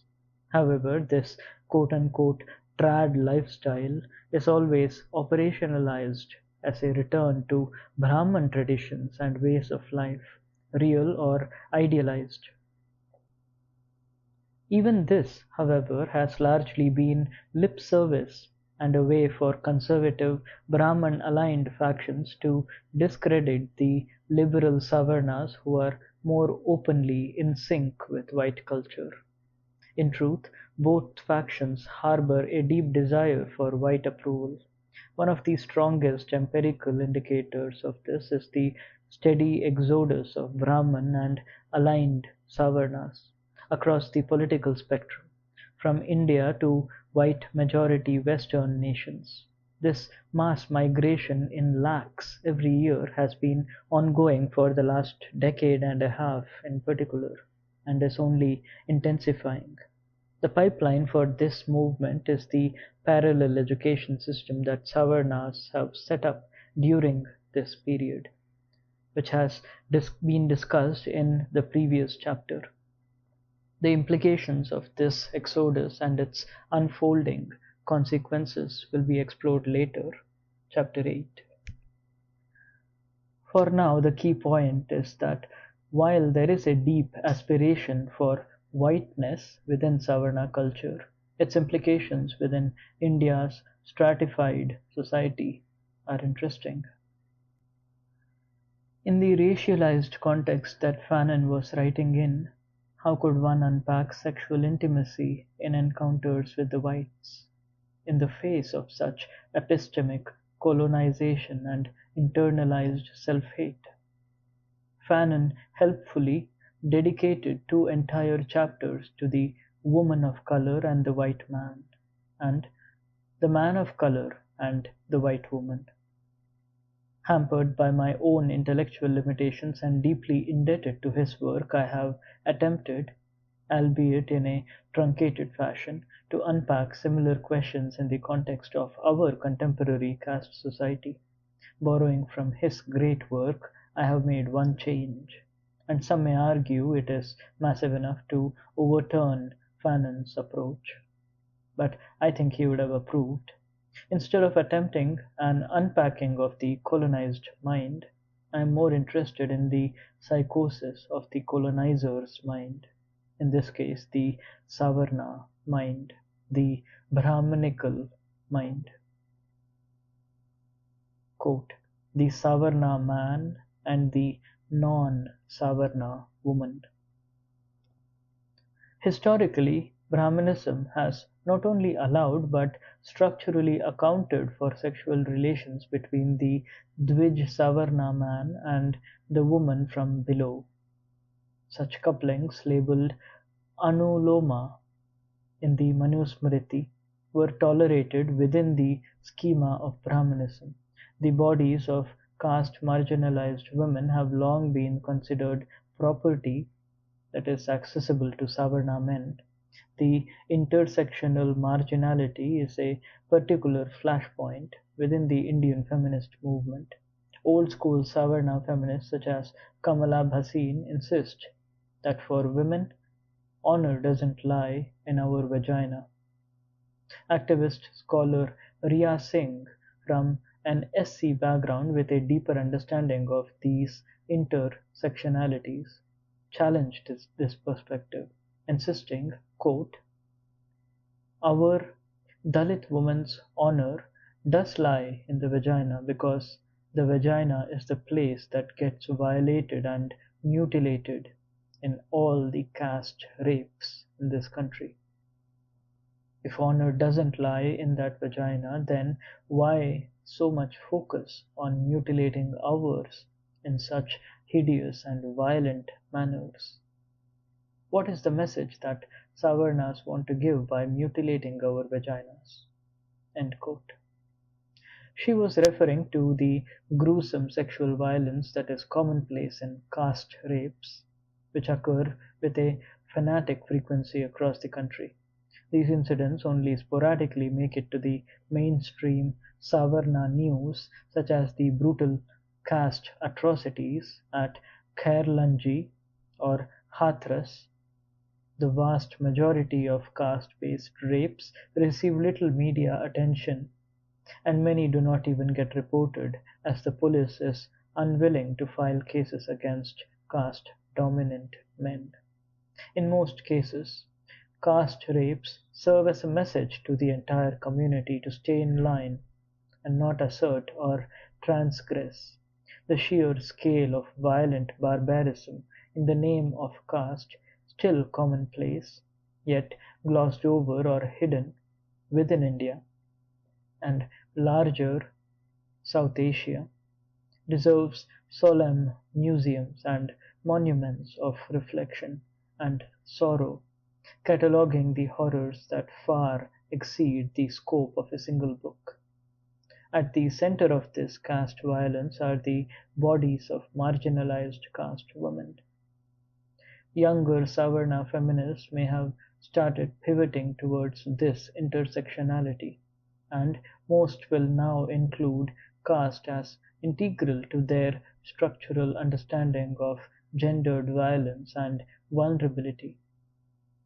Yet, SC, ST, and OBC feminists remain a minority within the gender studies discourse, and often at the margins of institutional academia and publishing.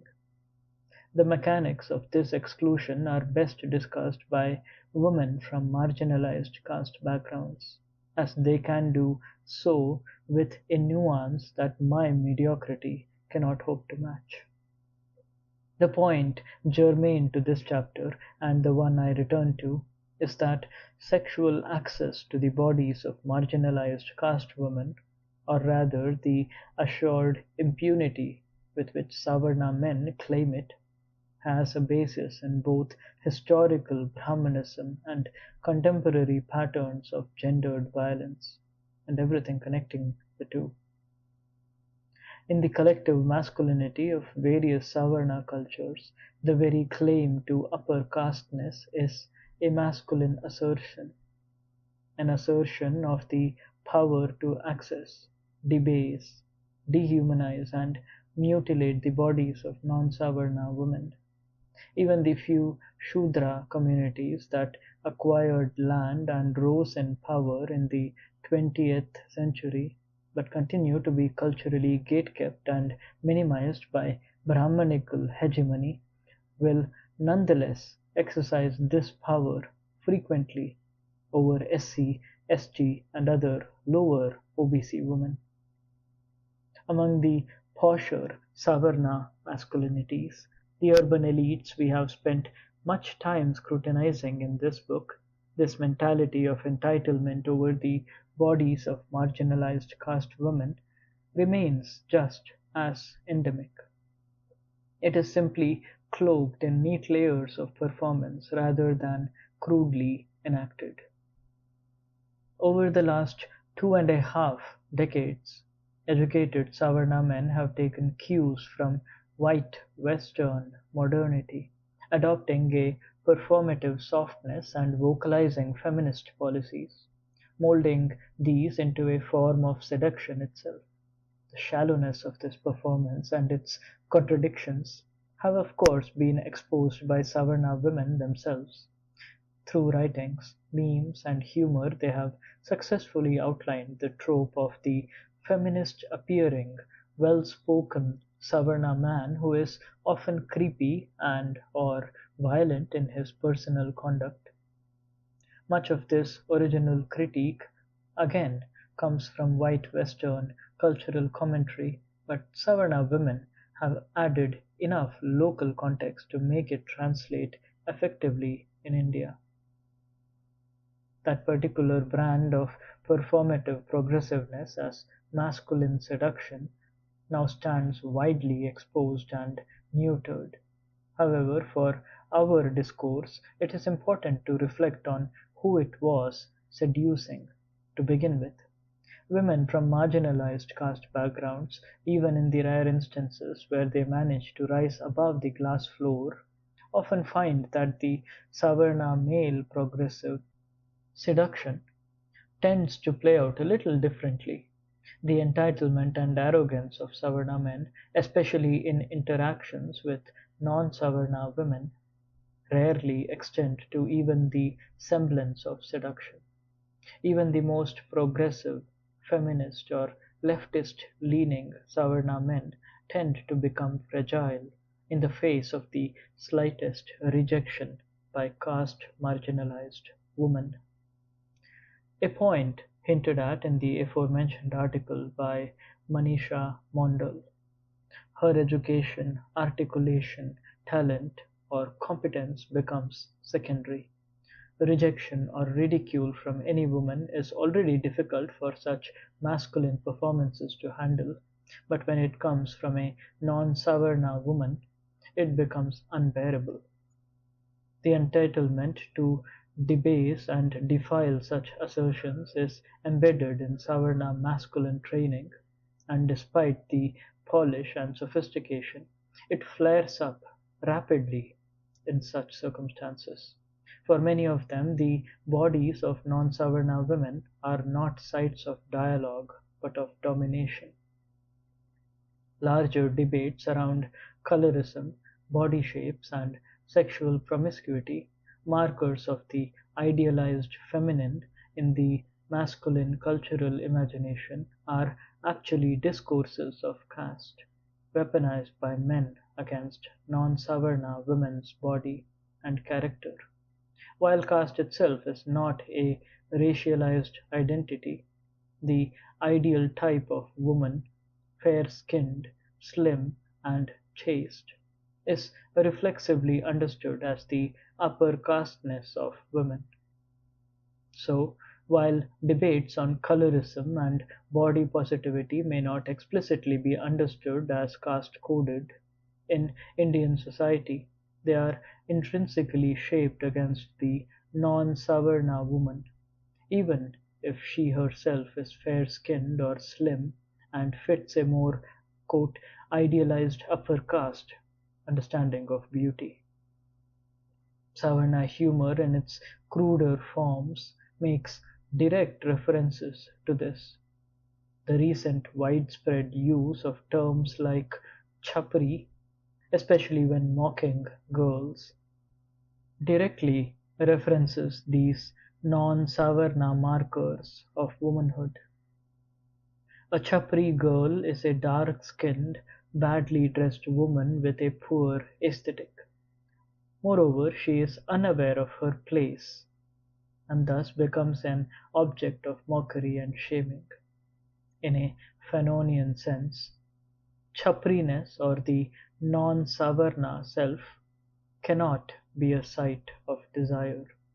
To be desired, that chapriness must be transcended. In the rare instances when Savarna men couple with non-Savarna women for long-term partnerships, the impulse to erase the innate and non-Savarna-ness of the partner. In a patriarchal and caste-stratified environment, the non-Savarna woman is already at a deep disadvantage. The Savarna man's cultural system and existence are validated by the cultural power of his kin.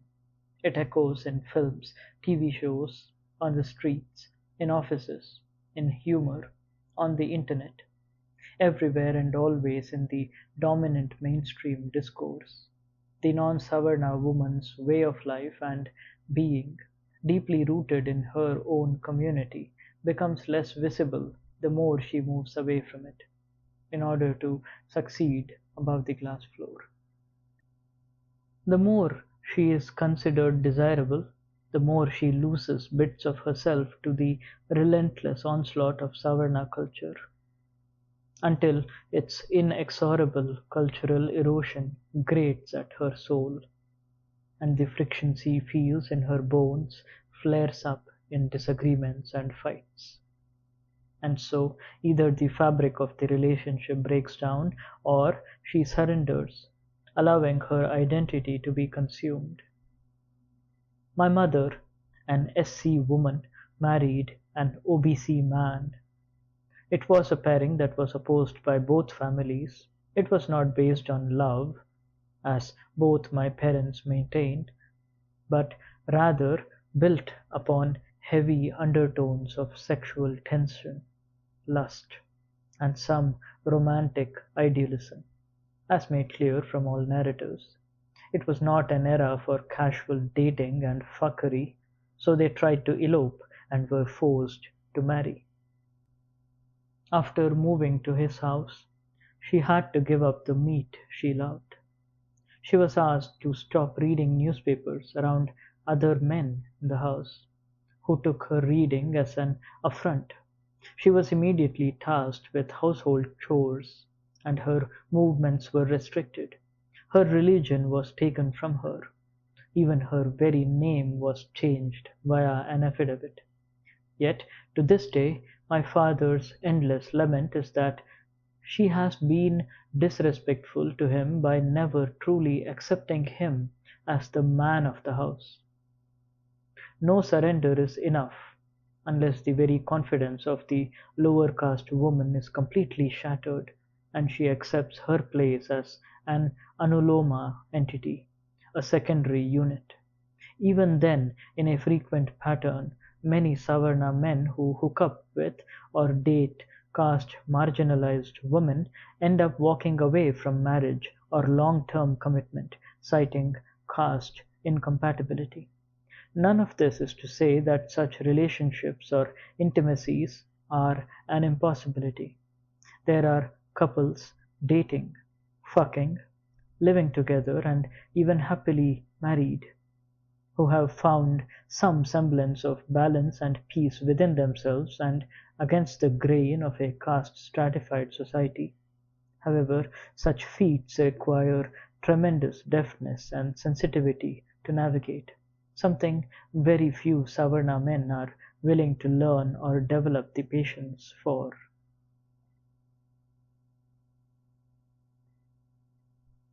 The Savarna woman and the non-Savarna man.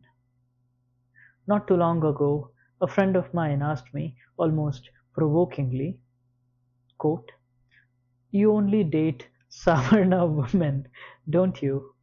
End quote. She was a professional from a non-Savarna community. Her question gave me pause.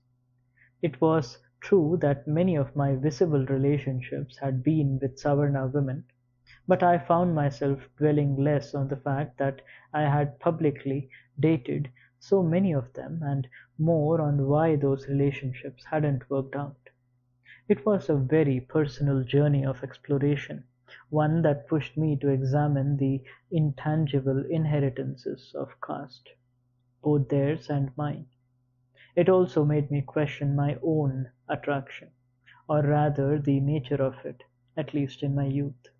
As mentioned earlier, some sections of educated, elite Savarna women, especially in the last decade, have acknowledged and tried to center the intersectional precarity of caste marginalized women.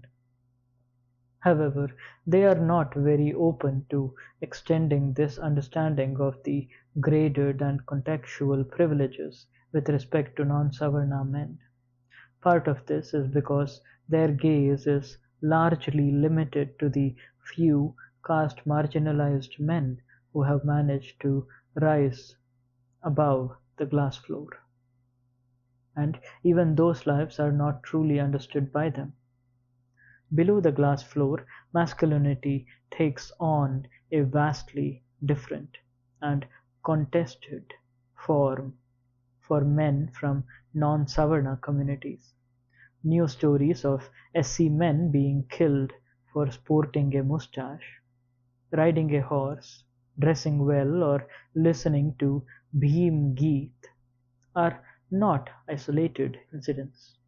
They are merely the tip of the iceberg, which comprises a vast and entrenched system of violence, both direct and indirect, inflicted upon caste marginalized men, from physical beatings and humiliations, such as forced tonsuring and face blackening, being stripped naked to threats of the same, to aggressive slurs and casteist humor.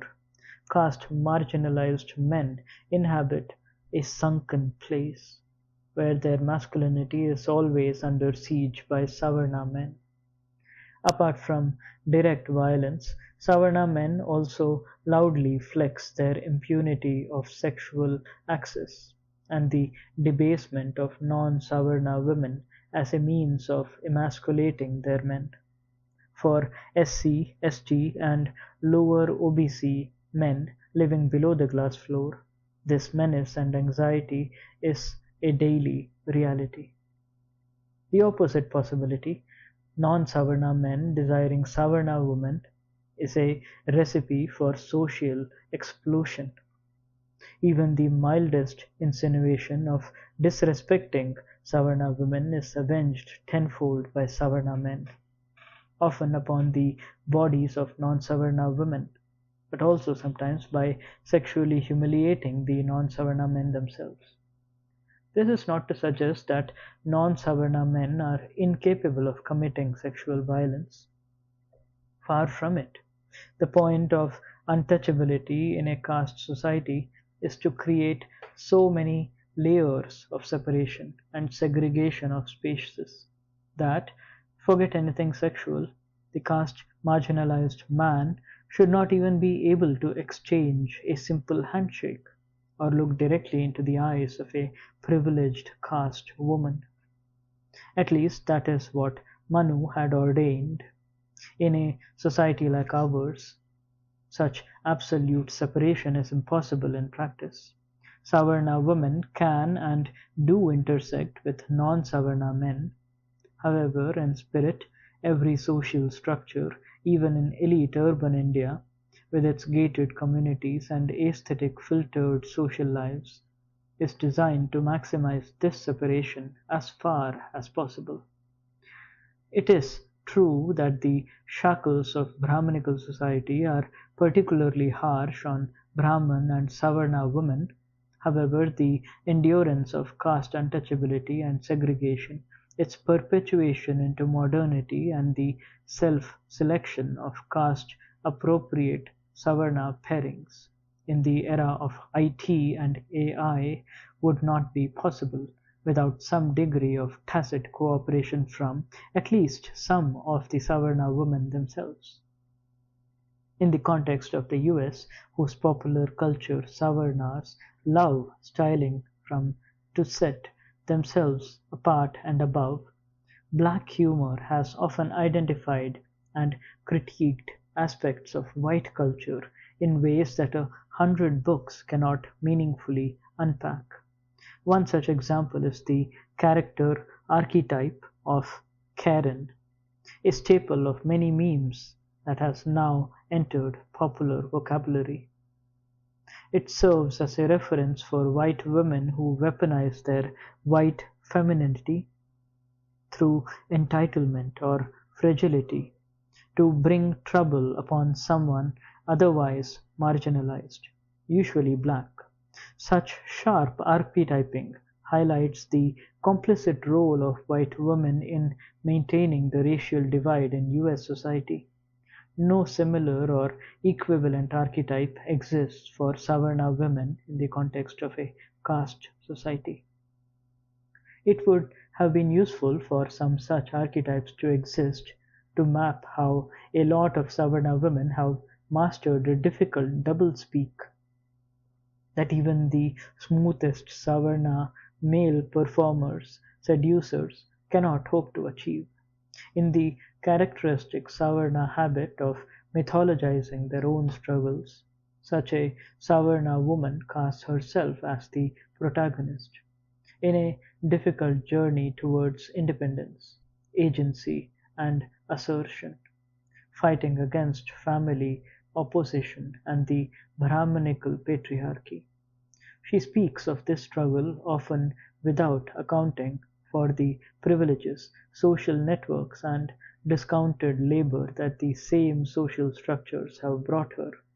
Additionally, she has also learnt the polite speak of acknowledging other, more marginalized women, talking about learning, unlearning from them, and not taking up too much space. However, in the company of SC and ST women, I have come to understand how frequently these commentaries are insincere, self-serving, and ultimately a performance, where the Savarna man has a performance of seduction, for his is a quest of Manu-ordained domination.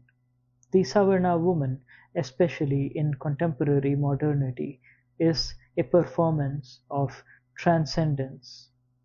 She wants to transcend Savarna society and even the Savarna man by curating herself above those around, by casting herself as most interesting and emphatic person, a perfect riposte to the arrogance and entitled swagger of the Savarna man. Very few can make the difficult journey of moving beyond their self-image and see their indignation at being scrutinized as a Savarna, as a manifestation of explosive caste rage. It is an exhausting journey because to even attempt it, they must dismantle their own compelling self-story of the transcendence. But what about non-Savarna men?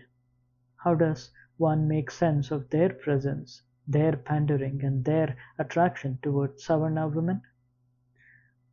Quote, all these marginalized men just weaponize their marginality.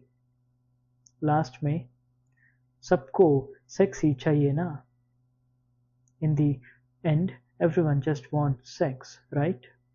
End quote. A Savarna woman said this at a party where my friend, a caste marginalized woman, was also present. The guests were all social workers, academics, journalists, etc. The comment came in the middle of a long discussion on marginality, caste, and social pressures, the kind that happens often at such gatherings after a few drinks. My friend told me she froze when she heard this, because she immediately pictured the man she had grown up around. In that generalization, their precarity, their lives under the glass floor seemed so far away. I have already made the point that when Savarnas, men and women, theorize about non-Savarna folks, often their gaze is very limited, and in matters of personal intimacy, it is usually confined to the few non-Savarna individuals they happen to cross paths with. I return to this remark by the Savarna woman and to my non-Savarna friend's earlier question about my dating choices, because it was very interesting for me to consider that sexual intimacy with Savarna women may itself be a conscious or subliminal prize that non-Savarna men seek. At least both Savarna and non-Savarna women seem to hint at the same thing. Of course, I'm not generalizing based on isolated quotes, but such quotes are helpful in narrativizing context, a context that in this case is rarely admitted. I know from experience that non-Savarna men, including myself on occasion, have chafed at such suggestions.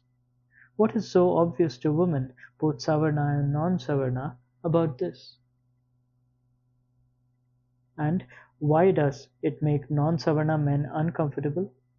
Is the non-Savarna man also performing a seduction and failing at it so transparently? I reflect on my own dating past, because for sure I am not, as I write these words, sitting antiseptically removed and detached. I am writing with the passion and precision that comes from being in the heart of the furnace. And when you are in the furnace, you burn too. So I look at my own charred self, think and investigate. Do I curate my identity for sex? Maybe I do. Who doesn't? I go back to Fanon. He writes about black boys sailing to France, and how the first thing they would do upon disembarking was to find a brothel and sleep with a white woman, to claim a white body, possess it sexually, and hope that in doing so they could wash off their innate blackness, something they had internalized as dark, primitive, and backward. I've never been interested in prostitutes except in the stories of Manto, Kundera, or Bukowski, all vile men in some sense, but I have always been more interested in vile men. Savarna women not so much. Such is my predilection. However, I remember vividly when I truly encountered elite Savarna women for the first time. It was when I walked into Jadavpur University campus in Kolkata. I was 17. I had tried to run away from home twice that year because I was convinced I would fail my class 12 board exams. As it turned out, I barely passed. Convinced of my academic mediocrity, my parents were set on putting me in a shoddy college where attendance did not matter. I was to use my day instead to be an apprentice in a dhanda somewhere, or help with my father's factory. I spent that summer as a lackey to the aforementioned Brahmin boy, who I think kept me around for giggles, though casual bullying and insults. I didn't mind. His world felt so much bigger. It had the Beatles and books by Bernard Shaw. His father was a university professor. One afternoon I tagged along with him, and we entered the Jadavpur University campus. The image is imprinted on my mind, as clear as day. Young women my age were wearing sleeveless t-shirts, smoking cigarettes and playing cards with the boys. In that moment, I decided I wanted to study there. My parents were beside themselves. It meant I could not financially support the family because I wanted to do a real college, studying political science because that was all I could get admitted to. Frankly, I would have taken even Sanskrit at that point. They saw no value in it and never understood why I was suddenly so committed to this idea. I, of course, could not tell them about the women who were smoking. I go back to this moment often. There was no particular woman I was looking at or attracted to. It was the vague promise of a certain kind of confident, assertive woman that I found alluring. The Savarna cultural machinery had taught us that an independent woman was one who fit the image I saw on that campus. The quiet resolve, the overcoming of great odds, and the fierce independence of our caste marginalized woman had always been framed as meekness, subservience, and undesirable. It has been a great aesthetic disservice to caste marginalized women whose entire journey of ascendance is framed as timid introvertedness in comparison to the transcendence narrative of the Savarna woman. Above all, this aesthetic discourse taught us, that our entire lives, our ways of being and situatedness, as I mentioned in chapter 1, my world was Topsia and Tangra, and my immediate neighborhood was gullies and slums, were things to be escaped from, a condition that needed to be scrubbed off. And truly, all I ever wanted at that stage of my life was to escape the gravitational orbit of the milieu my life was circulating around. That image, that sense of possibility, was what I found so attractive. It was everything my life was not. It was not a stain. For many non-Savarna men whose collective masculinity is under structural siege, the notion of dating or being involved with a Brahmin or Savarna woman can, consciously or subconsciously, indeed feel like a congratulatory moment or a coming of age. But these pairings are rare, happening usually on college campuses or in corporate workforces, because in any other context it is simply too loaded to play out with any semblance of normalcy. That is also where I dated most of the Savarna women I have in my life. Looking back, it is clear to me that young Ravikant had a type. The girls with short hair and difficult personalities, who smoked, who had eccentric habits, drank with the boys, talked about sex and politics, had tattoos and skull pendants, and independent dreams that were not limited to getting married and having kids. Girls who were crazy and not cautious. They represented everything my life was not. They represented a world I could enter, one that was otherwise impossible to reach from where I came, a final testament of ascendance. Mapping such a personal ascendance of non-Savarna men through the desire for a certain archetype of Savarna woman is of course glaringly transparent to non-Savarna women. Dalit and Bahujan feminists have long slammed caste marginalized men for their fetish for Savarna women, much like how black women have critiqued black men for fetishizing lighter skinned or white women. Many among them will notice and laugh at how radical activist non-Savarna men appear soft and agreeable around the educated, well-dressed, well-groomed Savarna woman, who inverts the Savarna male performance of saviorism or revolutionism by becoming the radical ally eager to learn, to be saved and to save. What does such a pairing mean or bring for the Savarna woman? I do not mean to sound like an apologist for non-Savarna men. We are just as talented at being parochial, insecure, paranoid, possessive, and violent as any other men.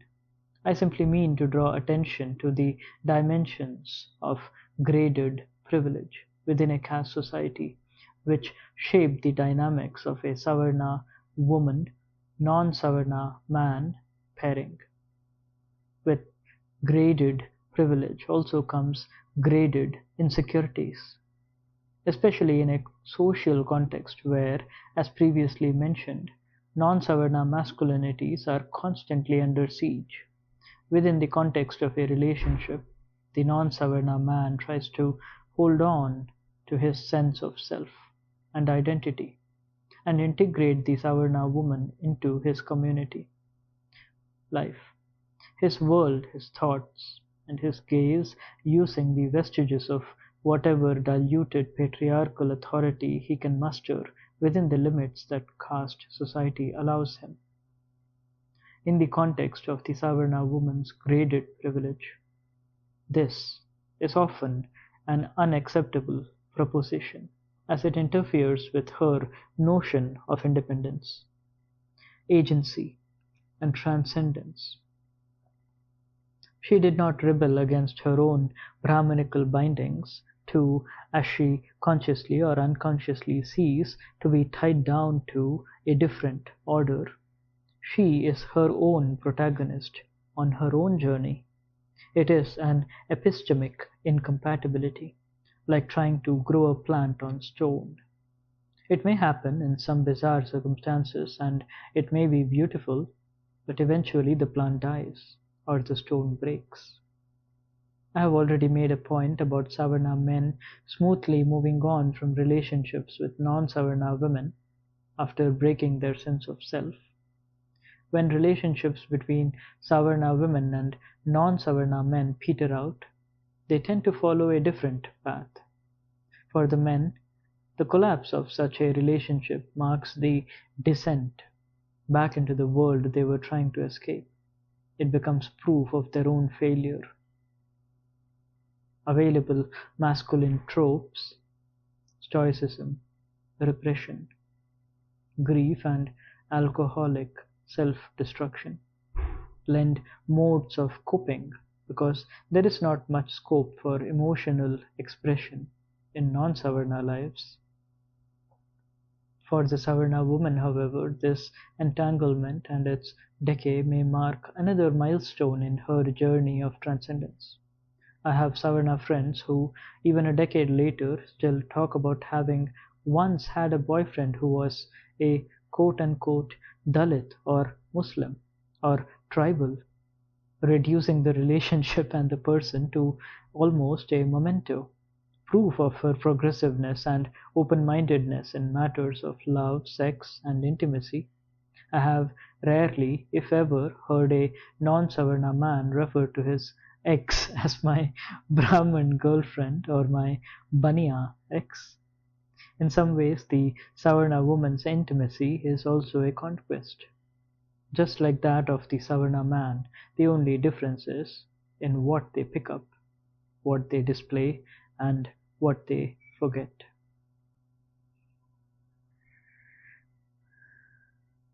Dr. Babasaheb Ambedkar married Savita in 1948.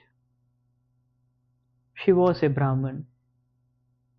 By all accounts, there was genuine affection between them, as evidenced by the many letters that have survived. Since then, tens of thousands, if not lakhs, of inter-caste couples have married and raised families. Many have surely been happy and well adjusted in the relationships that did not have happy endings. It is not meant to suggest only non-Savarnas would be victims. There would certainly be many instances where non-Savarna men and non-Savarna women were aggressors, who were nasty and foul to their Savarna partners. Nothing in this chapter is meant as an essentializing commentary. Everything I have said, I can think of many exceptions to.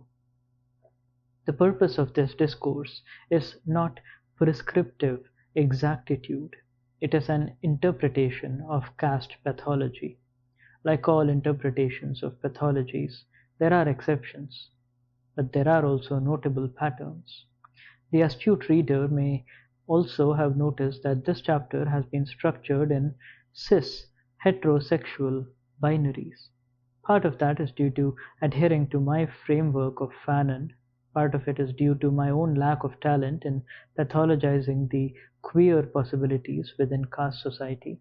In truth, much of the queer discourse in India has been set by Savarnas, to the point where much of the visible queer culture has become a predominantly Savarna imagination.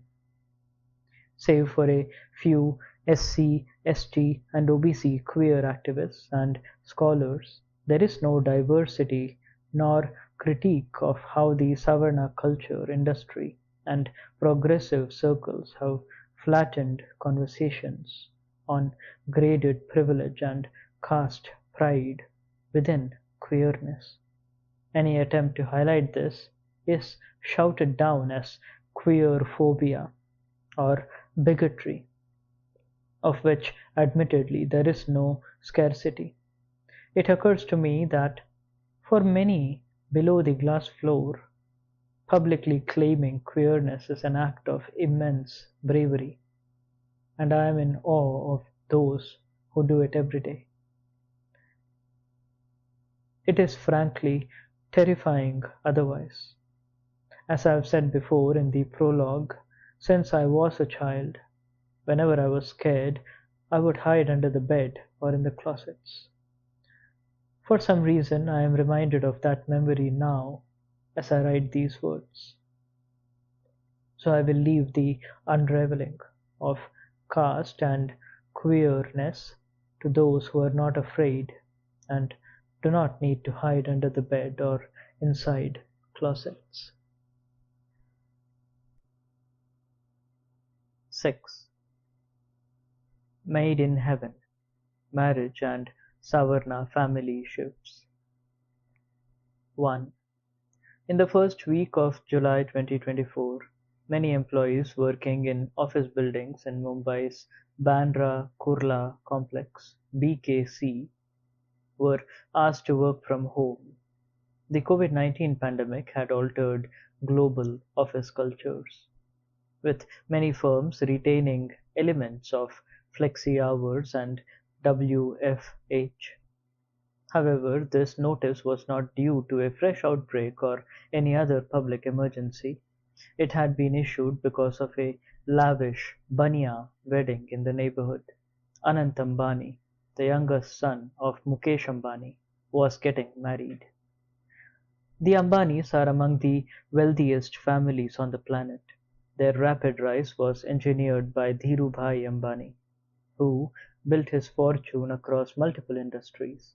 He is often celebrated as a man who rose from modest means to build a fortune through networking genius, pushing the limits of law and harboring a grand vision for his enterprises.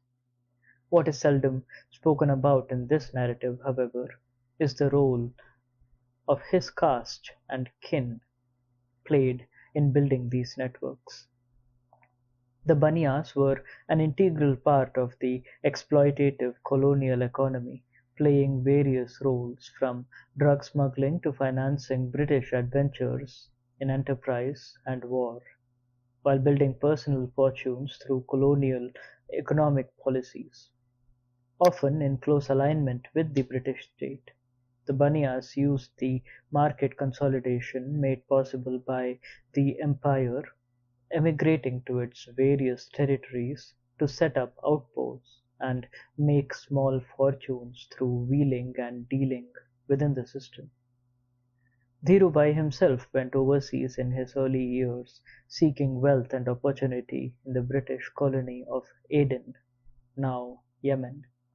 Of course, in typical Savarna myth-making fashion, the narrative frames him as a self-made man. A young man from Junagadh, Gujarat, goes to the Middle East, where he works at a petrol pump and climbs his way up. This narrative ignores how he knew to go to Aden, of all places, how he made his way there, and the connections and networks that sustained him. Regardless, he returned in 1958 and, within 3 decades, rose to become one of India's top industrialists, counting elite film stars, politicians, and bureaucrats among his close friends. During the era of government-regulated economy, maintaining good relations with the state was a key business strategy, and one that Dhirubhai excelled at, even as some of the older Parsi and Baniya capitalists stuttered. After the economic neoliberalization of the 1990s, the Ambanis truly took flight. The title of chapter 3 is taken from an Ambani advertisement from the early 2000s. In the last 3 decades, the Ambanis have risen to being virtually the Indian neo-royalty. So when their youngest son's wedding was announced, one had to imagine it would be an over-the-top affair. In that it did not disappoint. The celebrations stretched over months, with lavish pre-wedding events and soirees, attended by an international guest list that included everyone from the Rothschilds to the Kardashians. It was a wedding that cost hundreds of millions of dollars, had a military airport converted into a private landing strip, and virtually took over the entire Bandra Kurla complex, where, as mentioned earlier, many companies simply told employees to work from home, and the Mumbai Traffic Police issued an event-only allowance for vehicles to ply on public roads. Yet when the photos of the wedding ceremony came out, many conservative handles on social media were upset that the Brahman priest officiating was seated on the ground while the Ambanis sat on small elevated platforms. In truth, the Ambani wedding was attended by many Shankaracharyas, priests, and godmen to bless the wedding, and in their presence the Ambanis always appeared suitably humble and deferential. To most observers, there is no great surprise here. The rich and the powerful in every culture often bow down to their respective religious suzerains. Any perceived slight towards the latter, no matter how rich or powerful the offender, invites criticism. However, there was a subtle but important difference here. The priests are Brahman, the Ambanis are Baniya. While both are Dvij Savarna, there is a clear graded hierarchy between the two. In the Brahmanical world, wealth is an element of power, but it has never been the most important marker. In fact, as Dr. Babasaheb Ambedkar pointed out, in a caste economy, the primary mode of wealth accumulation is the division of laborers, not labors. The Baniyas may have grown in wealth and stature in the transition from British India to a Brahmanized India, but despite being among the richest families on the planet, they remain below and dependent on the Brahmins. Much of their historical and contemporary wealth accumulation is built on caste stratifying both economic and labor mobility, and then subverting modern banking and financial institutions to ensure that caste marginalized communities do not get a level playing field. Manu granted commerce to the Baniyas, but for that they must remain grateful to Brahmanism and proverbially know their place. Thus the Baniyas, like most Savarnas, maintain a subconscious, subliminal ideological commitment to Brahmanism, for it is this glue that holds together their social, cultural, and material existence.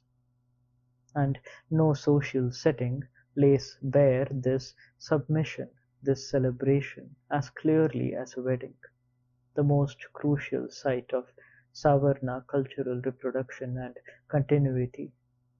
Thus, even the wedding of India's wealthiest family needs visible validation from the premium priesthood of Brahmanism. 2.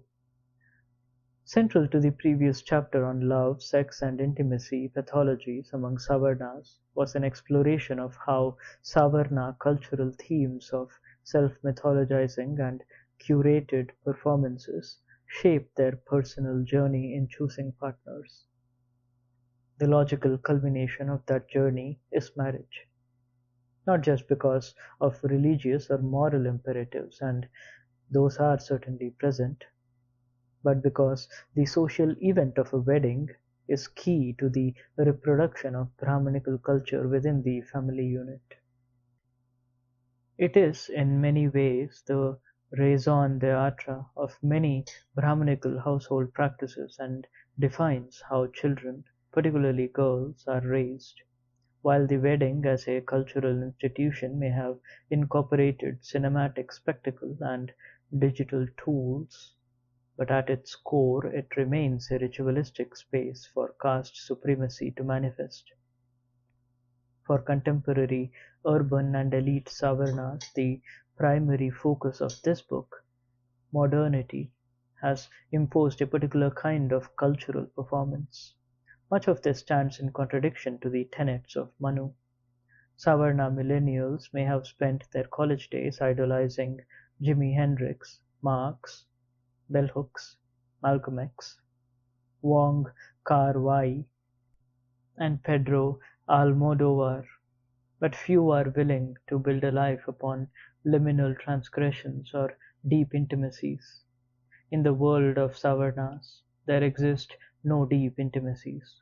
The individual is so thoroughly embedded within the anthropology of the larger community that personal differentiations exist merely as variations that the community has collectively curated and anticipated.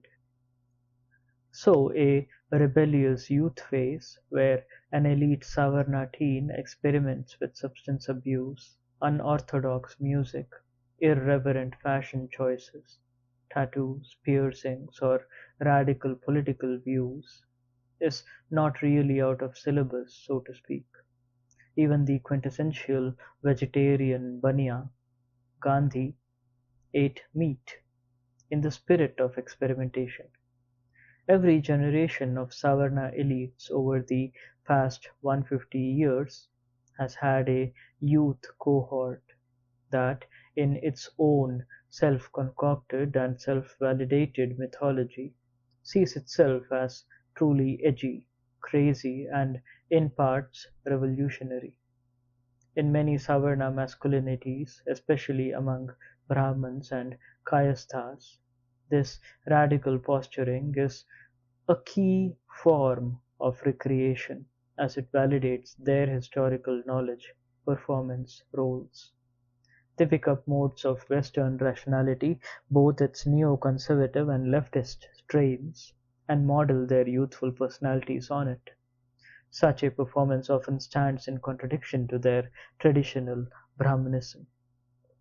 But this schism is not really a schism. It is a curation that Savarna culture expects, anticipates, and gladly makes space for. The elite Savarna millennials of the early 2000s saw themselves as separate from their community's historical order, as young Savarna men and women in their early 20s. Many even espoused deep hatred toward their own parents and families. They internalized the guilt and mythologized their own persecution journey, imagining themselves as hated, marginalized, and ostracized by their own kin. Many Savarnas loved pretending, metaphorically and sometimes literally, that they were orphans. It was the ultimate performance of authenticity, for in their minds, within the persecution rested authenticity. They have never lived below the glass floor, but they know a below exists. So the suffering of the quote-unquote below world is fetishized. Even now, many Savarnas cement their credentials by how much time they have spent in the below world. The horrors they claim to have seen and understood serve as a badge of legitimacy and sometimes a tool of seduction. Many intergenerationally wealthy and comfortable Savarna men and women have gotten laid by talking about their time in the field during their careers as journalists, social workers, and academic researchers, teachers, or some other such role. None of this is authentic. If you have encountered this archetype and have been seduced by their story, I must break your heart. They are most likely field frauds, Savarnas who have truly been to the below world or lived there, have PTSD, doubt, and a deep churning in the stomach. It is not sexy. It is not a seduction. However, in India there are plenty of revolutionary cosplayers among the Savarnas. They have stories, often stolen, almost always exaggerated. They should be writing scripts for Netflix shows. Alas, these stories are wasted in house parties, pubs, parks, and often bad sex. The wedding is the site of the great Savarna pivot away from such banalities. It is the moment when the wayward son or the rebellious daughter returns to the fold. Savarna millennials spent their youth curating images of themselves as deeper, more interesting people. It was culturally uncool in one's early 20s to admit that you were looking forward to marriage, especially an arranged one. Young Savarna men and women bonded over bitching about nosy aunts and uncles who frequently enquired about their marriageability. They supported each other through the trauma of parental pressure to settle down. At times it seemed that the entire youth culture of elite Savarnas was anti-marriage. As mentioned earlier, this is not the case. Even elder Savarnas, with knowing smiles, tease the younger ones, saying, quote, "We were also young once. We also talked like this. You will change after marriage." End quote. What they mean is that they too traversed similar paths and acquired the wisdom that this is an inconvenient phase that must be moved past as Savarnas come of age. The reason this pivot back to Savarna systems is so predictable is that any path leading out of the Savarna fold is a scary prospect.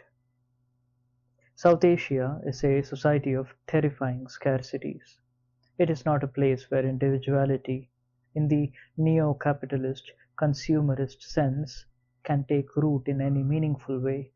The individual is vulnerable, exposed, and perennially under siege. The state is largely absent, except in an abstract way.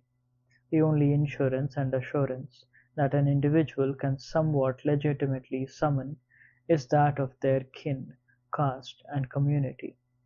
However, the protection and safety net comes with terms and conditions. The primary demand is that the individual remain committed to uphold and maintain the own kin, caste, and community.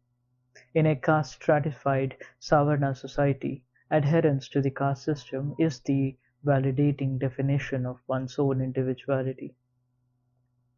Marriage is one of the most important social rituals where this commitment is authenticated and cemented through public witnessing and spectacle. It is also the site of the family's change of guard. The Brahmanical family system is, at its core, a centralized and hierarchical pyramid. At the top sits the elder male patriarch, wielding major social and cultural authority not just over his immediate family but also his extended kin. The more successful and powerful he becomes, the broader his influence extends within the community. In contrast, in many non-Brahmanical cultures, especially below the glass floor, such intense centralization is often not possible, owing to the economic precarity and cultural norms that exist far from Brahmanical oversight.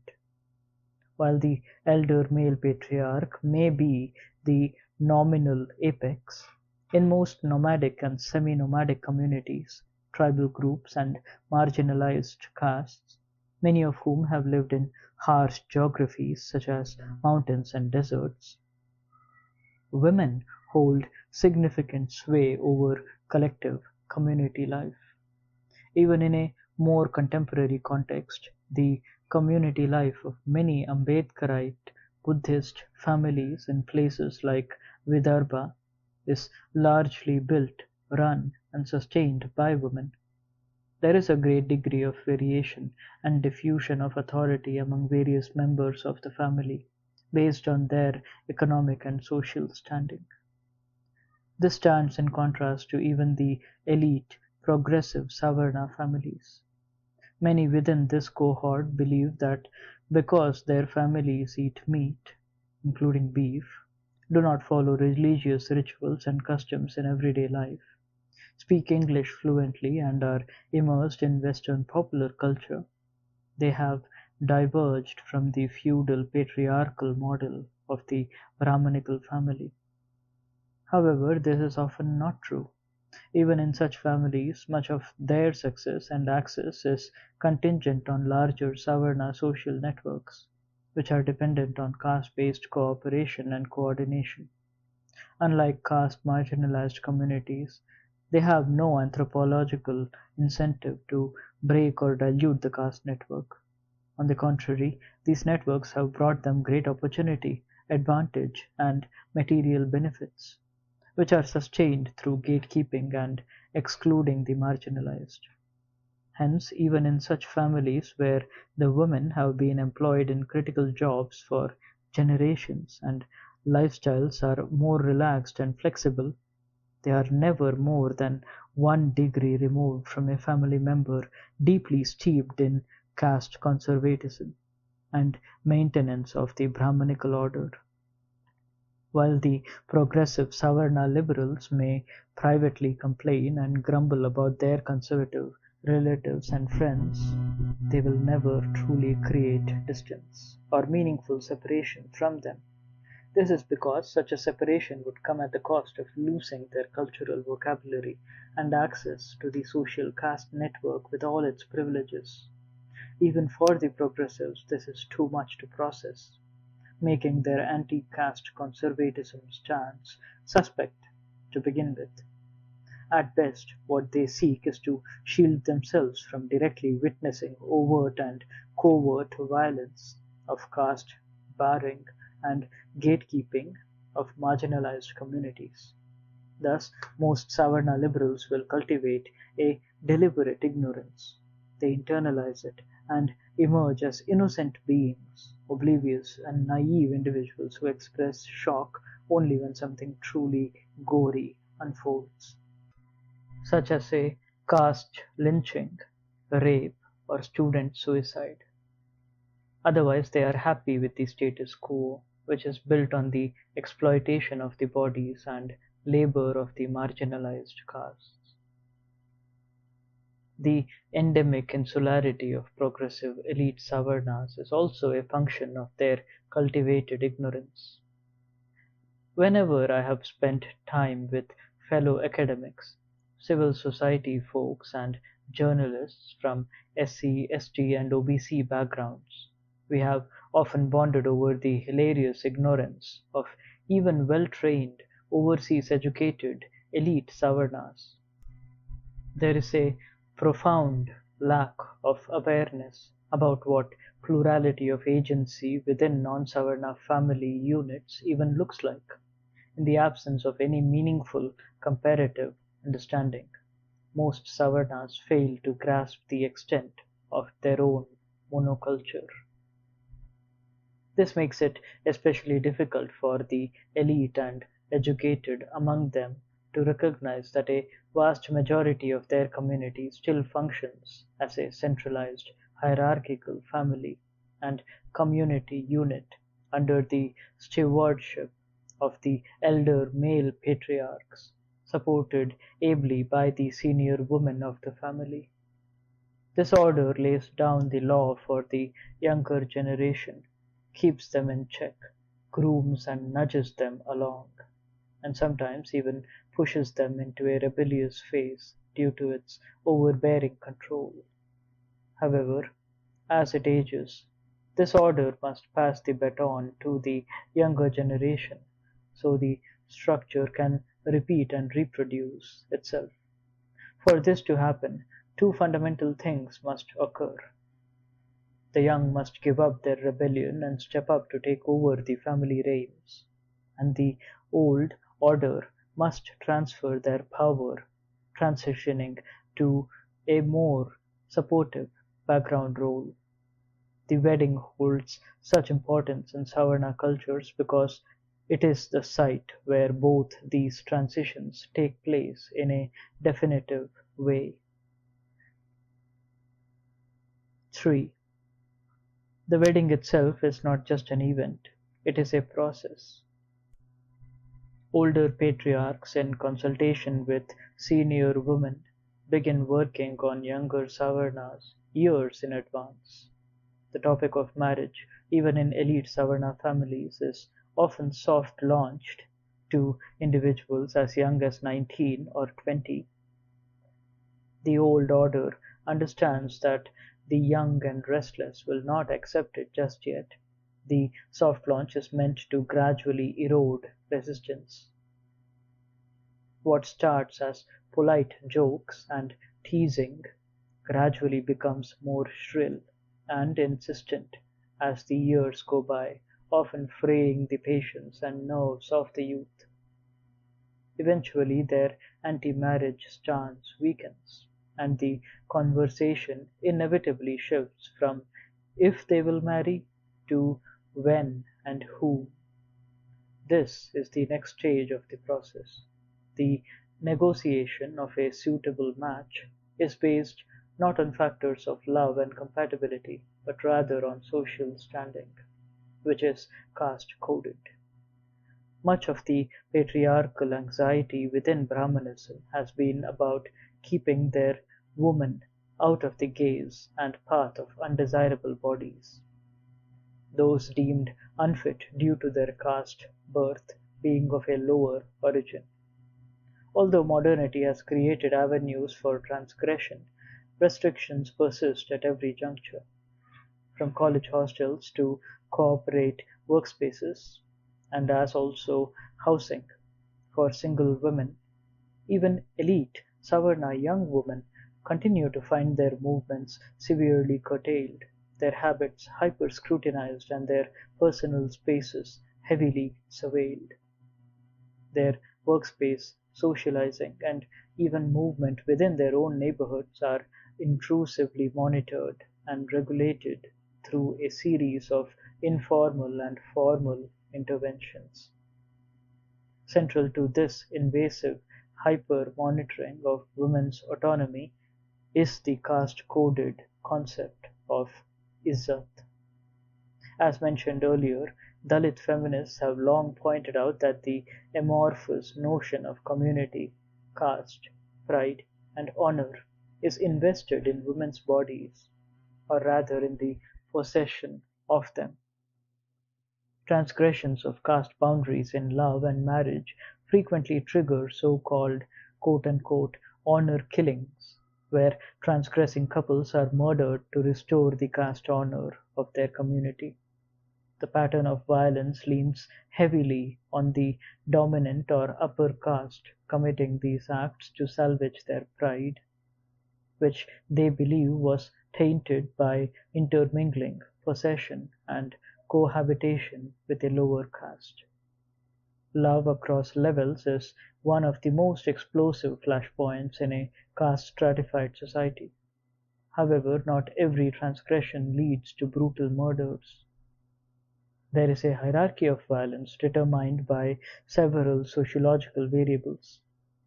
The relative caste distance between partners is perhaps the most important one. The bigger the gap, the more violent the opposition.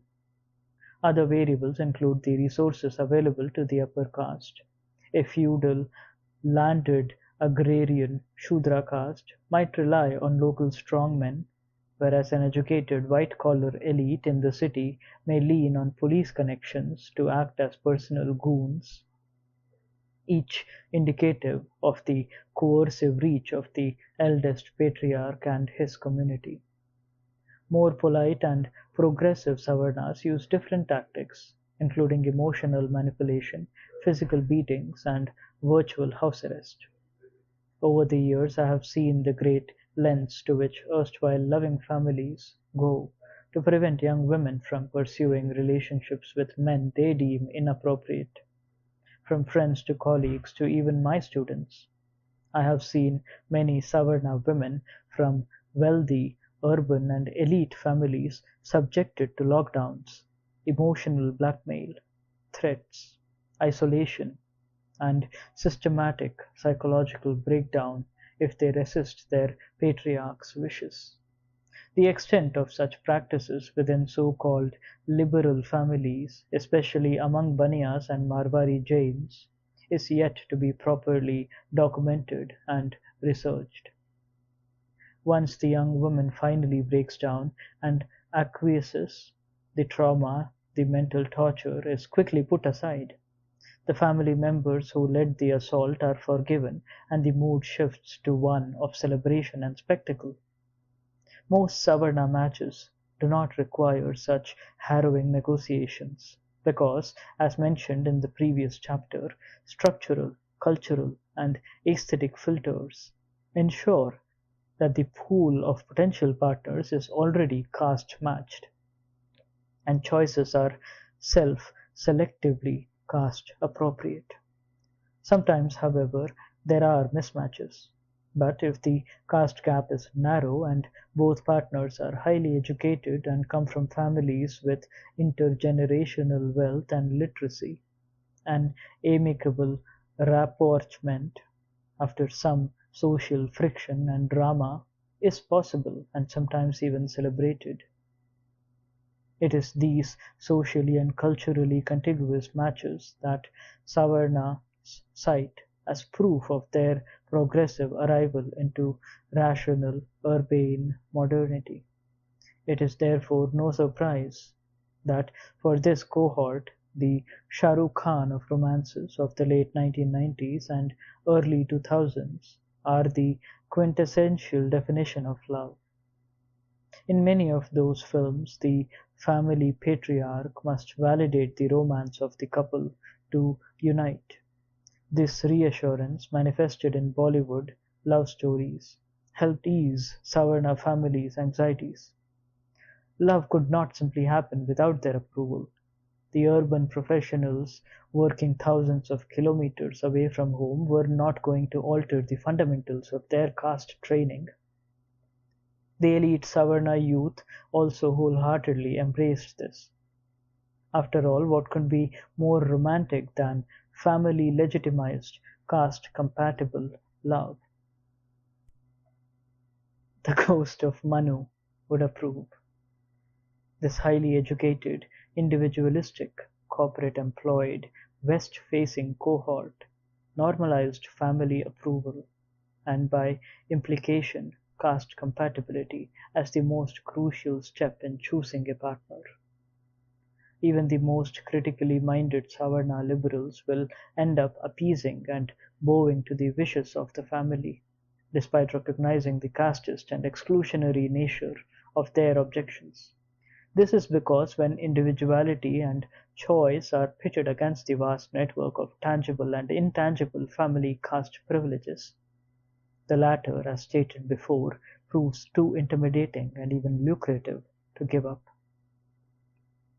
Thus, Dilwale Dulhaniya Le Jayenge (DDLJ) remains the cornerstone of romance for many Savarna millennials because it is deeply comforting. It does not force them to choose between family, a euphemism for caste network privileges, and love, born of individual preference and choices.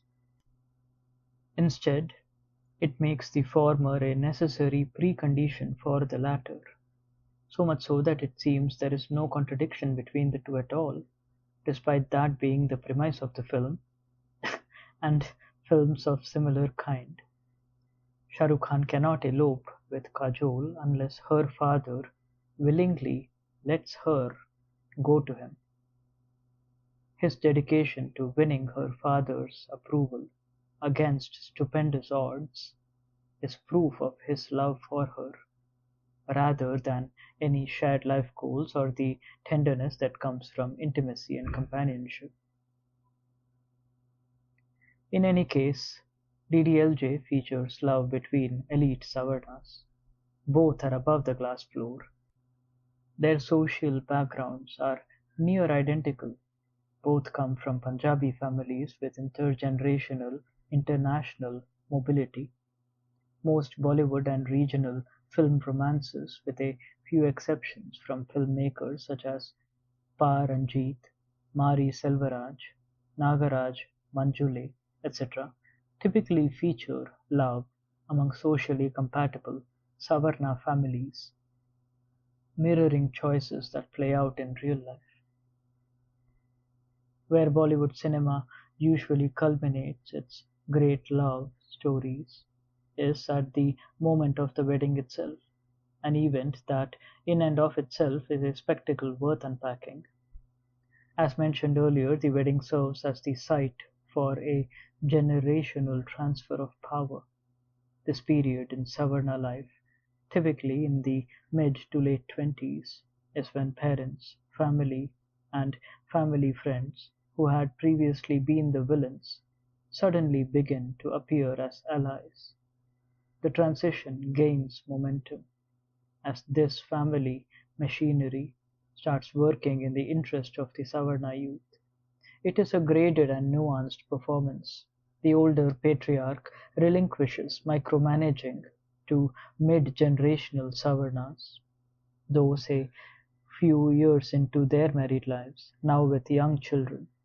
The wedding is their audition to step into the larger supervisory patriarchal roles.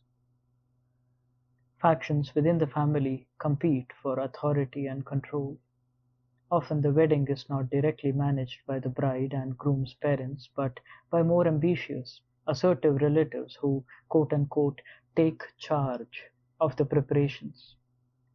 It is in the heat of battle, the chaos of organizing a big event, that they prove themselves. The size and splendor of the spectacle becomes their portfolio, their CV, their family LinkedIn endorsement of sorts. Other family members slip into supporting roles, like a well-oiled machine. Some manage jewelry shopping, others coordinate logistics, some oversee bridal makeup, while some are in charge of quote-unquote fun. For instance, smuggling alcohol into dry weddings is a role played by the naughty young uncle or older cousin who is the bridge between the youth and the elder guard, seamlessly switching roles between young mentor and junior planner, depending on the cohort he is with. A close observer of a Savarna wedding will notice the rise and fall, the promotion and demotion of relatives from these roles across weddings. In that sense, it is reminiscent of corporate India. If I may dare make a hyperbolic claim, corporate culture in India is a derivative of this Savarna wedding framework. Professionals rise in ranks and fortunes based on close network endorsements, and fall with shutouts and declining confidence imposed by senior figures, all within tightly gate-kept, caste-sanitized spaces. Amidst the dazzling spectacle of a typical Savarna wedding, family factions compete and plot, for ultimately the Savarna wedding is just one episode in a never-ending saga unfolding across various branches of the family, with multiple weddings playing out every year. The addition of in-laws with every wedding adds complexity to this game of family thrones, while the health and stability of individual marriages and the birth of children adds or subtracts points from the overall clout of each family branch. It is only the glamour and shine of the spectacle that blinds one from this unpleasantness. Hence the spectacle is as important as it is inherently narcissistic.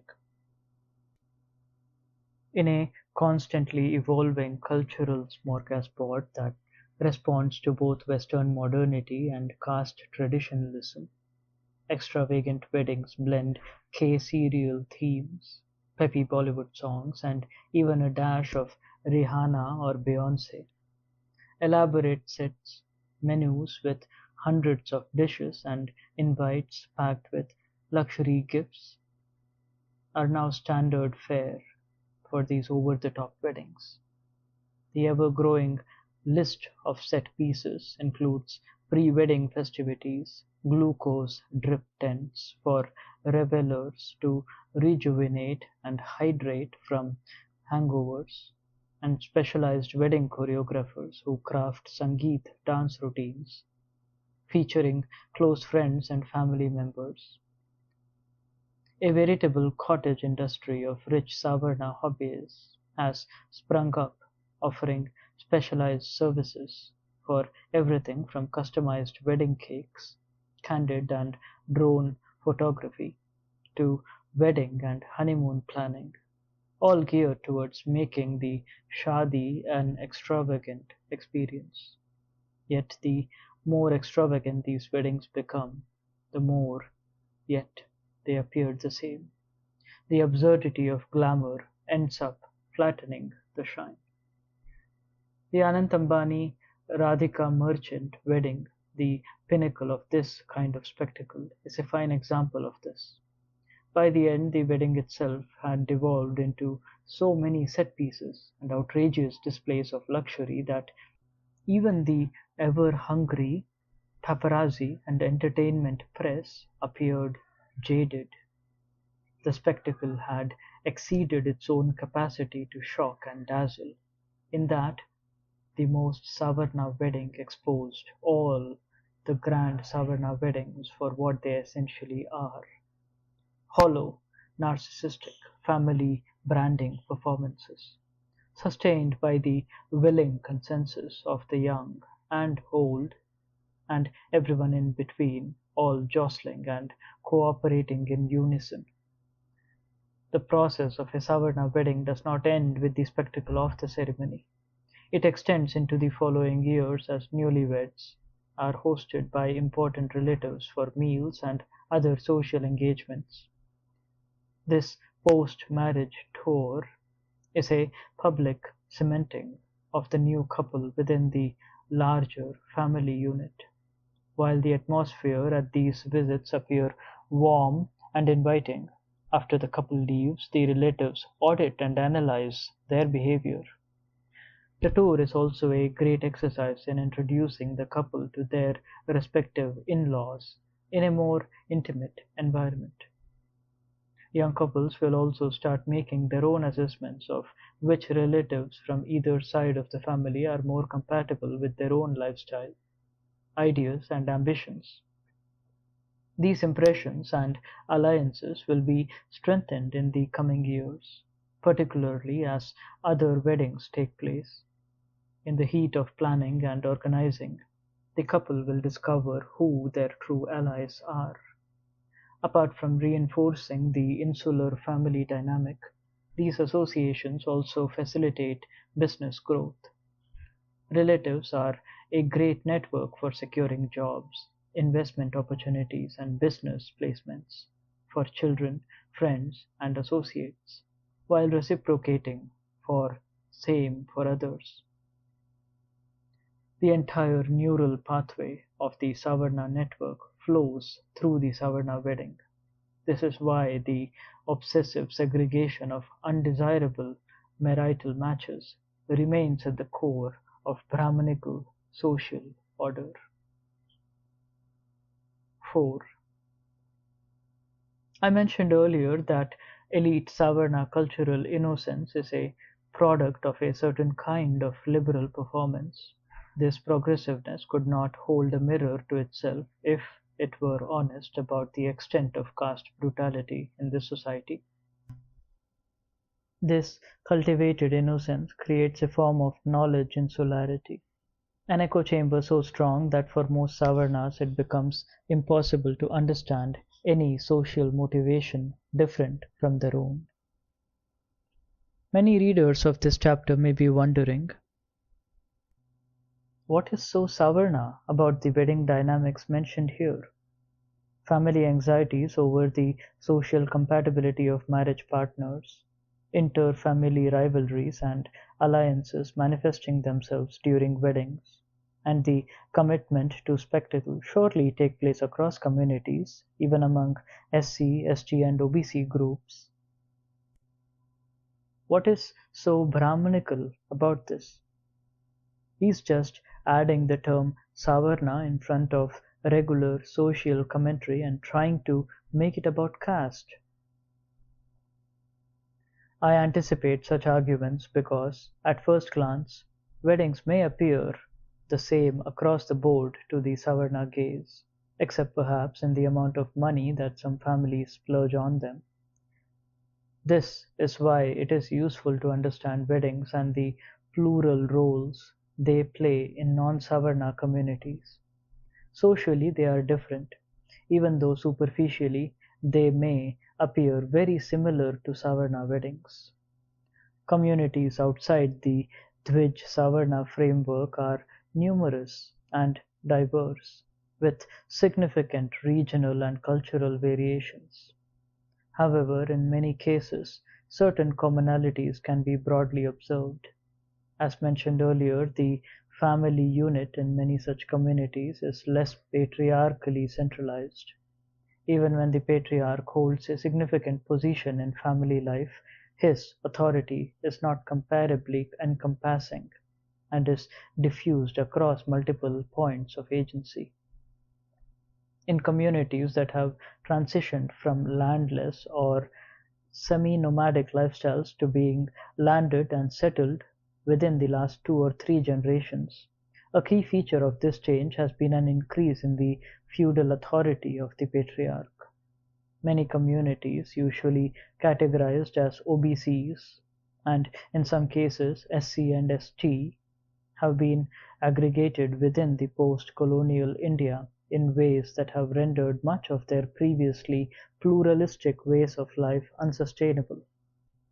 Over the past several decades, the Rashtriya Swayamsevak Sangh (RSS) and many of its sister organizations have done much groundwork within such communities. The centrality of Brahmanical gods, rituals, festivals, imagery, and eventually political agenda has been structurally incepted over time. The BJP's political success in the last decade owes much to this long-term community work done by its ideological parent organization. As these communities are incorporated into the Brahmanical framework, the ritual authority of Brahmins intensifies, reinforced by patriarchal figures within the family. In most cases, the former strengthens the latter.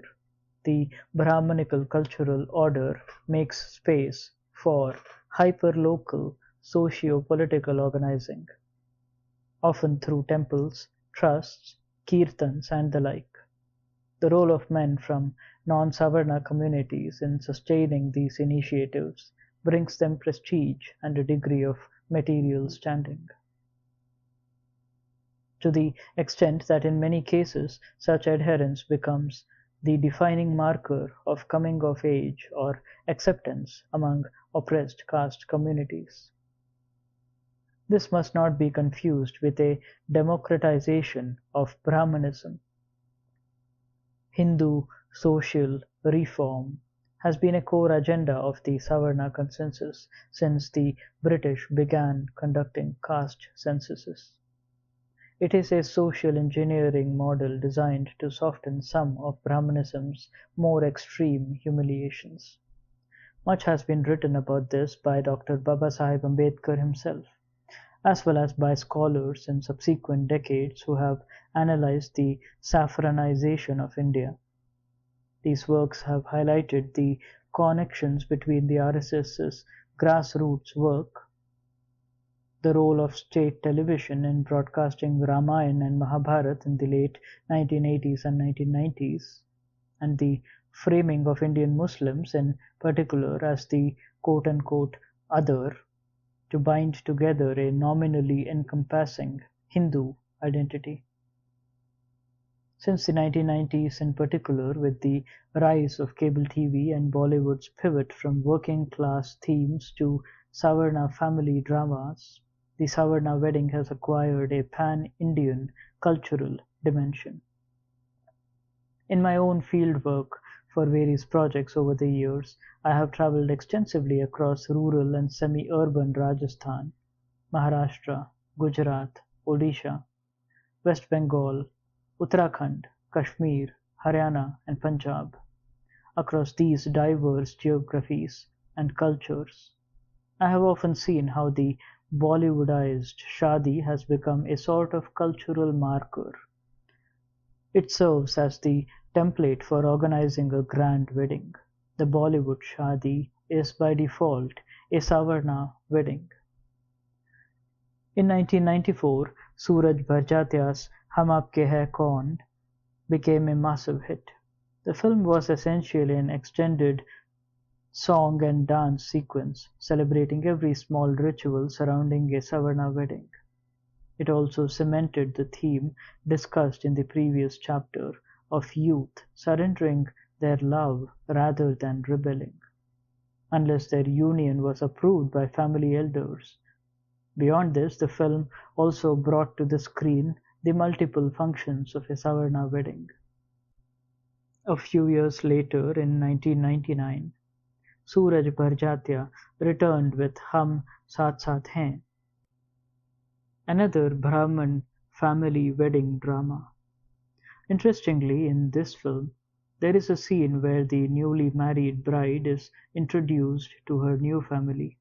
The younger members of the household put on an elaborate song and dance routine, cosplaying as various family members, while the rest of the family sits in the audience and applauds lovingly. This initiation ritual has now become a feature of many elaborate Savarna weddings, where choreographed dance sequences have become a staple. The Ambani wedding also included such a sequence, a clear example of how Bollywood has normalized Savarna weddings, alongside a whole range of TV and over-the-top shows that continue to attract large viewership. If a casual observer is unable to distinguish the social structuring and order of Savarna weddings from others, it is possibly due to the cultural standardization that has developed in this context over the last few decades. In many non-Savarna cultures, the wedding is, and in some ways remains, not an intra-family competition, but a community event. In my father's community, for instance, weddings are not a family event but a village event. In an environment where most families are asset-starved and vulnerable, pooling resources is a practical necessity. The wedding functions as a dialogue between various community members. Labor is shared at nominal costs, and the negotiations around the wedding become a foundation for building cooperative structures. This is not to idealize or romanticize such systems, as they had, and continue to have, their own limitations and challenges, but fundamentally the wedding operated as a different social construct. Among Ambedkarite Buddhist communities, which I was fortunate enough to live and work among briefly, the wedding is also an assertion of community. Ritualistically, it differs greatly from Brahminical weddings, but even otherwise, a big-budget Buddhist wedding is framed and understood as an Ambedkarite celebration. It is not merely one family's joy, rather, the spectacle of the wedding is seen as evidence of the entire community's rise. Similarly, among different tribal communities, the wedding has a community-oriented role. Alongside death rites and other significant occasions, weddings become an important site for reaffirming kinship bonds within the tribe and community. These and many adjacent pluralistic imaginations of what weddings can be are increasingly being flattened into a Savarna monoculture. This Savarna Shadi monoculture grows in scope every year, to the point that even Savarna cultural plurality in East, South, and Western India appears to be getting subsumed within its cultural expanse. Even Bengali, Odia, Telugu, and Tamil weddings, especially in wealthy, elite, urban Savarna families, are now incorporating the Bollywoodized Punjabi Khatri Shadi aesthetic, transforming them into giant corporate intra-family reality TV spectacles. Unlike TV, however, it is unclear who the audience for this sort of a show is. Even as all elite Savarna weddings collapse into hashtags, curated events, themed merchandise, and multiple camera crews, they broadcast narcissistically to an imagined audience. At the time of writing, Jio Hotstar is currently streaming Valley of Gods Jamnagar, a nearly 40-minute long feature film level production of the Ambani wedding festivities, which they describe as a celebration of Indian arts and culture, full of Vedic chants and divine music. Savarna wedding planners will definitely watch carefully and take notes. From the pre-wedding soirees to Sangeet stage design, everything will be studied and recreated for other Savarnas with smaller budgets, yet still eager to flex and flaunt.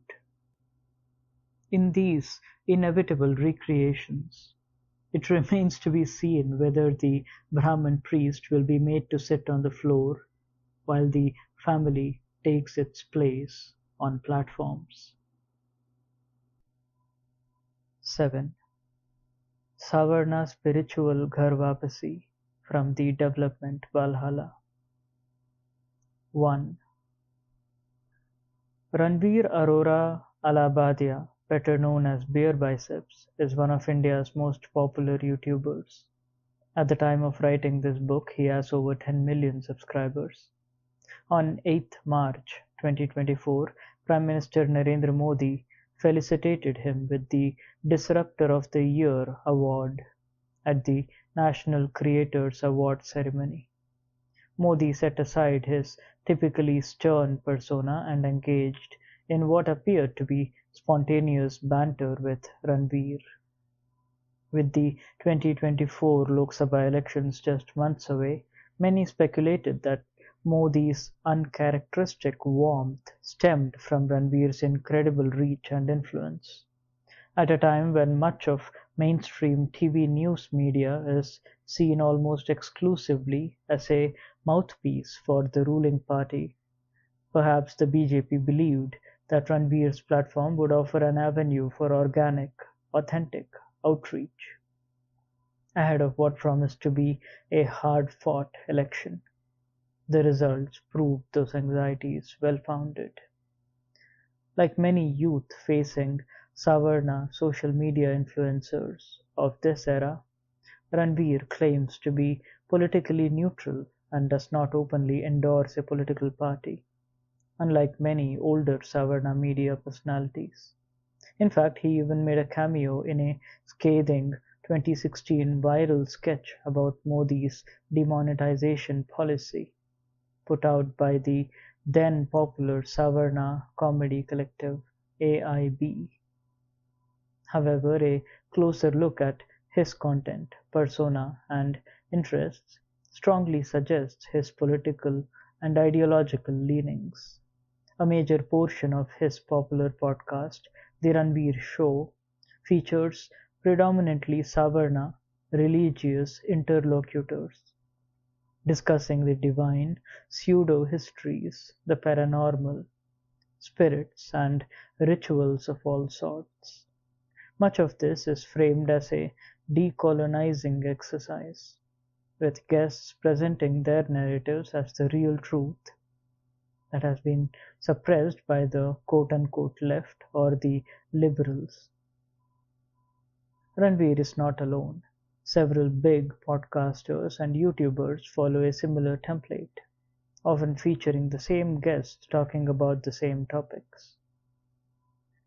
In this period, some of the most successful films from the Hindi, Telugu, Tamil, and Kannada film industries have been based on similar themes of pseudo-history, the paranormal, and religious epics.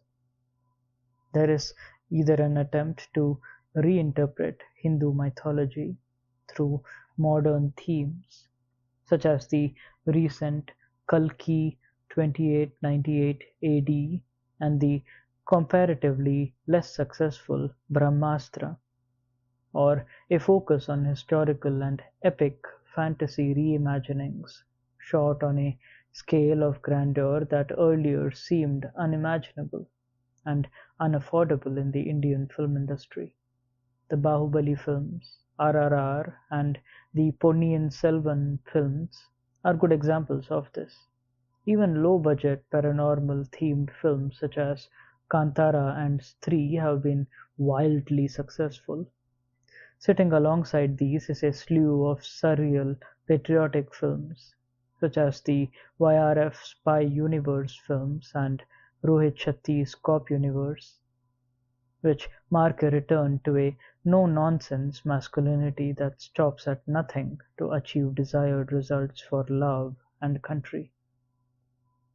Strip away the patriotism, and what remains is the raw celebration of a larger-than-life, impatient, quick-tempered, and flawed masculine hero, almost a modern tragic figure, doomed by his own raw passions.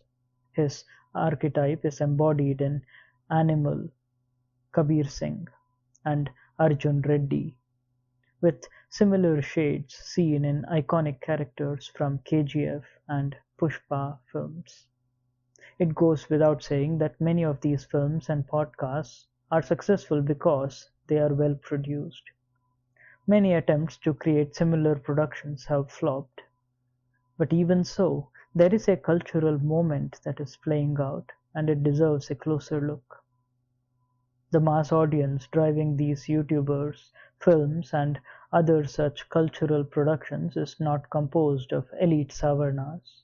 In fact, it is a mass rejection of the elite Savarna cultural machine, which for the past 2 decades dictated what was cool, what was aspirational, and what was unacceptably cringe. Instead, elite Savarnas have pivoted to cater to the tastes and ideas of the masses. But it is a little more than that. In that pivot, it is also a regression from the performance of woke modernity that Savarna elites had spent their previous decade and a half curating. This generational micro-cohort, which in their youth dismissed Hindi films as tacky, has now rediscovered Shah Rukh Khan as an icon of ultimate coolness. The same cohort that once mocked superstitious traditions as backward and archaic is now downloading Vastu Shastra apps and passionately discussing the physics of the Ram Setu bridge. There is a wholehearted return to the fold of nativity, of tradition, of caste, albeit with a tadka of English articulation and a performance of scientific sophistry. In the previous chapter, we explored Savarna experiments with radical posturing and their eventual return to fold in the context of marriage. While that was examined as an individual life stage phenomena, a similar generational pattern is playing out among the millennial elite Savarnas. The elite state corporate setup of the Savarna nations, as expanded upon in chapters 2 and 3, was reimagining the future of Indian society during the 2000s and early 2010s. Any discourse emanating from below the glass floor was either shut down or dismissed. During this period, grassroots democratic rebellions led by caste marginalized mobilizations were thoroughly discredited by the elite Savarna cultural apparatus. Politicians like Mayawati, Rabri Devi, and Lalu Yadav were routinely mocked by Savarna comedians, academics, and celebrities alike. Dominant OBC and landed Shudra groups such as Yadavs, Jats, Kunbis, Reddis, Patidars, and Vokaligas had, between the 1970s and 2000s, created their own powerful regional political formations. These formations had locally created some semblance of legislative autonomy from Brahman Kayastha, Baniya Khatri, Savarna hegemony. While these communities were somewhat successful in pushing back against epistemic caste oppression by leveraging their landed material power, they also emerged as immediate flashpoints for inflicting often literal violence upon castes quote-unquote below them, primarily SCs and SGs, but also weaker sections of OBCs and DNT communities. From this churning arose the Bahujan movement, a political and cultural experiment in democracy. As discussed in chapter 3, The movement was spearheaded by the vision and indefatigable spirit of Sahib Kanshiram. The Bahujan identity was pioneered as an umbrella group for socially uniting hundreds of castes into a political commonwealth. Returning to the metaphor of individual castes operating as their own nations, all stacked on top of each other, this was a true nation-building political project that aimed to unite different caste agendas among marginalized communities.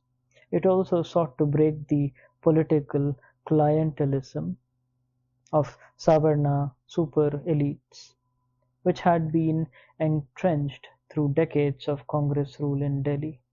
Much like the darbars of old, the Congress Centre bargained with local feudal lords for regional control, while setting national policies and institutions by its own will. The Bahujan movement should have been celebrated by civil society and progressive elements as a triumph of democracy and political faith among some of the most marginalized and dispossessed people in the nation. Instead, it was widely derided, discredited, and dismissed. The most educated mocked the political movement organized and sustained by the most marginalized. In the late 2000s and early 2010s, the political momentum of all these movements had started to shift. The elite Savarna cultural machinery had framed these leaders as feudal and was looking ahead to development-oriented political figures. We briefly discussed the Chandrababu Naidu's tryst with the big business-friendly policies in the early 2000s. This same positioning was being tried out by Nitish Kumar in Bihar, Pramod Mahajan till his untimely death in Maharashtra, and even young Akhilesh Yadav, the scion of Mulayam Singh Yadav's Samajwadi Party in Uttar Pradesh, who was initially soft-launched as a US-educated, upgraded and modern avatar of his father's agrarian Yadav OBC politics. Around the same time, Jayant Singh, the Dallas-born grandson of Jat patriarch Chaudhry Charan Singh, made a similarly framed political debut in 2009. A young Rahul Gandhi was also starting to talk about development while undercutting Mayawati's base in Uttar Pradesh through his outreach among SC communities in the region. However, among all these contenders, none was more successful in seizing the development narrative as a political maxim than the then Chief Minister of Gujarat, Narendra Modi. Taking over as Chief Minister in late 2001 from the veteran Keshubhai Patel, Modi's hold on the throne was tenuous to begin with. The BJP was beginning to flounder in the state. The relief efforts following the devastating Bhuj earthquake earlier that year had left many stakeholders unhappy, and Modi's own lack of experience in political administration was being held against him. However, just months after taking office in February 2002, Gujarat erupted in communal violence. The burning of a train carrying Hindu pilgrims in Godhra led to violent reprisals against Muslims in the state, resulting in hundreds of deaths and the displacement of over 1 lakh people into refugee camps across the state. Many elements in civil society alleged, with varying degrees of credibility, that Modi had been complicit in orchestrating the pogrom to cement his position in Gujarat. While the nature and extent of the latter's intent and actions remains open to discussion and research, Modi did manage to win the 2002 Gujarat election quite comfortably. Despite his political success, he was shunned by political leaders, civil society, and celebrities alike. In 2005, the US Department of State denied him a visa on account of his role in the 2002 pogrom. His political reputation as a communal hardliner now threatened to become the albatross that would limit his ambitions for growth and glory, even as he consolidated power in Gujarat, checkmating rivals and friends alike while growing in stature.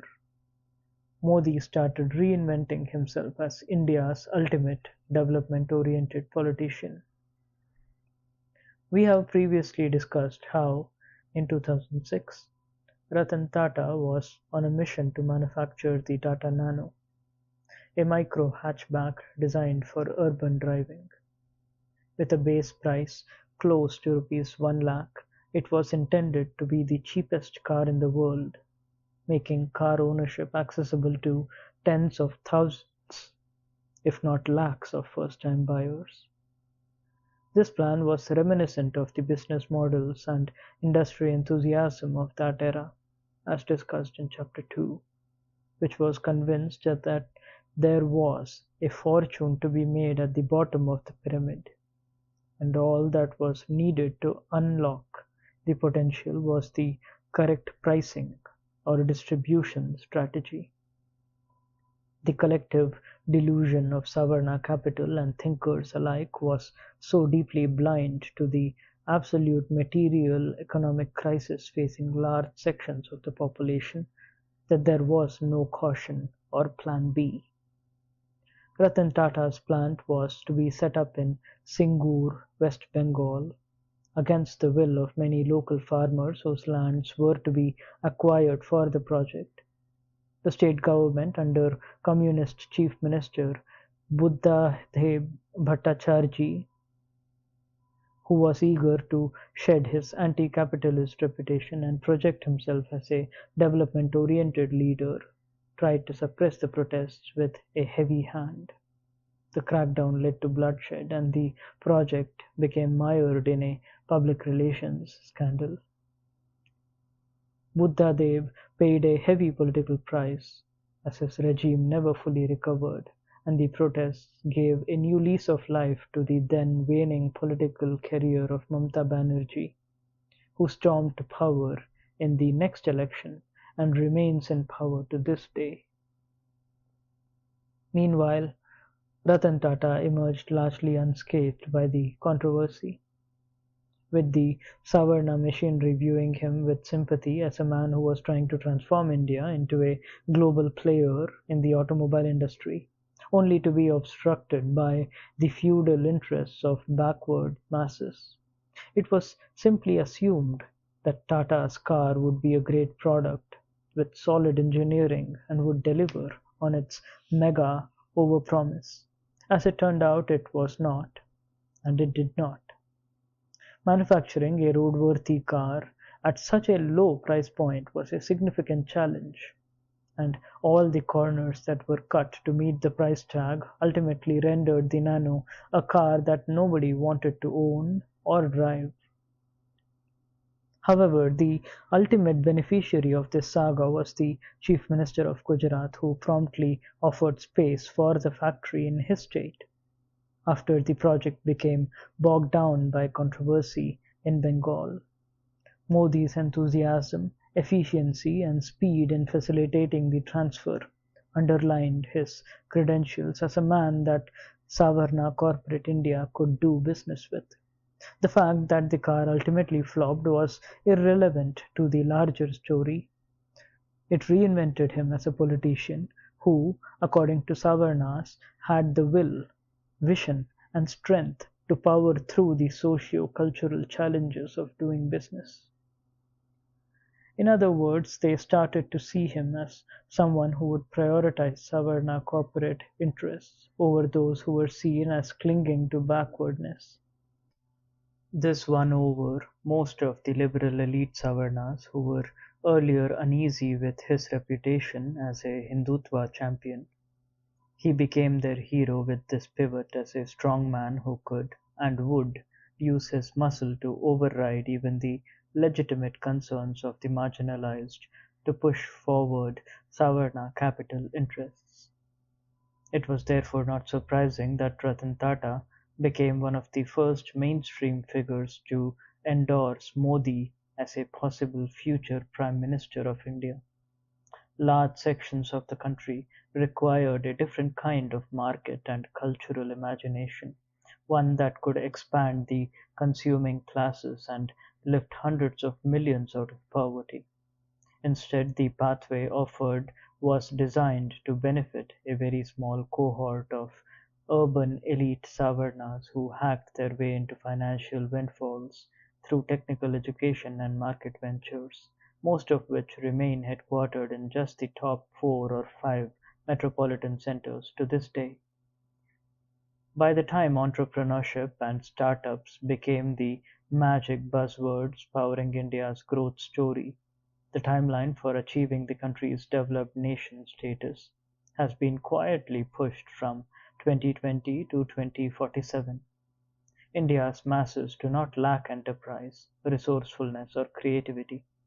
Innovating decentralized development models, giving agency to the people, making credit accessible, and encouraging business scale and supply based on regional customizations could have unleashed a market revolution. Of course, this is easier said than done in a society where every caste within the masses acts in its own tangible interest, and any attempt to grant credit access, risk management, insurance instruments, or material support would create conflicts of interest among often competing analogous caste groups.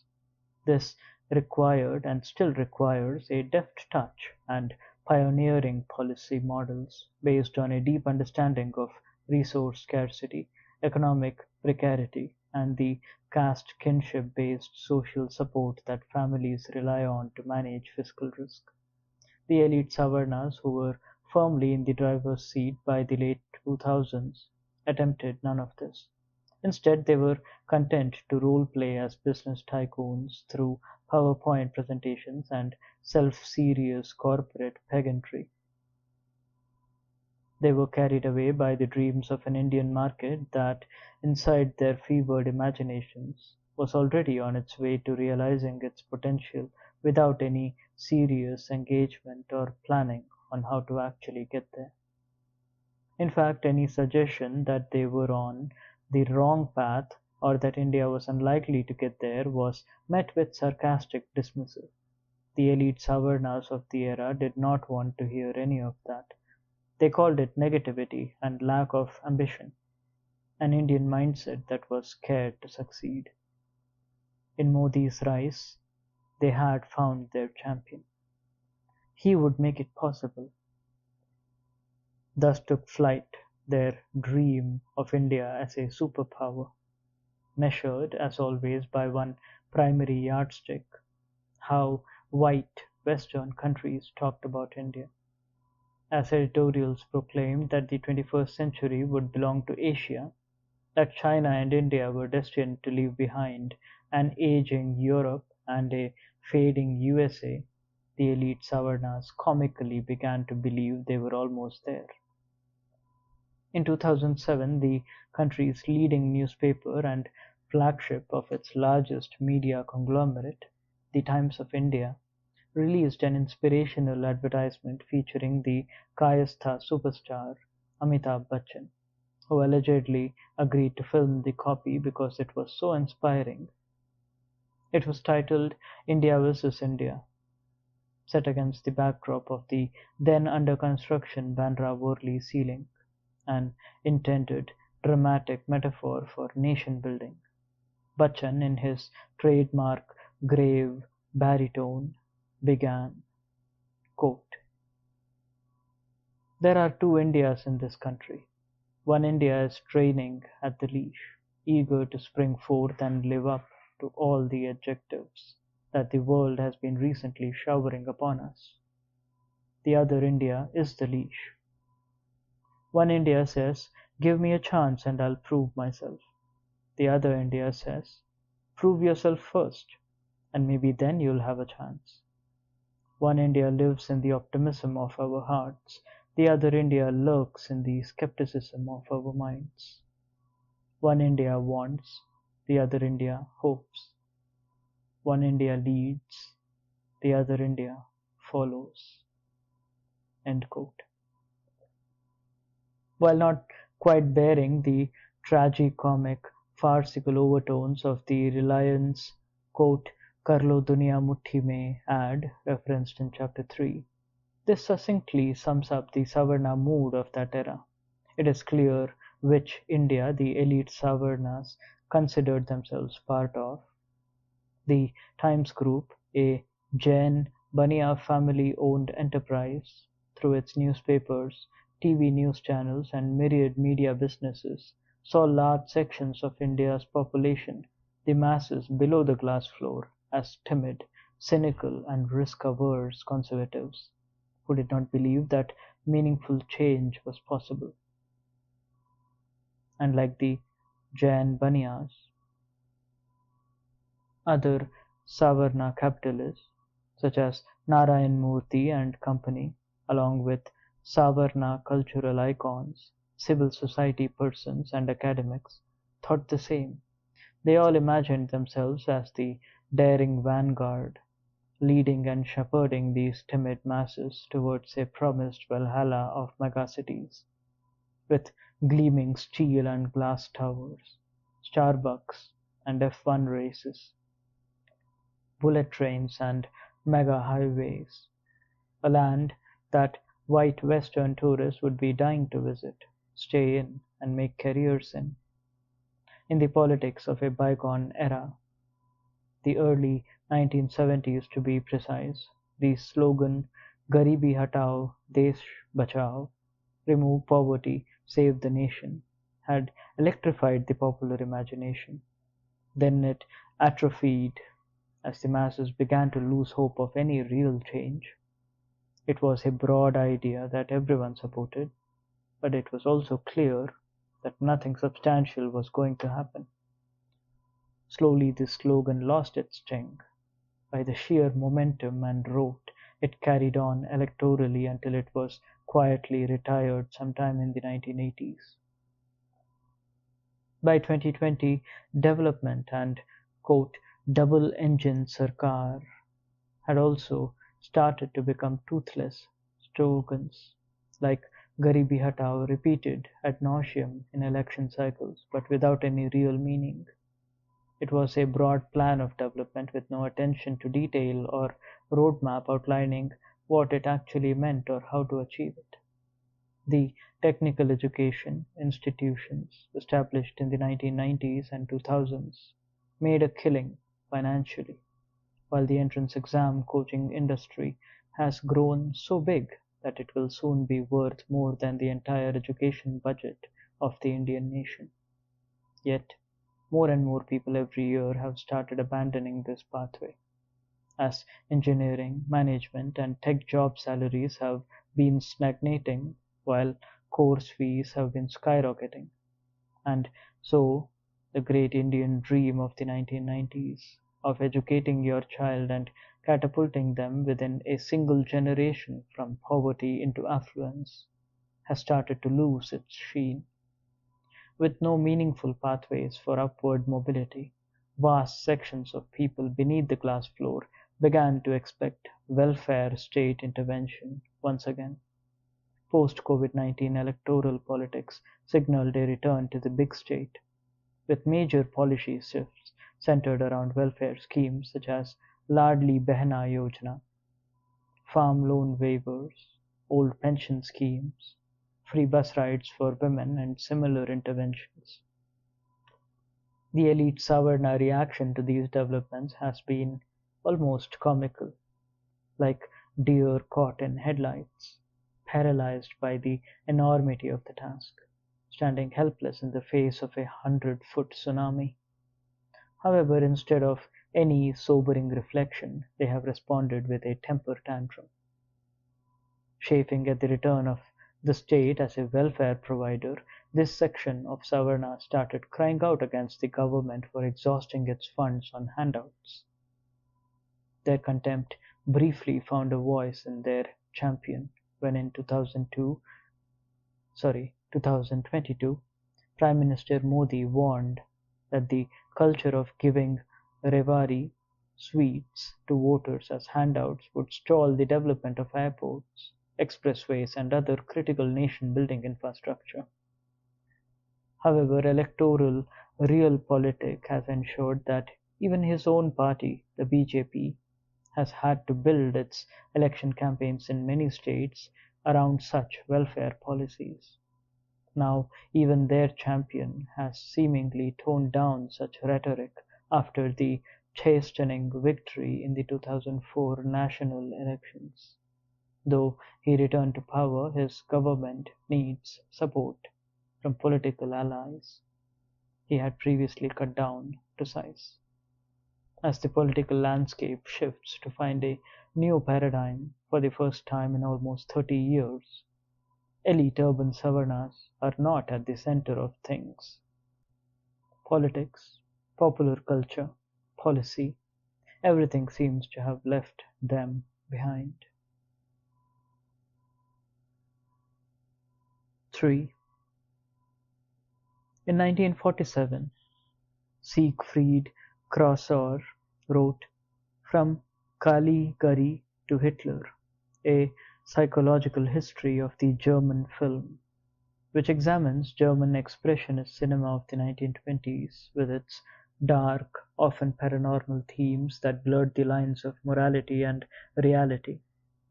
The films reflected a post-First World War Germany struggling to piece itself back together, at a time when Hitler had not fully arrived on the political stage.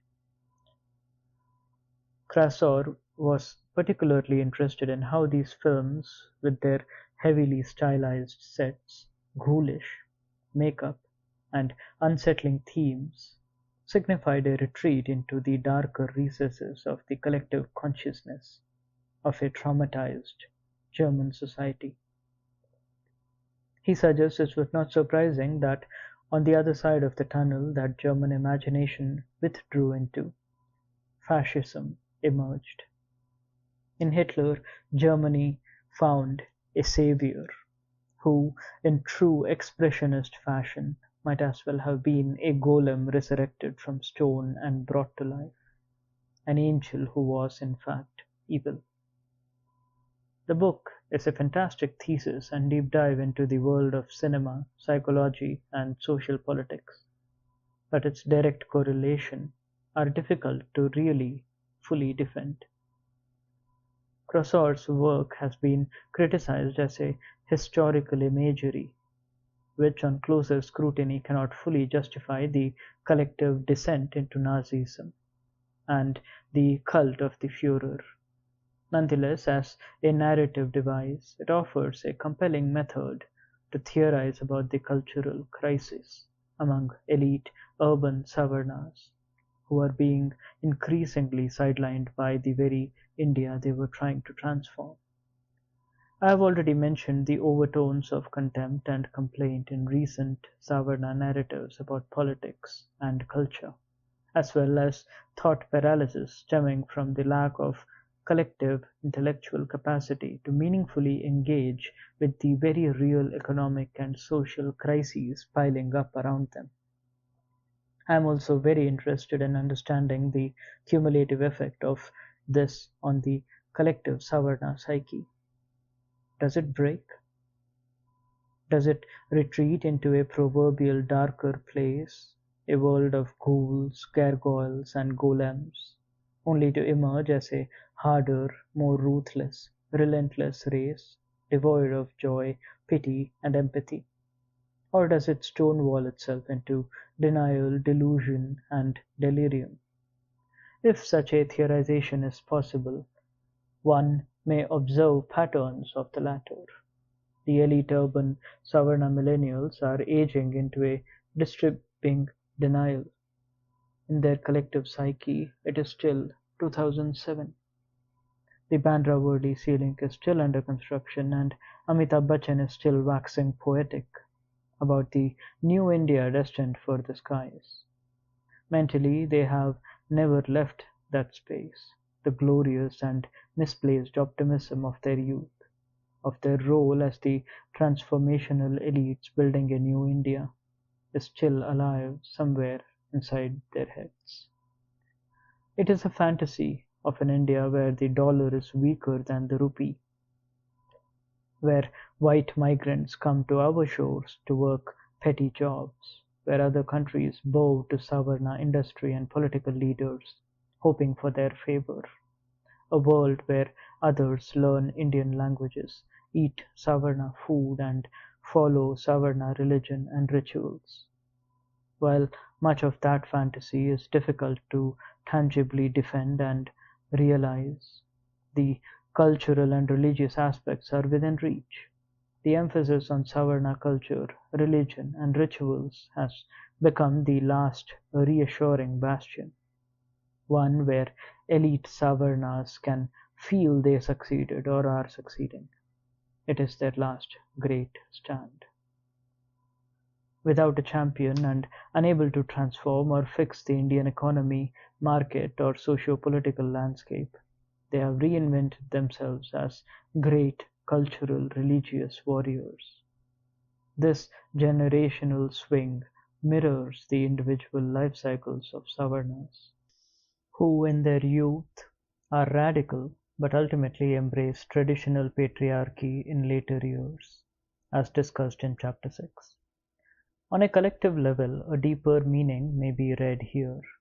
The return to religion signifies the failure of the elite Savarnas, who set out to mark themselves as modern, west-facing, and scientifically grounded.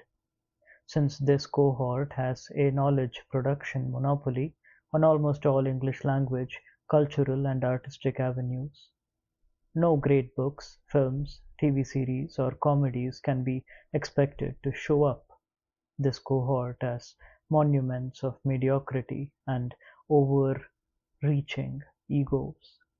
Instead, they have acquired a soft, apologetic, and at times defiant tone in justifying their regression into Brahmanical orthodoxy. The phantasm of the Vedic supremacy of Brahmanism is the last refuge of elite Savarnas, because before the markers of Western modernity made them elite, they were Dvij first. It is in that epistemic root that they feel unchallenged and superior in a way that no material reality can justify. They may have failed to create a global superpower, but as Brahmins and Dvijas, they remain above. Tradition becomes a reassuring retreat. No wonder so many college campus Marxist or feminist Savarnas are rediscovering or reinventing themselves as true dharmic devotees in their 30s and 40s. In doing so, new dialects are emerging, ones that attempt to reconcile the contradictions of modernity with the irrationality of caste Brahmanism. It is in this context that we return to Ranveer Arora Alabadia, the podcaster. He emerged as a fitness YouTuber under the handle Beer Biceps, which by his own admission was a name built to attract a more global audience. He believed that presenting himself as Ranveer Alabadia would not be catchy enough to attract elite or non-Indian audiences. Additionally, he felt his Hindi was not strong enough, which he assumed would be a barrier to reaching a non-elite audience, people living beneath the glass floor, for instance. The beer in his title was a reference to his college partying lifestyle, and the contrast between beer and biceps made the name catchy and memorable. From the outset, Ranveer had a sharp eye for audience and branding.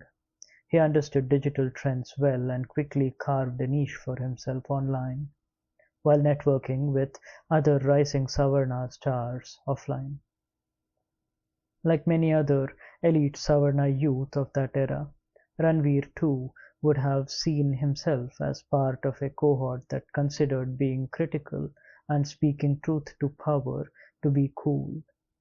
Political comedy in the US was entering its most woke phase, and much of that rhetoric started seeping into the elite Savarna sphere, which was always eager to consume the liberal exports from white Americana, hence being critical of the government because something elite, liberal Savarna youth increasingly leaned into during the churning years from 2010 to about 2016.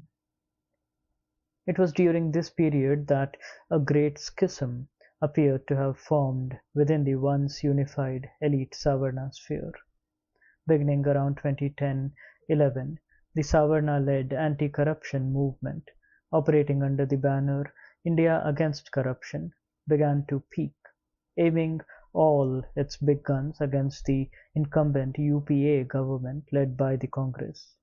While the movement framed itself as politically neutral at the time, the trajectory of many of its key features since then has lent credence to the discourse that it was, in some way, endorsed and supported by the vast RSS ground network built across dozens of organizations in different regions across India. Anna Hazare, an old Gandhian hand, was plucked from his village in Maharashtra and put on the national stage in Delhi as an unassailable icon of incorruptibility, whose fast unto death was an outcry against the rampant dishonesty in the political system. Supporting him both on the stage and off it were spiritual gurus like Baba Ramdev and Sri Sri Ravi Shankar, Savarna liberal activists like the Bhushans, Kiran Bedi, ex-Army General V.K. Singh, and in the center of it all, the unrelenting icon of the rising Baniya leader, Arvind Kejriwal. His credentials were promoted as a former IIT graduate, who was now an anti-corruption crusader. While a clueless Congress scrambled to control the narrative, the entire Savarna discourse machinery turned against the regime. The exact mechanics of this pivot and how it was orchestrated, or was it organic, are not fully understood and may never be, but by 2013 it was clear that the UPA government was on its way out. The Savarna elite youth had found in UPA a Congress a soft target on which to train their critical lens to speak truth to power. It was a regime that was not punitive toward Savarna critique. In fact, liberal urban Savarnas were a social cohort that the Congress had created, nurtured, and sustained through its gate-kept institutions, policies, and quid pro quo interventionism. So the flip of this cohort took the party by surprise. It was not going to squash dissent, coming some these quarters. Indeed, many liberal Savarnas look back to this period of Congress rule with some nostalgia of how you could critique the state and not face brutal repercussions. Ironically, it was this paralysis of action which created political vacuum and chaos. As mentioned, amid this chaos rose the icon of Modi. He was perhaps not the plan, if at all there was one, for the forces that created the political vacuum, but he was the one who seized the moment. By the time India went to elections in 2014, it was clear that he was going to emerge as Prime Minister. The Modi wave, it was called, a Savarna public opinion tsunami. Hardly any appendage of the elite Savarna system interrogated it. Even journalists who had once tormented Modi when he was seen as a regional strongman now seemed sheepish, contrite, or eager to make amends. The entire phalanx of media and cultural institutions began shifting to embrace the Messiah who would save the pro-Savarna market interests. Savarna elite liberals who formed the Lutyens Delhi intelligentsia an informal network whose mark on policy and statecraft far exceeded their positions, operating through a labyrinthian network of parties, gatherings, and invite-only events, seemed eager to work with Modi. They were ready for a regime change and to welcome a new guard. Modi, however, has proved to be his own man. With keen political instinct, he leaned more on the Sangh framework that had served him well. He perhaps also remembered how the Savarna liberal machinery had almost succeeded in making him persona non grata earlier. So, rather than relying on the Delhi Savarna liberal darbar, he maintained only a transactional relationship with Savarna media and civil society, pushing them into an increasingly sycophantic arcs as they scrambled to outdo one another in hopes of securing favor from the new regime. As the plots and coups, alignments and reconfigurations played out above the glass floor among different sections of the Savarnas, one major consequence was the successful dilution of the political mobilizations by marginalized communities. These mobilizations had, in the preceding decades, created significant bargaining power with the Savarna state. As the elite Savarna cultural machinery reached its development crescendo, and the Savarna corporate state came into its full form, it became clear that it would try to snuff out every vestige of political and cultural agency that the marginalized had painstakingly won through generational organizing since the 1960s, and even before. The vocabulary of caste as a lens to analyze non-Savarna perspectives or resistance all but disappeared from Savarna elite discourse during this period. The Modi wave was not just about Modi, it was a political tidal force, the manifestation of the collective elite Savarna desire to sideline and erase what they saw as the troublesome, insular, and backward mindset of lower caste politics and politicians. The future was going to be all IT, airports, skyscrapers, fashion weeks, and it was all going to be in English. Modi, they believed, was the man who could deliver on this. In return for getting there, the elite Savarnas were ready to overlook the BJP and RSS's long history and conflicted history with the liberal values they once performatively espoused, and to let themselves be shaped and crafted by Modi's persona. This was a project where all Savarna billionaires, cultural icons, and civil society figures were welcome, as long as they paid homage to the icon of Modi.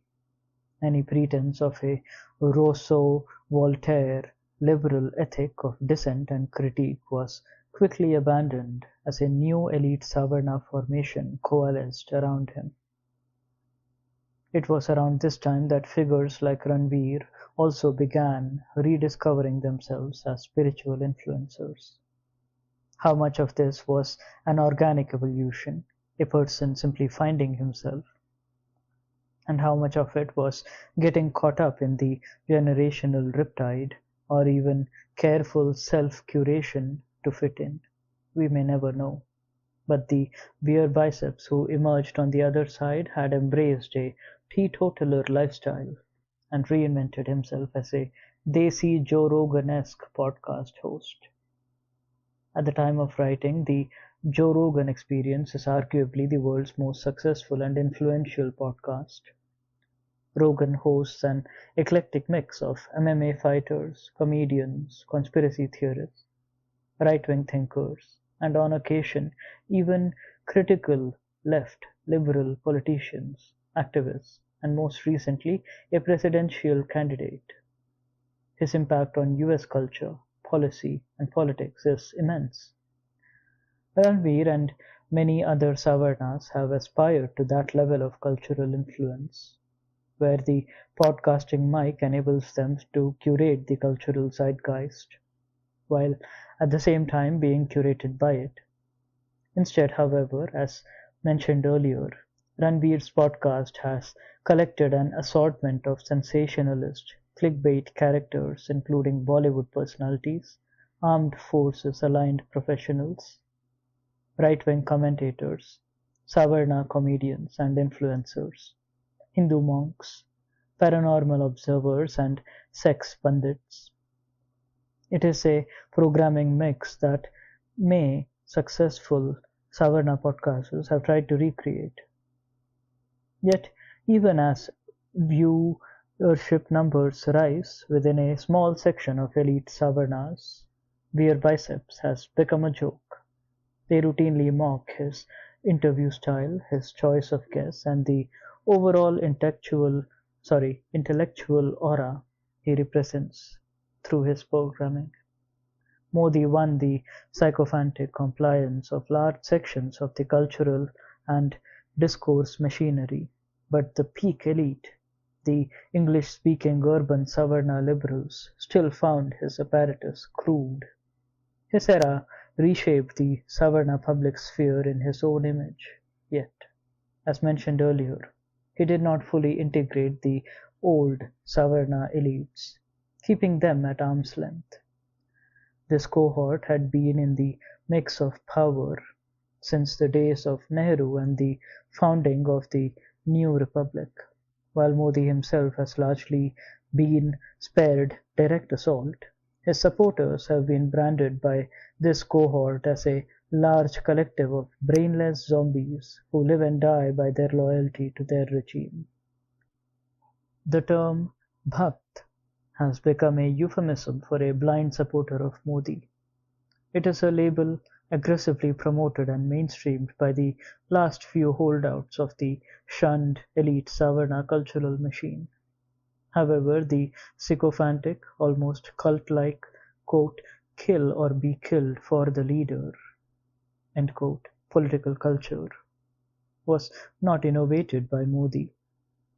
It in fact comes from the earlier generation of leaders like Nehru and more particularly Indira Gandhi, who are still held in high regard by the same Savarna liberal elites who denounce Modi's bhakts. This sub-cohort of Savarnas, the elite liberals who did not reinvent themselves and refused to kowtow to Modi, and who continue to vaguely oppose his rustic, rough, and unsophisticated persona, is perhaps the saddest group of them all. These are the Savarnas who see themselves as social justice warriors, tapping into Western woke discourses, still clinging to some version of the liberal performance that once defined them as intellectual visionary leaders in the early 2010s.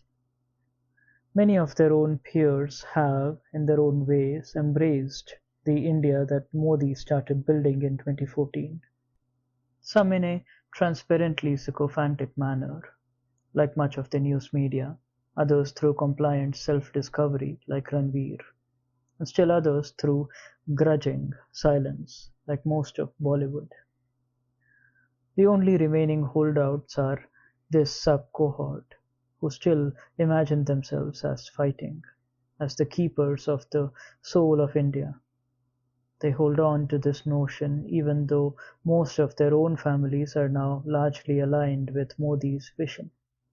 These are the same families that have historically been deeply casteist and communal, and like the liberal warriors themselves, are not averse to gatekeeping, material advantages, and access for themselves, defeating any sense of commonwealth with the fellow citizens they claim to speak for, whom they typically view through a lens of condescending paternalism for being poor or Muslim or lower caste. By redefining the resistance as an individual performance rather than linked to a larger family kinship network, and by repeatedly proclaiming their hatred for their own families, problematic views This sub-cohort of elite Savarnas has kept alive for itself this strange role as the moral custodians of the idea of India. However, even this performance is now fading and fatigued. The last great moment of this cohort was the Citizenship Amendment Act (CAA), National Register of Citizens (NRC) mass movement in late 2019 and 2020. It was a great upsurge, led primarily by Muslims, many from highly marginalized backgrounds, especially women, with solidarity and support from several other sections of society. The bulk of this protest wave came from those below the glass floor, who transformed Shaheen Bagh from a low-income Delhi Muslim neighborhood into a rallying cry for mobilizing resistance. The massive rallies that erupted and the numerous Shaheen Bagh-style protests that mushroomed across dozens of Indian cities were largely populated by these groups.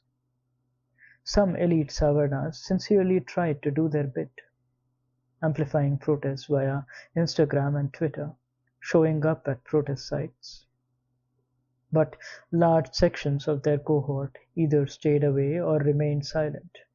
The entire period was tense, with the ever-present threat of state and police reprisal hanging in the air in a way that it never had before, never in post-colonial India, except briefly during the peak of the emergency, at the heart of the nation, its big, ultra-urban metropolitan centers, home to elite Savarnas, been forced to contend with the raw brute violence of the state apparatus falling upon them. Even during the chaotic decades of the 1970s and 1980s and 1990s, the full frontal, naked ferocity of the state was concentrated on the peripheries. In Kashmir, Assam, Nagaland, Punjab, never on the streets of Delhi, Bangalore, or Mumbai. The visceral immediacy of the Shaheen Baghs springing up in every major city brought that contradiction close to elite urban Savarnas. Only a few stepped out, and stood in those spaces, while a larger section of the liberal so-called Modi critics among elite Savarnas quietly stayed away because of the risk of being picked up by police or being penalized by Savarna bosses at work.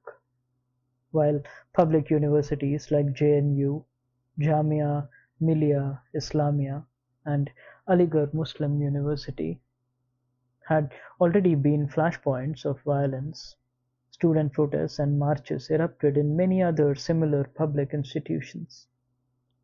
Yet elite Savarna private universities remained disquietingly silent.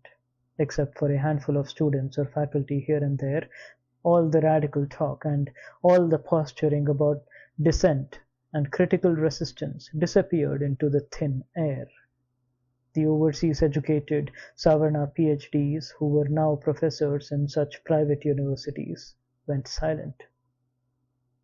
These were the same folks who would earlier posture in classrooms as woke social justice warriors, talking of the importance of resistance. Their Savarna students who had made their bodies a canvas for curating Tumblr-themed social justice and revolutionary artwork through piercings, tattoos, and hairstyles, also disappeared.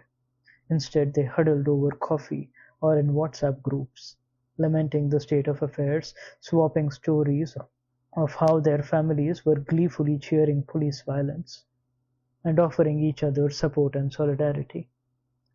Some might have visited a protest site once a month in full riot punk look, taken selfies, and later visited a bar to drink beer, posting on social media with hashtags of Inqilab alongside beer mugs.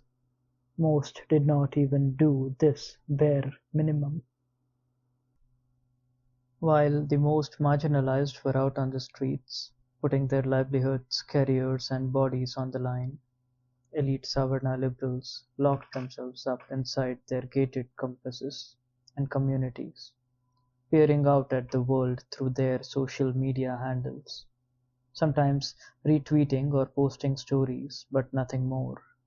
Meanwhile, their own families, erstwhile Savarna liberals, who in the preceding decade had reinvented themselves as development-oriented Modi bugs, shed their masks. There was a backlash from this Modi-oriented elite, who viewed the protests as essentially anti-national, at best misguided, at worst part of a seditious conspiracy. There was no serious effort to push back against this narrative within the Savarna sphere.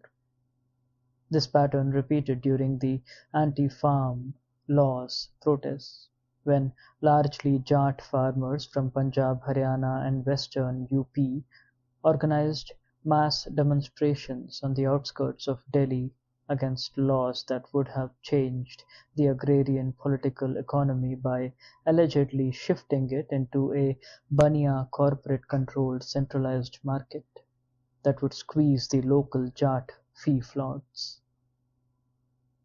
Even as sections of BJP supporters tried to frame this as a Khalistani separatist conspiracy, the Savarna liberals cheered from the sidelines, wanting these movements to succeed and embarrass Modi, but contributing little from their vast networks of accumulated caste privilege, for fear of reprisal and personal loss.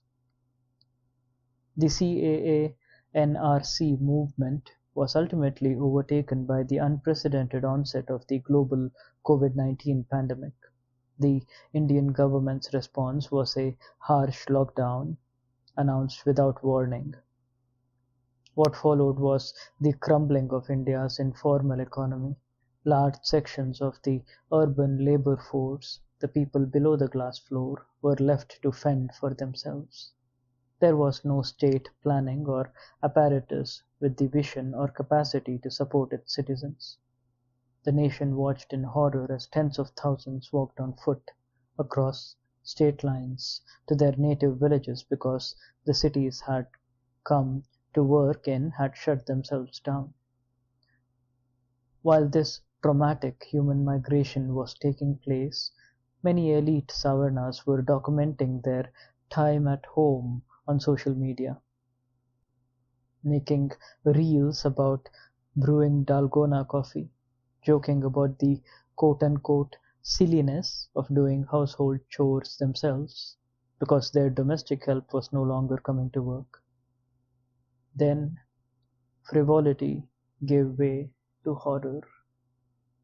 As COVID-19 deaths mounted and shortages of hospital beds and oxygen cylinders spiraled, even elite Savarna social commentary descended into a mad, desperate Hail Mary plea for a miraculous solution to their predicament.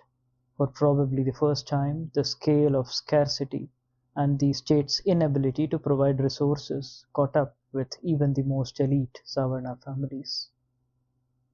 Suddenly, knowing a minister or a top bureaucrat no longer ensured a solution, a hospital bed, or an oxygen cylinder. The people below the glass floor, of course, had no expectations of such solutions to begin with. They lived and died outside this gaze. Many made the news only because their bodies washed up on the banks of the Ganga. The frustration and losses experienced by the elite Savarnas during COVID-19 were real. Yet, in the aftermath, their response was interesting. Post the COVID-19 crises, there was no mass mobilization, overt or covert, against the political systems that had failed to deliver, nor any outcry against the lack of safety net even for their own families. Instead, they just picked up where they had left off before the pandemic, resuming a bizarre "India is growing, developing and prospering" narrative, as if no other discursive imagination was available. Even the social justice performing sub-cohort of elite Savarnas lacked the vision to address the structural violences that everything around them had just encountered. Instead, they went back to curating the issue of the month, flitting from environmental catastrophes to global geopolitical conflicts, always speaking in a shrill, preachy tone, never committing to a single cause, never raising stakes for themselves, but always walking tall like the moral custodians they imagined themselves to be. In the years after 2020, particularly following the COVID-19 crisis, the elite Savarna ecosystem appears bereft of any new vision or vitality. This was already a cohort living an isolated existence, materially cut off from large sections of their fellow citizenry. However, the pandemic years of being behind closed doors and in isolated spaces seemed to have pushed them into a darker space, one of despondency, cynical nihilism, and a cyclical repetition of older identity behavioral patterns. All pretense of modernity appears to have been dropped out. If at all such idioms and expressions continue, it is by rote and momentum of habit rather than genuine conviction. This elite Savarna generational cohort of the late 1990s and early 2000s has shown no gumption, guts, or grounding in reality to admit that India's national story has lost its way over the last 20 years, if at all it was on track to begin with. Instead, they have become increasingly short-tempered and irritable at any such suggestion. As discussed in Chapter 3 and here, many among them have taken to blaming the young and poor for being lazy and the marginalized for expecting handouts. At the same time, they have made a dramatic return to caste religiosity for comfort. Bhavish Agarwal, the Bania founder and CEO of Ola, for instance, has been suggesting that the concept of weekend holidays is a Western construct, and in India, breaks traditionally occurred only once a month as per the lunar calendar, even as his business speaks to the fortune with interests in electric vehicles and artificial intelligence. He promotes books written by right-wing Brahmanical thinkers in tweets. Increasingly cozying up to the government, he positions his tech products as examples of Indian success stories that can restore the nation to its past glory, the glory being interpreted as a continuation of the Brahmanical imagination of an ancient, golden era. This return to history can be read as a generational temper tantrum for the elite Savarnas. Unable to meet their own goals, failing to lead national policy or discourse in any meaningful direction, either domestically or internationally, they have decided to sulk, blaming everyone else and taking refuge in modern interpretations of caste mythologies. In this, their core fragility is exposed. The collective inner psychosis of the elite Dvij Savarna mentality has been laid bare. The same folks who once mocked festivals, rituals, and even native languages as backward in their teenage years are now overcompensating as Havan-compliant traditionalists. They spend exorbitant amounts on Vastu consultants and pundits to advise on auspicious dates for every major event. In the era of IT and tech, they have even used these tools to create products and apps that facilitate these rituals.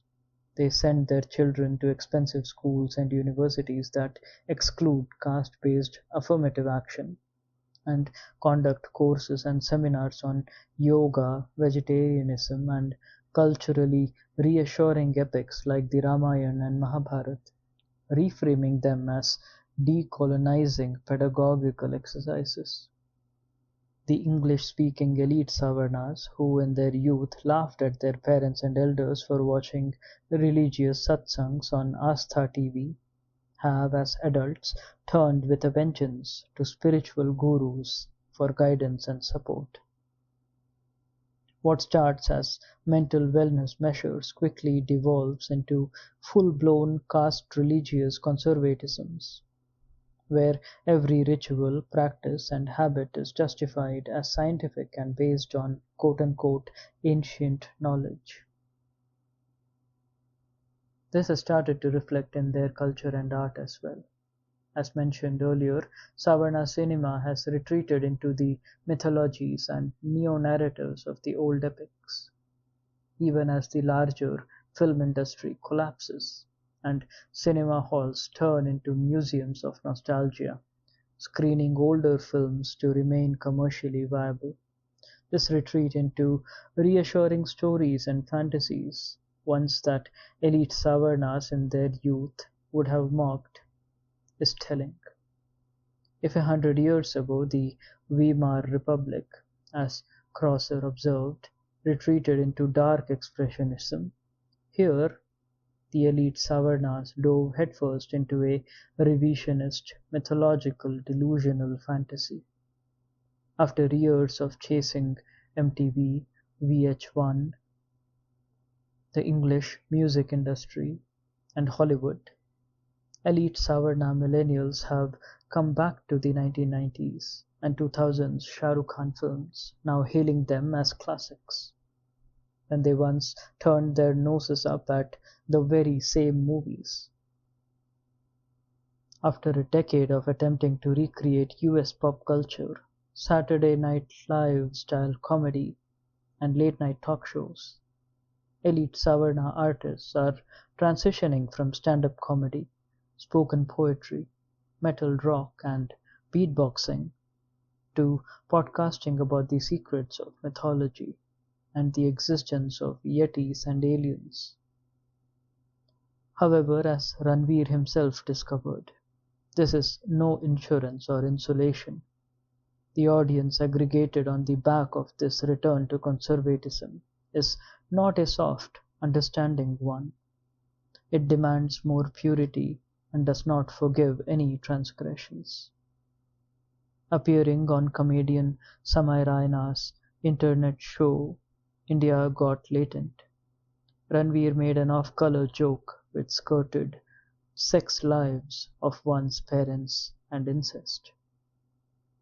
The joke was in sync with the vibe of Samay Raina's quote-unquote edgy and dank humor that his younger Gen Z audience, described in the next chapter, thrives on. Ranveer tried to fit in with this scene and erred greatly. He is not a Gen Z icon. His audience is older and conservative by his own curation, and they would punish him for offending quote-unquote traditional sensibilities. Within days, FIRs were filed. Ranveer issued an unconditional public apology and then disappeared from the public gaze for some time. He has since returned and vowed to do better and bring more responsible content, but his travails are an apt metaphor for the elite Savarna millennials of his age, having emerged in an era of possibilities and imagining themselves as cool vision leaders. They Gharwapasied to spiritual caste conservatism as a succor only to be trapped within the very walls they took refuge in.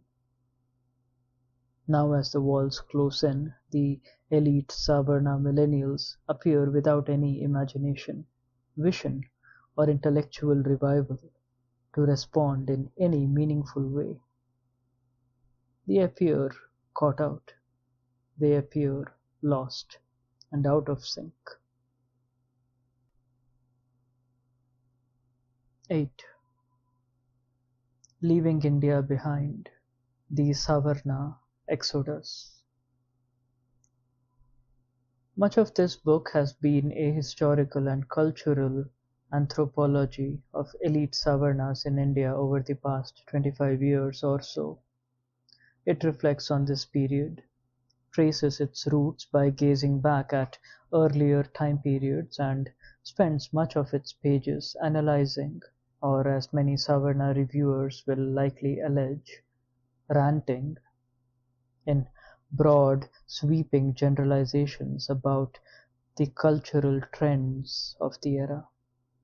However, as we reach the end of this book, we must look ahead at what is coming next. Where does it all go from here? What does the bright future hold for the Savarna cultural industrial complex? Will India truly become a global superpower by 2047?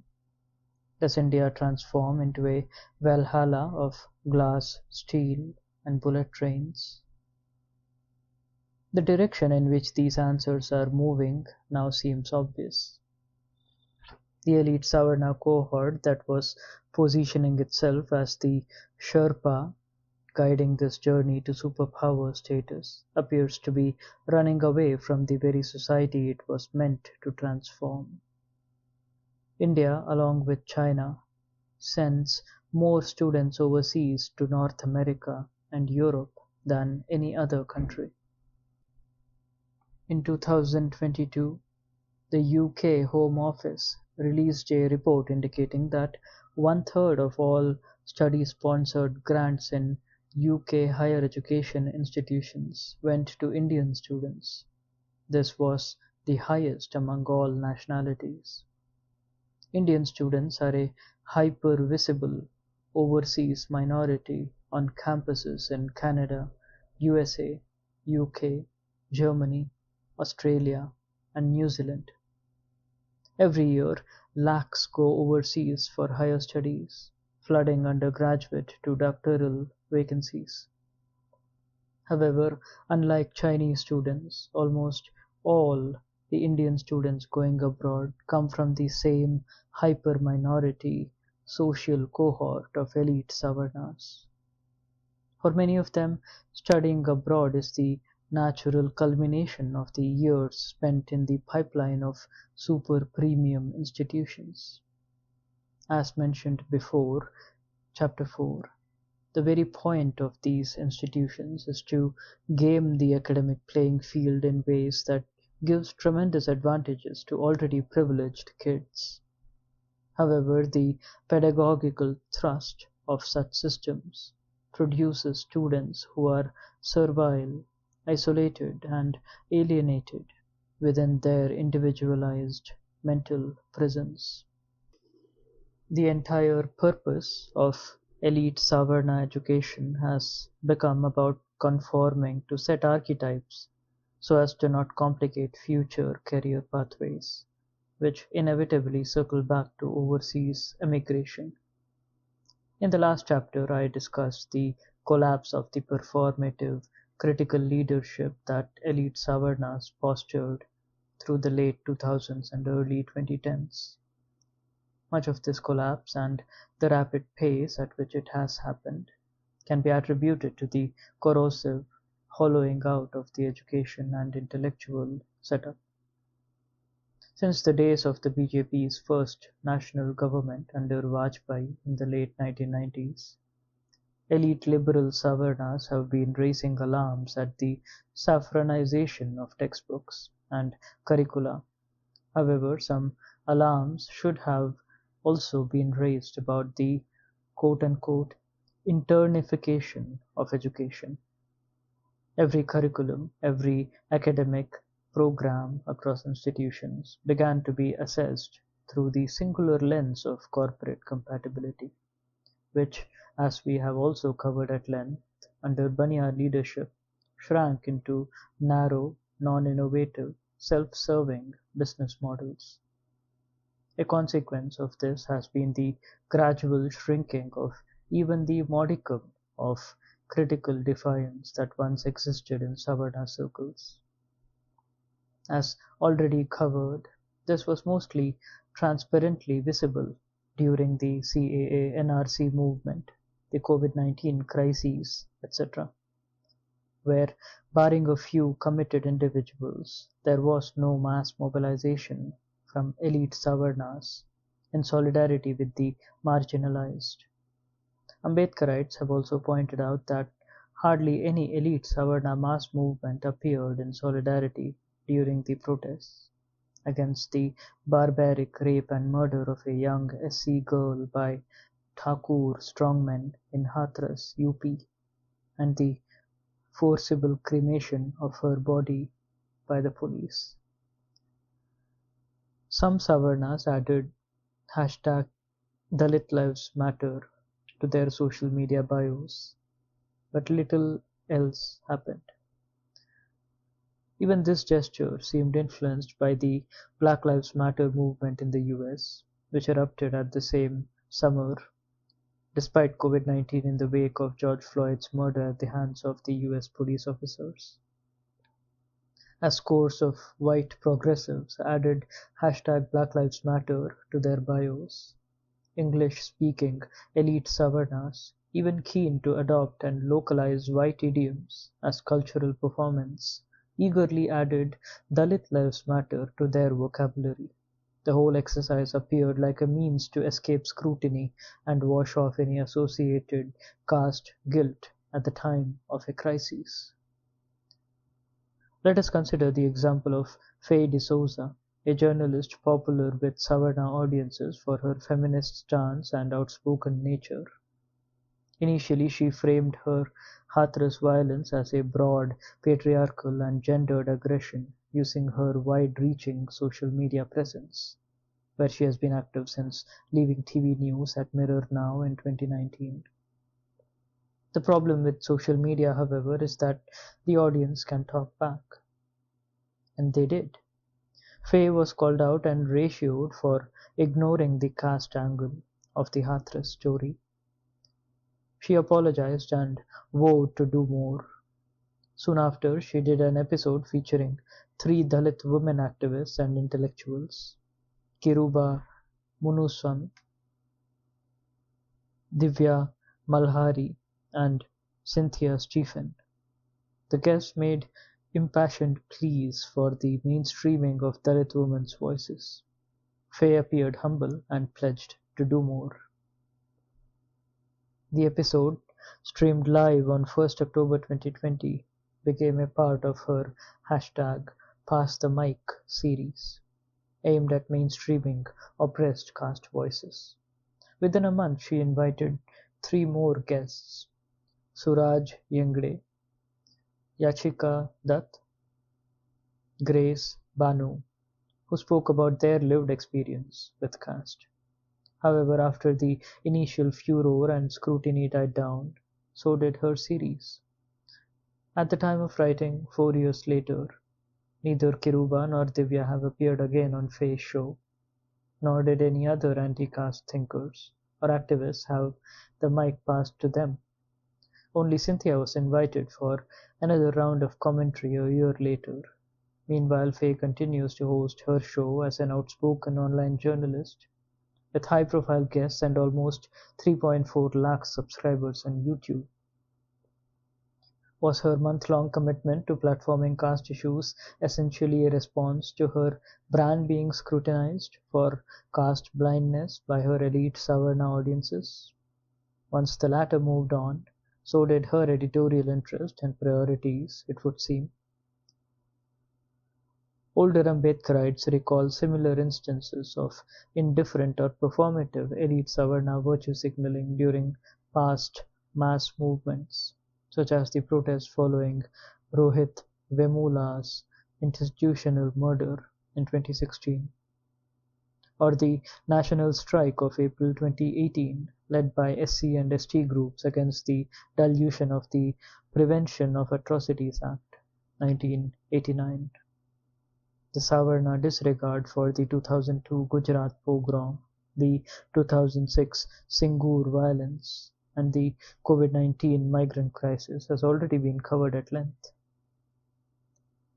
Be it the 2006 Kerlanji caste massacre, the beef-related lynchings since 2014, the Northeast Delhi riots of 2020, the never-ending yet entirely avoidable student suicides in premier institutions, and the deaths of sewage cleaners forced to do manual scavenging.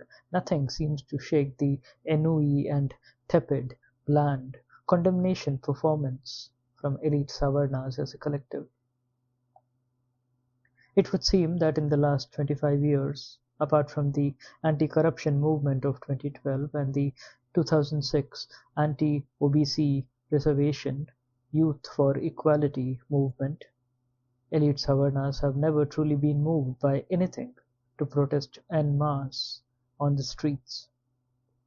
These interventions, along with the earlier 1990 anti-reservation protests against the Mandal Commission's OBC quota, found the sympathetic gaze of the Savarna cultural machinery, much of whose top media, academia, and social society advocates broadly endorse the fervor of their youth, even if not wholeheartedly supporting their goals in public. Though these movements were inherently anti-democratic, aimed at denying the few hard-fought social justice policies benefiting the vast masses below the glass floor, the elite Savarnas framed their youth as righteous. Opposing caste-based reservation in education and employment is a generations-long propaganda agenda pursued by elite Savarnas, so this was understandable. The 2012 anti-corruption movement itself simplified the political economy of corruption to villainize comic book-style politicians. The deep-seated elite Savarna disgust towards marginalized caste and rustic political assertion was reframed as righteous aggression. Many even began arguing that the right should vote should only be given to the educated. Arvind Kejriwal, the hero of 2012, was seen as a credible and genuine political leader because he was an IIT-educated politician, the unspoken implication being that politicians like Bhenji Mayawati or Lalu Yadav were unreliable, uneducated, opportunists. Even the fact that the very leaders they vilified were already highly educated did not deter Savarna righteousness. Savarna filmmakers Vinay Shukla and Khushbu Ranka made a documentary on the rise of Kejriwal, an insignificant man, which was screened at the Toronto International Film Festival, the BFI London Film Festival, and the Busan International Film Festival. Years later, Shukla would go on to make another high-profile film on Brahmin journalist Ravish Kumar Pandey, While We Watched, which framed the latter as a heroic voice of reason, resistance, and rebellion during the Modi years. It is strange how none of these Savarna artists ever seemed to find inspiration in any resistance, mobilization, or challenge that lay outside their Dvij circles. It is almost as if Baba Sahib was correct. Every caste is a nation unto itself.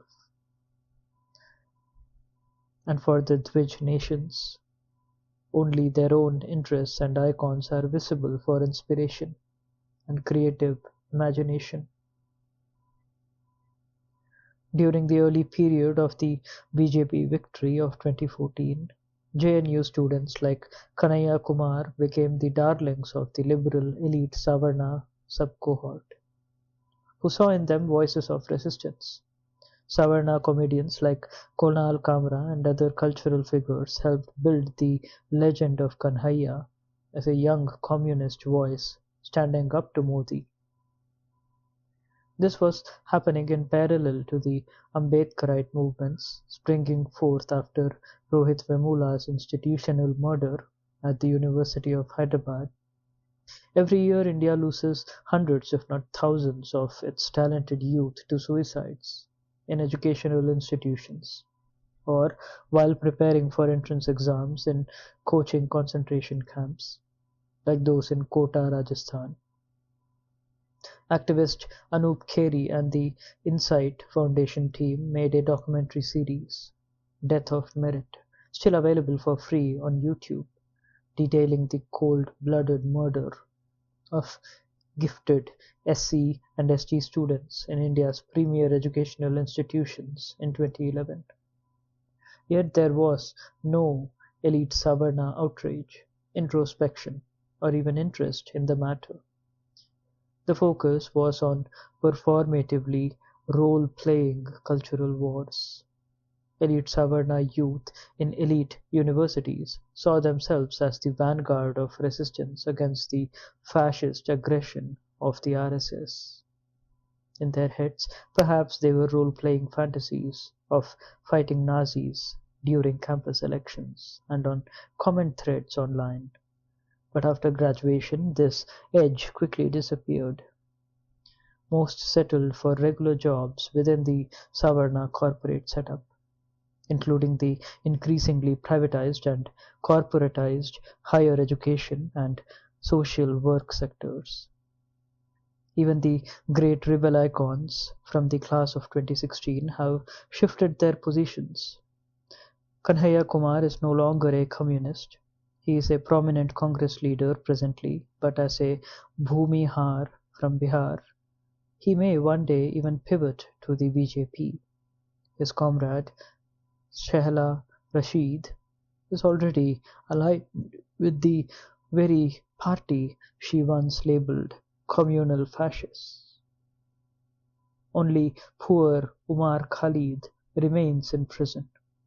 At the time of writing, he has been incarcerated for over 4 years, with his bail hearings routinely adjourned. Elite Savarnas occasionally post tweets or stories about Umar, but for the most part everyone has moved on with their lives. Many of his own Savarna peers have completed their PhDs and are now professors in India and overseas, with seemingly far more influence and agency, and yet, in a familiar pattern, no action seems forthcoming from the elite Savarna collective. In the post-COVID-19 era, the elite Savarna sphere seems bereft of ideas, icons, and ideological direction. They had framed the anti-reservation movements of 1990 and 2006 as a righteous, in the name of saving quote-unquote merit, and the 2012 anti-corruption movement, which indirectly killed marginalized caste mobilizations as morally just for democracy. Their broad non-engagement with the Rohit Vemula agitation, the 2018 national strike and the 2020 Hathras protests were consistent with their pattern of sitting out caste justice movements. However, their lack of engagement with the CAA-NRC movement of 2019-2020 exposed them to their own contradictions.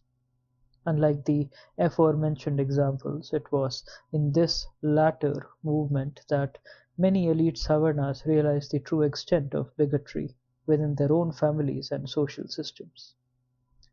Many were embarrassed by their families, friends, and peers. Many more were embarrassed by themselves. For the first time, this generational cohort faced its own limitations, its own moral failings. In the aftermath of the Dalit Lives Matter movement, the CAA-NRC movement, and the COVID-19 crises, many elite Savarnas began for the first time to see themselves as mediocre, self-serving elites, not just incapable of being part of the solution, but rather the problem itself. 2. Since its independence from British colonial rule, India has witnessed two competing strands of Savarna claims to power. The masses below the glass floor were given no say in this. Above it, there was fierce competition between two sections of Savarna Brahmanism. Gandhi, the Baniya hero of the anti-colonial movement, removed himself from consideration for leading the newly emergent state, passing the honor to the younger Brahmin dynast Jawaharlal Nehru. Nehru's legacy varies widely in the present estimation based on the analytical point of view. His admirers, of whom there are many, even beyond the Congress party his family has persevered with, regard him as a big-hearted idealist, a dreamer, an institution builder, a global statesman, magnanimous and gentle, a giant of history who shaped and nurtured the young republic through its tumultuous early years. His detractors, of whom there are many as well, from Ambedkarites to the RSS to the left, saw him as an out-of-touch elite who styled himself as a neo-Nawab of Delhi and presented himself as an erudite, charismatic gentleman, but could become a petulant bully and heavy-handed autocrat in the blink of an eye. Nehru, the person, was a bit of both without question. However, more importantly, in the context of this narrative, he was certainly the architect of India in its foundational years. His grand infrastructure projects, from big dams to new cities like Chandigarh, were not the result of decentralized public consultation and democratic discussion. They were handed down from New Delhi as directives. The political culture of centralizing power within the party and the national center and the curation of public institutions, private enterprise and civil society through direct and indirect influence were all habits that became woven into the DNA of the new Indian nation. In many ways, this was the constitution of the Congress Party's own political anthropology, as a mass organization that was central to the anti-colonial movement. Much of the Nehruvian culture carried over into the nature of institutions and influenced the party built in the new republic. Within the next few decades, this culture had atrophied into a crony Savarna kinship network of gatekeeping. All academic media, civil society, judicial, policy, artistic, literary and cultural institutions and spaces were occupied by elite Savarnas who knew each other and whose next of kin were also slotted into the system through requests, references and adjustments. This virtually closed off avenues for original ideas, fresh thinking or different points of view based on differing lived realities.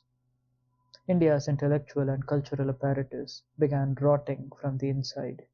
Innovation was not visible unless it came from those handpicked by the elite Savarna coteries. Ambition was not rewarded, and only a tiny section of elite Savarnas were regarded as the all-knowing, all-intelligent patrons of society. Contrary to this Nehruvian formation, which depended on regional political satraps to deliver electoral power, the RSS had over decades built a more grounded movement. This was a movement of caste conservative Brahmin idealists who were prepared to play the long game of grassroots realpolitik. Unlike the elite Savarna cohort, this section did not inherit or occupy the institutions left behind by the British or created during the years of Nehruvian earnestness. Instead, they operated outside this framework. Much of the RSS footprint spread via hyperlocal outreach that connected regional Brahmin, Baniya, Thakur and other Savarna fiefs not aligned with the Congress. Around this network, they built a core movement privileging Brahmanism as a unifying identity framework, while also fostering the othering of non-South Asian religious minorities, especially Muslims and Christians. The missteps of the Congress in the 1980s particularly its infamous Doon cabinet, squandered political space to this carefully built mass movement. By the time Rajiv Gandhi unlocked the locks at the Babri complex, the movement had matured enough to seize the initiative. Unencumbered by the burden of building a broad social coalition to stay in power, the BJP could aggressively capitalize on positioning itself as the party for Hindu rights. Many sections of educated, elite Savarnas despised it for its stance. However, by the late 1990s, the BJP was in power at the center, emerging as a truly national Savarna alternative to the Congress. This, along with the governing assertion of the Bahujan movement and the spectre of Mayawati's rising influence on regional and national politics, caused many elite Savarnas to look for a new messiah. As explained in the previous chapter, it was eventually Modi who rose through these tumultuous years and grabbed the brass ring, headlining himself as the great Savarna consensus consolidator. Thus the great Brahman Savarna friendly civil war has played out over the last 2.5 decades. Now, as this great churning fades, both Savarna imaginations appear exhausted. I have already talked about the fizzling out of the critical elite Savarnas, but even the conservative faction seems to be losing steam. Post 2014, the RSS affiliated Savarna groups have reshaped much of the Indian nation according to their core agenda. The Ram Mandir has been built and inaugurated in Ayodhya, which, along with Varanasi, is undergoing major urban renewal as a showcase of the regime. With the abrogation of Article 370, Jammu and Kashmir may now be technically considered an integral part of India. Aggressive vegetarianism is increasingly becoming state policy. The othering of Muslims from social, cultural, and economic activities has gained pace, and the robust political mobilization of marginalized castes, derisively called Mandal politics, has been co-opted and defeated. Yoga has been mainstreamed, the ashramization of education is underway, and tribal and oppressed caste groups are increasingly being folded under the Sanatan Dharma umbrella. Meanwhile, cinema and literature have swung back strongly towards Brahmanical mythologies and ultra-nationalism. Yet, despite this, there is no great momentum towards the future, no great conviction, vision, or belief that the Indian nation is poised for a great takeoff in the coming years, as many had felt during the early 2000s. The 2024 general election saw a rejection of the remaining agenda points of the conservative Savarna faction. The rewriting of the constitution, the removal of dilution of caste-based affirmative action for SCs, STs, and OBCs, the formalization of India as Bharat under a Hindu Rashtra, and fanning the fantasy of Akhand Bharat were all widely rejected by large sections of the electorate, taking the wind out of Modi's campaign. Though he returned as Prime Minister, the message was clear. The masses below the glass floor needed welfare support, not fantasies of greatness. The mandate was to extend, not dilute, state guarantees. The Congress-led opposition, which considered the election result as a moral victory, soon found out in the immediate Haryana and Maharashtra state elections afterwards that the voters could not be taken for granted. Mere rhetoric was not going to cut it. Unless the promises for more social and economic guarantees were carried out, unless electoral representation for marginalized castes was increased, unless the caste census and resultant social justice measures were enforced, the votes would shift to whichever side appeared more committed to these demands. In Haryana, particularly, the Congress's focus on Jat leadership alienated the non-Jat and Dalit voters who voted for the BJP, the very party that had rejected mere months ago in the national elections. Caste, welfare, and demonstrable political intent became front and center of electoral politics. When Kejriwal got voted out of Delhi after two sweeping mandates, much of it boiled down to BJP saying they would not discontinue the welfare programs of AAP. Even though many voters acknowledged the good work done by Kejriwal, they made it clear they were not beholden to his legacy and opted for a hassle-free government. AAP's insistence on not letting leadership grow from Dalit and Muslim ranks especially seemed to backfire, as the predominantly Baniya Brahmin party discovered that the electorate has entered a new phase of hard bargain. Just sending out welfare sops or declaring token gestures of representations were not enough. They were running out of patience. For the first time since Chandrababu Naidu introduced the phantasm of development as a winning buzzword in the 1990s, elections as a big budget marketing campaigns selling bombastic oratory have failed.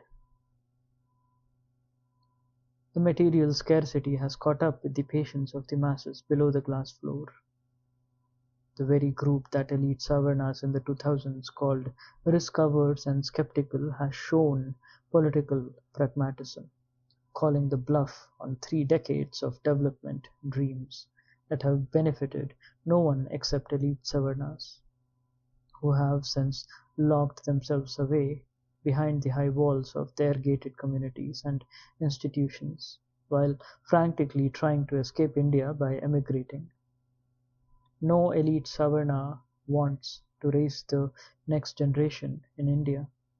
Most are in the process of sending their children abroad through schools, universities, and programs customized for this purpose. They are winding up capital and divesting investments to ensure they no longer need to materially exist within India. Many are in some stage of applying for permanent residency or citizenship in Canada, the US, the UK, Australia, New Zealand, and elsewhere. In late 2004, Shah Rukh Khan starred in Swadesh, playing a Brahmin scientist working at NASA in the US, who returns to India to dedicate his labor and mind to effect social change, foregoing a more lucrative and prestigious career overseas. The film's naive social politics aside, its idealism represented an era when Savarna NRIs wanted to, and many did, return to India to build, shape, and transform her. However, confronted with the enormity of the challenges, that idealism has retreated from these shores. There is now only a mad scramble to escape the ship as it is sinking. And thus the great Savarna exodus from India gathers pace every year. 3. That brings us to the elite Savarna Gen Z, children of the generation that once saw itself as the transformers of India, but ultimately fumbled the ball and is now scrambling for a face-saving exit, complaining and whining along the way. I have spent the last decade teaching this Gen Z group in elite, private, liberal arts universities. It has not been a wholesome or positive experience.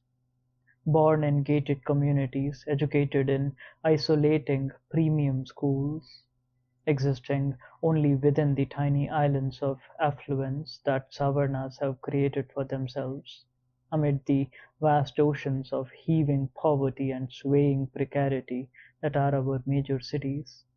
This youth grew up largely inside the walls of their homes. They were taught early to retreat into their screens by parents, for many of whom the digital interface began as a helping, parenting ally.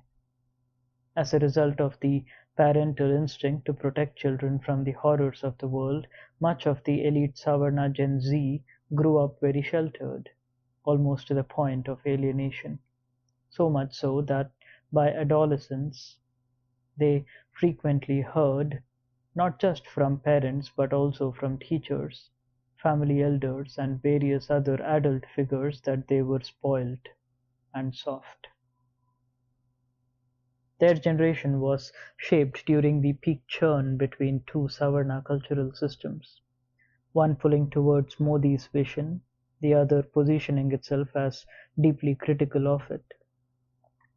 The kids learned both languages while committing to neither. More than anyone else, elite Savarna Gen Z instinctively understood that in a caste society, identity is a performance. It is cosplay. You could be a necromaniac alien one moment and a costume change later. You could be a sword-wielding samurai elder from medieval Japan. You could be anything and everything, all at once. This was a generation that made itself a mannequin, a hanger to hang clothes on. Change the clothes, change the look, change the personality, and change the person. Cut off from the material mainstream of Indian society, this youth has never encountered the people below the glass floor. They did not play with them in parks or streets, sit with them in classrooms, or go to their homes for festivals and celebrations. By and large, they stayed indoors, learning culture from the insipid, milquetoast banalities of their parents' preoccupations. Raised as English speakers from birth by their status-conscious, educated, elite Savarna parents, they also inherited the Savarna fixation with internalizing and mirroring white cultural vocabulary. At the time Gen Z was learning this vocabulary, white American culture was going through a period where performative identity politics was peaking. The polarizing nature of that politics has since wrecked the US social fabric. Even in that sphere, the defeat of Kamala Harris in the presidential elections, paving the way for an ominous second Trump presidency, signals a fatigue with performative political posturing. Regardless, Savarna Gen Z has taken the shrill US woke politics and merged it with their inherent Dwij caste-based knowledge performing, validating impulses.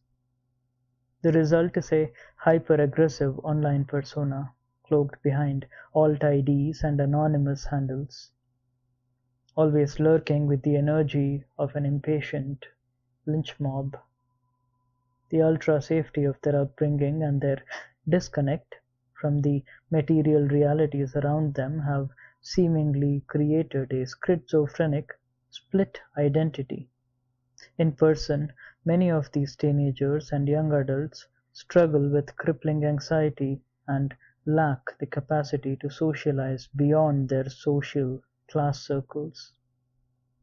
Yet, as mentioned earlier, they have mastered the identity cosplay and perform it with remarkable dexterity, especially online.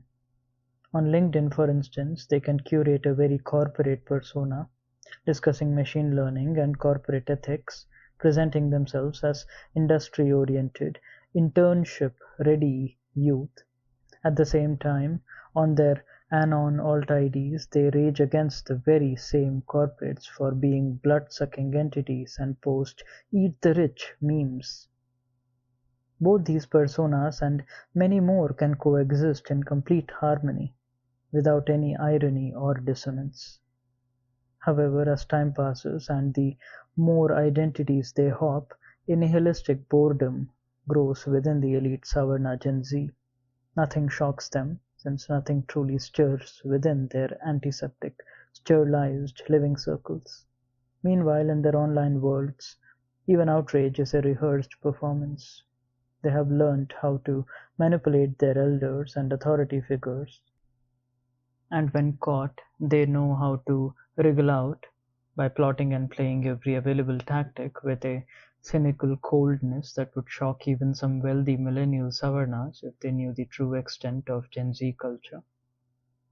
Increasingly, elite Savarna Gen Z, especially boys, retreat into chasing ever edgier content, addicted to saying the most vile, shocking, and outrageous things because nothing else evokes an authentic reaction or consequence. We are left watching a youth that is slowly hollowing out from the inside, right before our eyes. An innocence lost, a generation of splintering identities existing in interchangeable fractions, all falling headlong away from India and into the international cities and societies they were seemingly bred and trained to ultimately exist in. Around 2017, a small elite Savarna millennial-led narrative emerged, applauding the Gen Z cohort. The phrase "kids are all right", borrowed from an old song by The Who, began appearing in social media posts and commentaries as an indulgent, well-meaning compliment from adults who wanted to see the best in the generation coming up behind them. Many Savarnas were impressed by Gen Z's confidence in public speaking, by the performed conviction of their activism, and by the number of iconic books, music, films, and other cultural markers they casually referenced.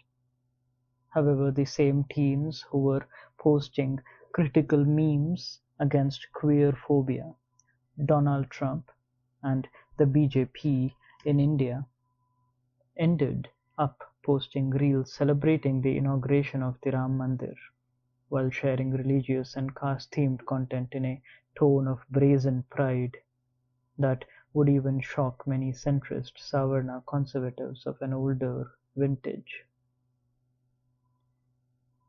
For many in this elite young generation, whose education has been geared towards overseas citizenship and consuming the media of international elites, any meaningful contextual understanding of Indian realities is difficult. They have grown up blind to the large masses around the below them. To the Savarna Gen Z, the glass floor beneath their feet is made of opaque, opulent marble.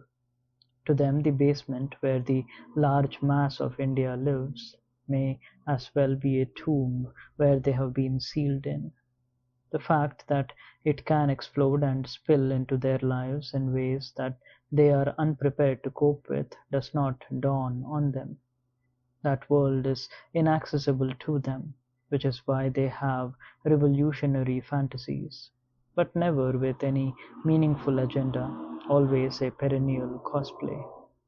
They posture as radicals, yet tolerate and cooperate with the ridiculous and authoritarian rules imposed by the private schools and colleges they attend, rules that even today no public institution can get away with.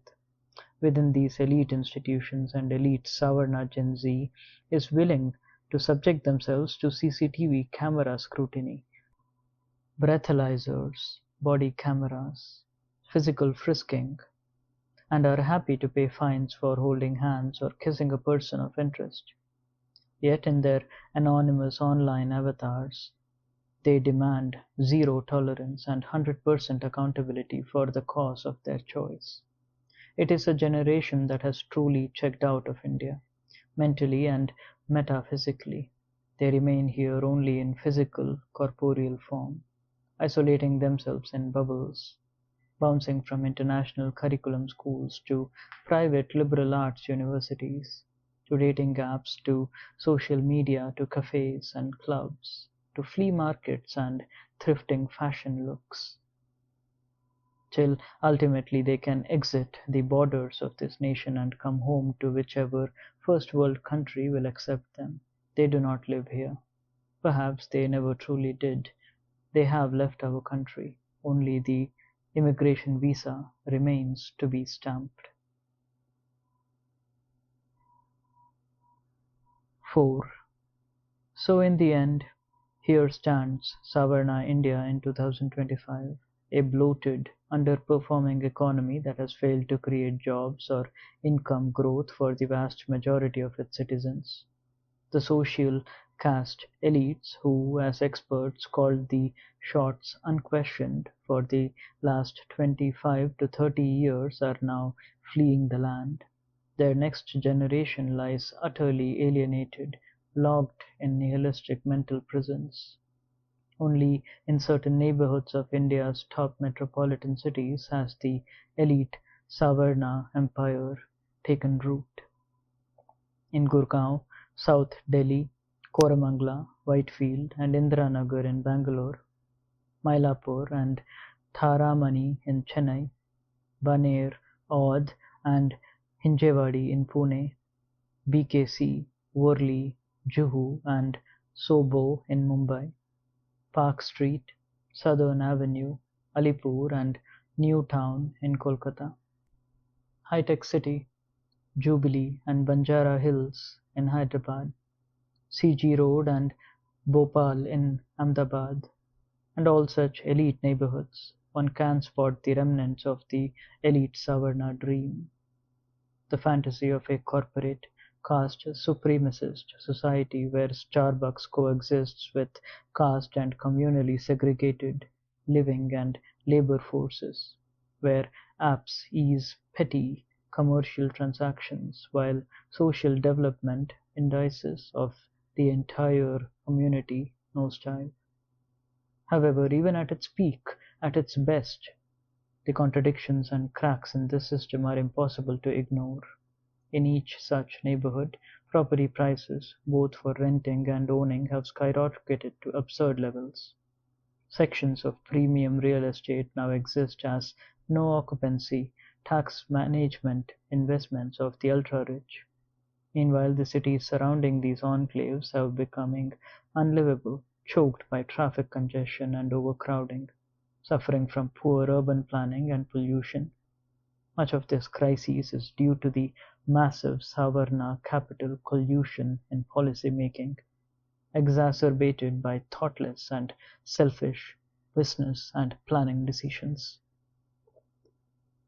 Air pollution is becoming unbearable. What was once only a post-Diwali crisis in Delhi has now become a year-round catastrophe, not just in Delhi but also in Mumbai and Bangalore. If trends hold, this will soon be the story of every major Indian city, not to mention the harsh Indian summers exacerbated by poor urban planning, where glass and steel buildings create suffocating heat islands, where even air-conditioned units start failing. To escape the scorching plains, the elite demand broad highways and luxury hotels in hill stations, accelerating landslides and environmental collapses in the fragile Himalayan landscape. Ocean fronts are also getting choked. Goa now has a surplus tourism problem. Meanwhile, India's business czars have failed to create or innovate a new type of society. Entry-level IT wages have stagnated for over a decade. The startup bubble has popped without leading any consumer revolution. Companies like Ola, which styled themselves as nationalist alternatives to global MNCs, are struggling with customer complaints. The much vaunted Indian aviation sector is teetering. Jet Airways and Go Air have folded.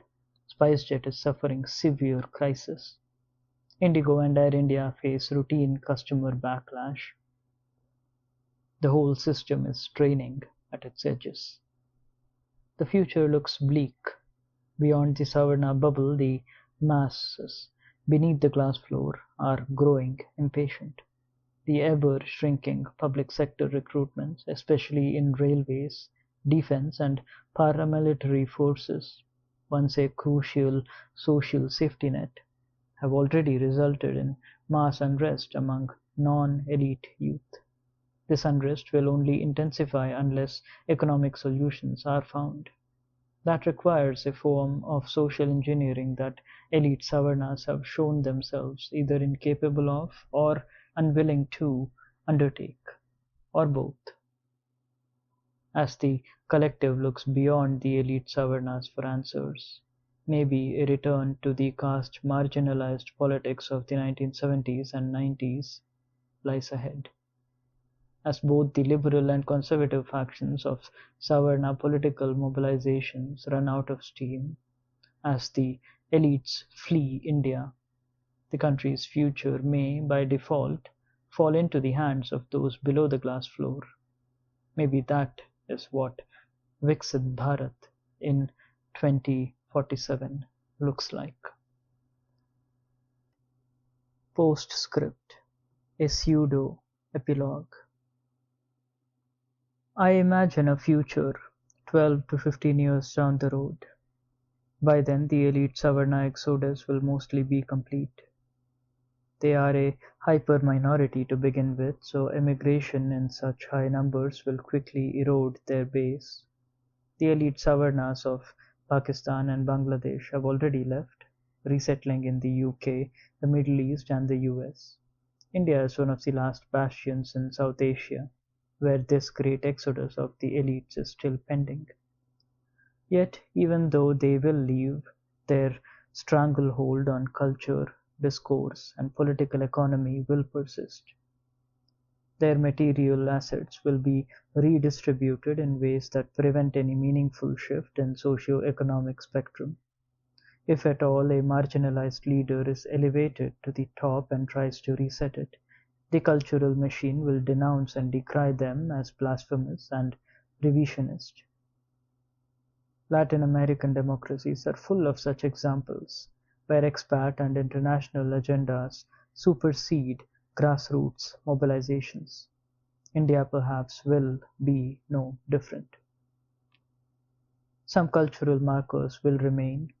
On Diwali, for instance, one can imagine elite Savarnas returning to India, rushing to their expensive suburban farmhouses where they will host parties, inviting the few elites left behind. Maybe my friend Kulkarni, whom we met at the beginning of this book, will be there. A few drinks in, they will lament the missed opportunity to make India great, how their generation almost did it, but they were thwarted by the narrow political interests and politics of the masses. This, of course, will be a lie, but collectively told, it will be reassuring, and over time even become the truth. Some second-generation Savarna graduate from a Sonipat liberal arts college will eventually write a book about the tragic endeavor of the lost generation that tried to reshape India against its own will and failed gloriously. That book will be circulated as the truth and discussed in such Diwali parties. The mood will turn somber.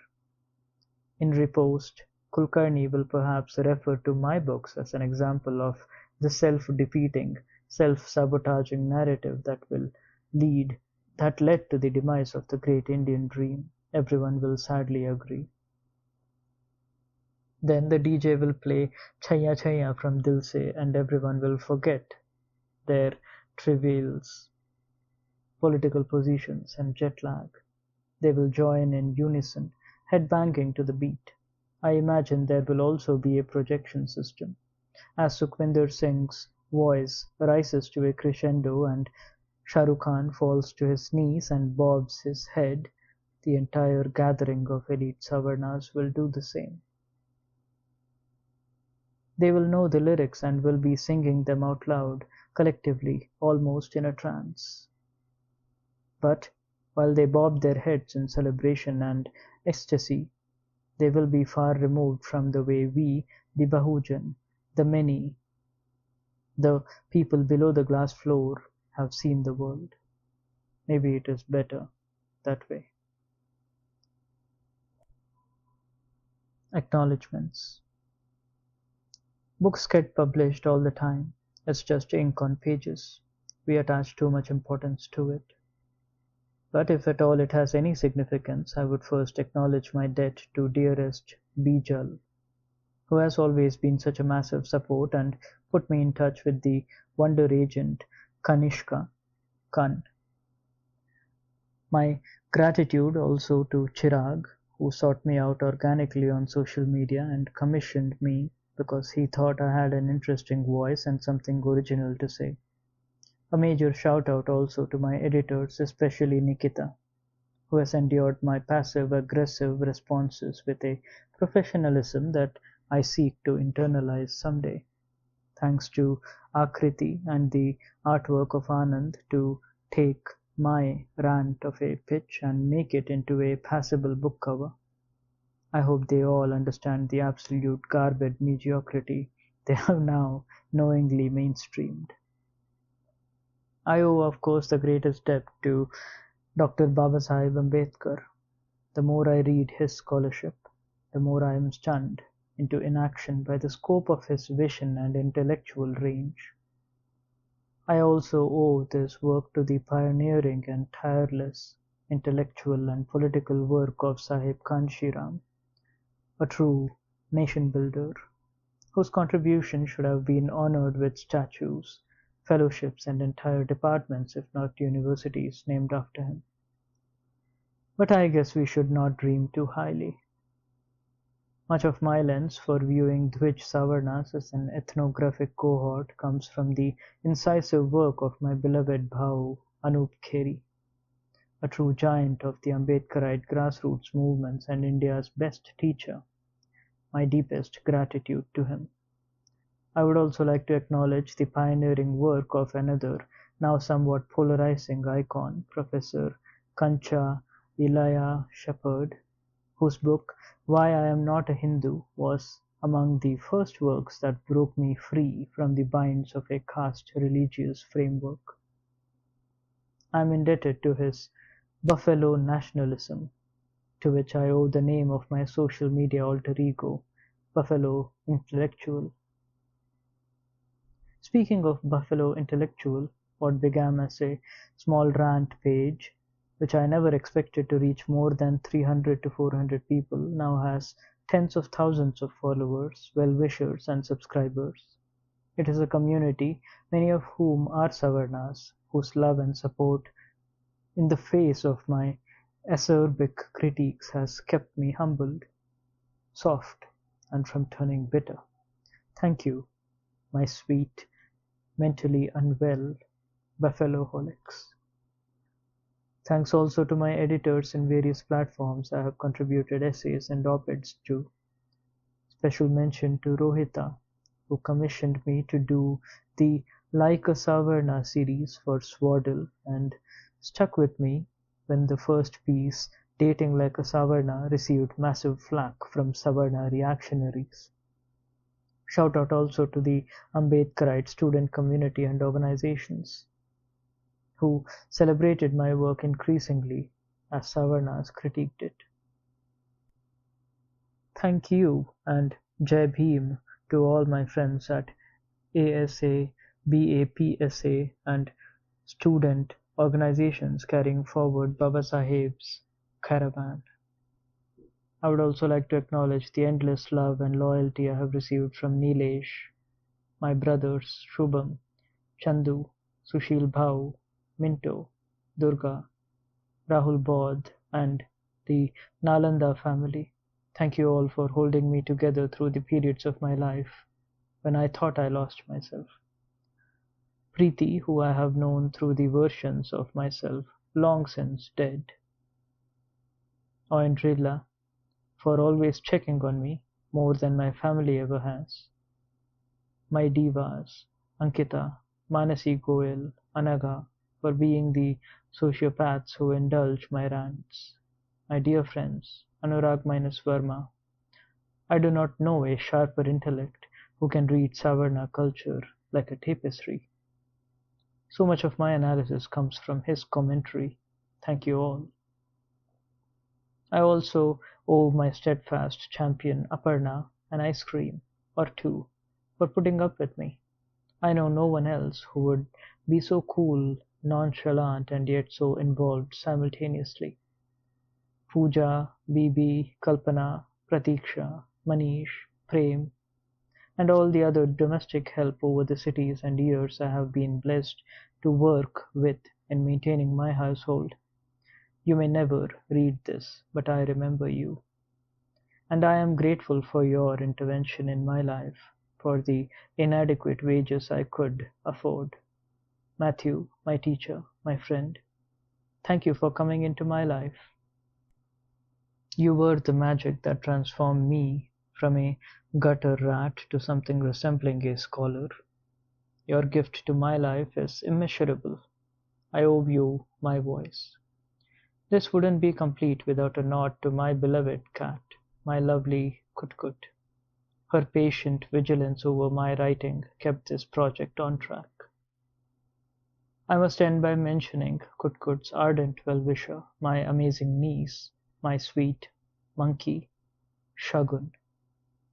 A huge part of writing this was so that one day she could own it and find bits of her own self through these words. End of Meet the Savarnas by Ravikant Kisana. Thank you for listening.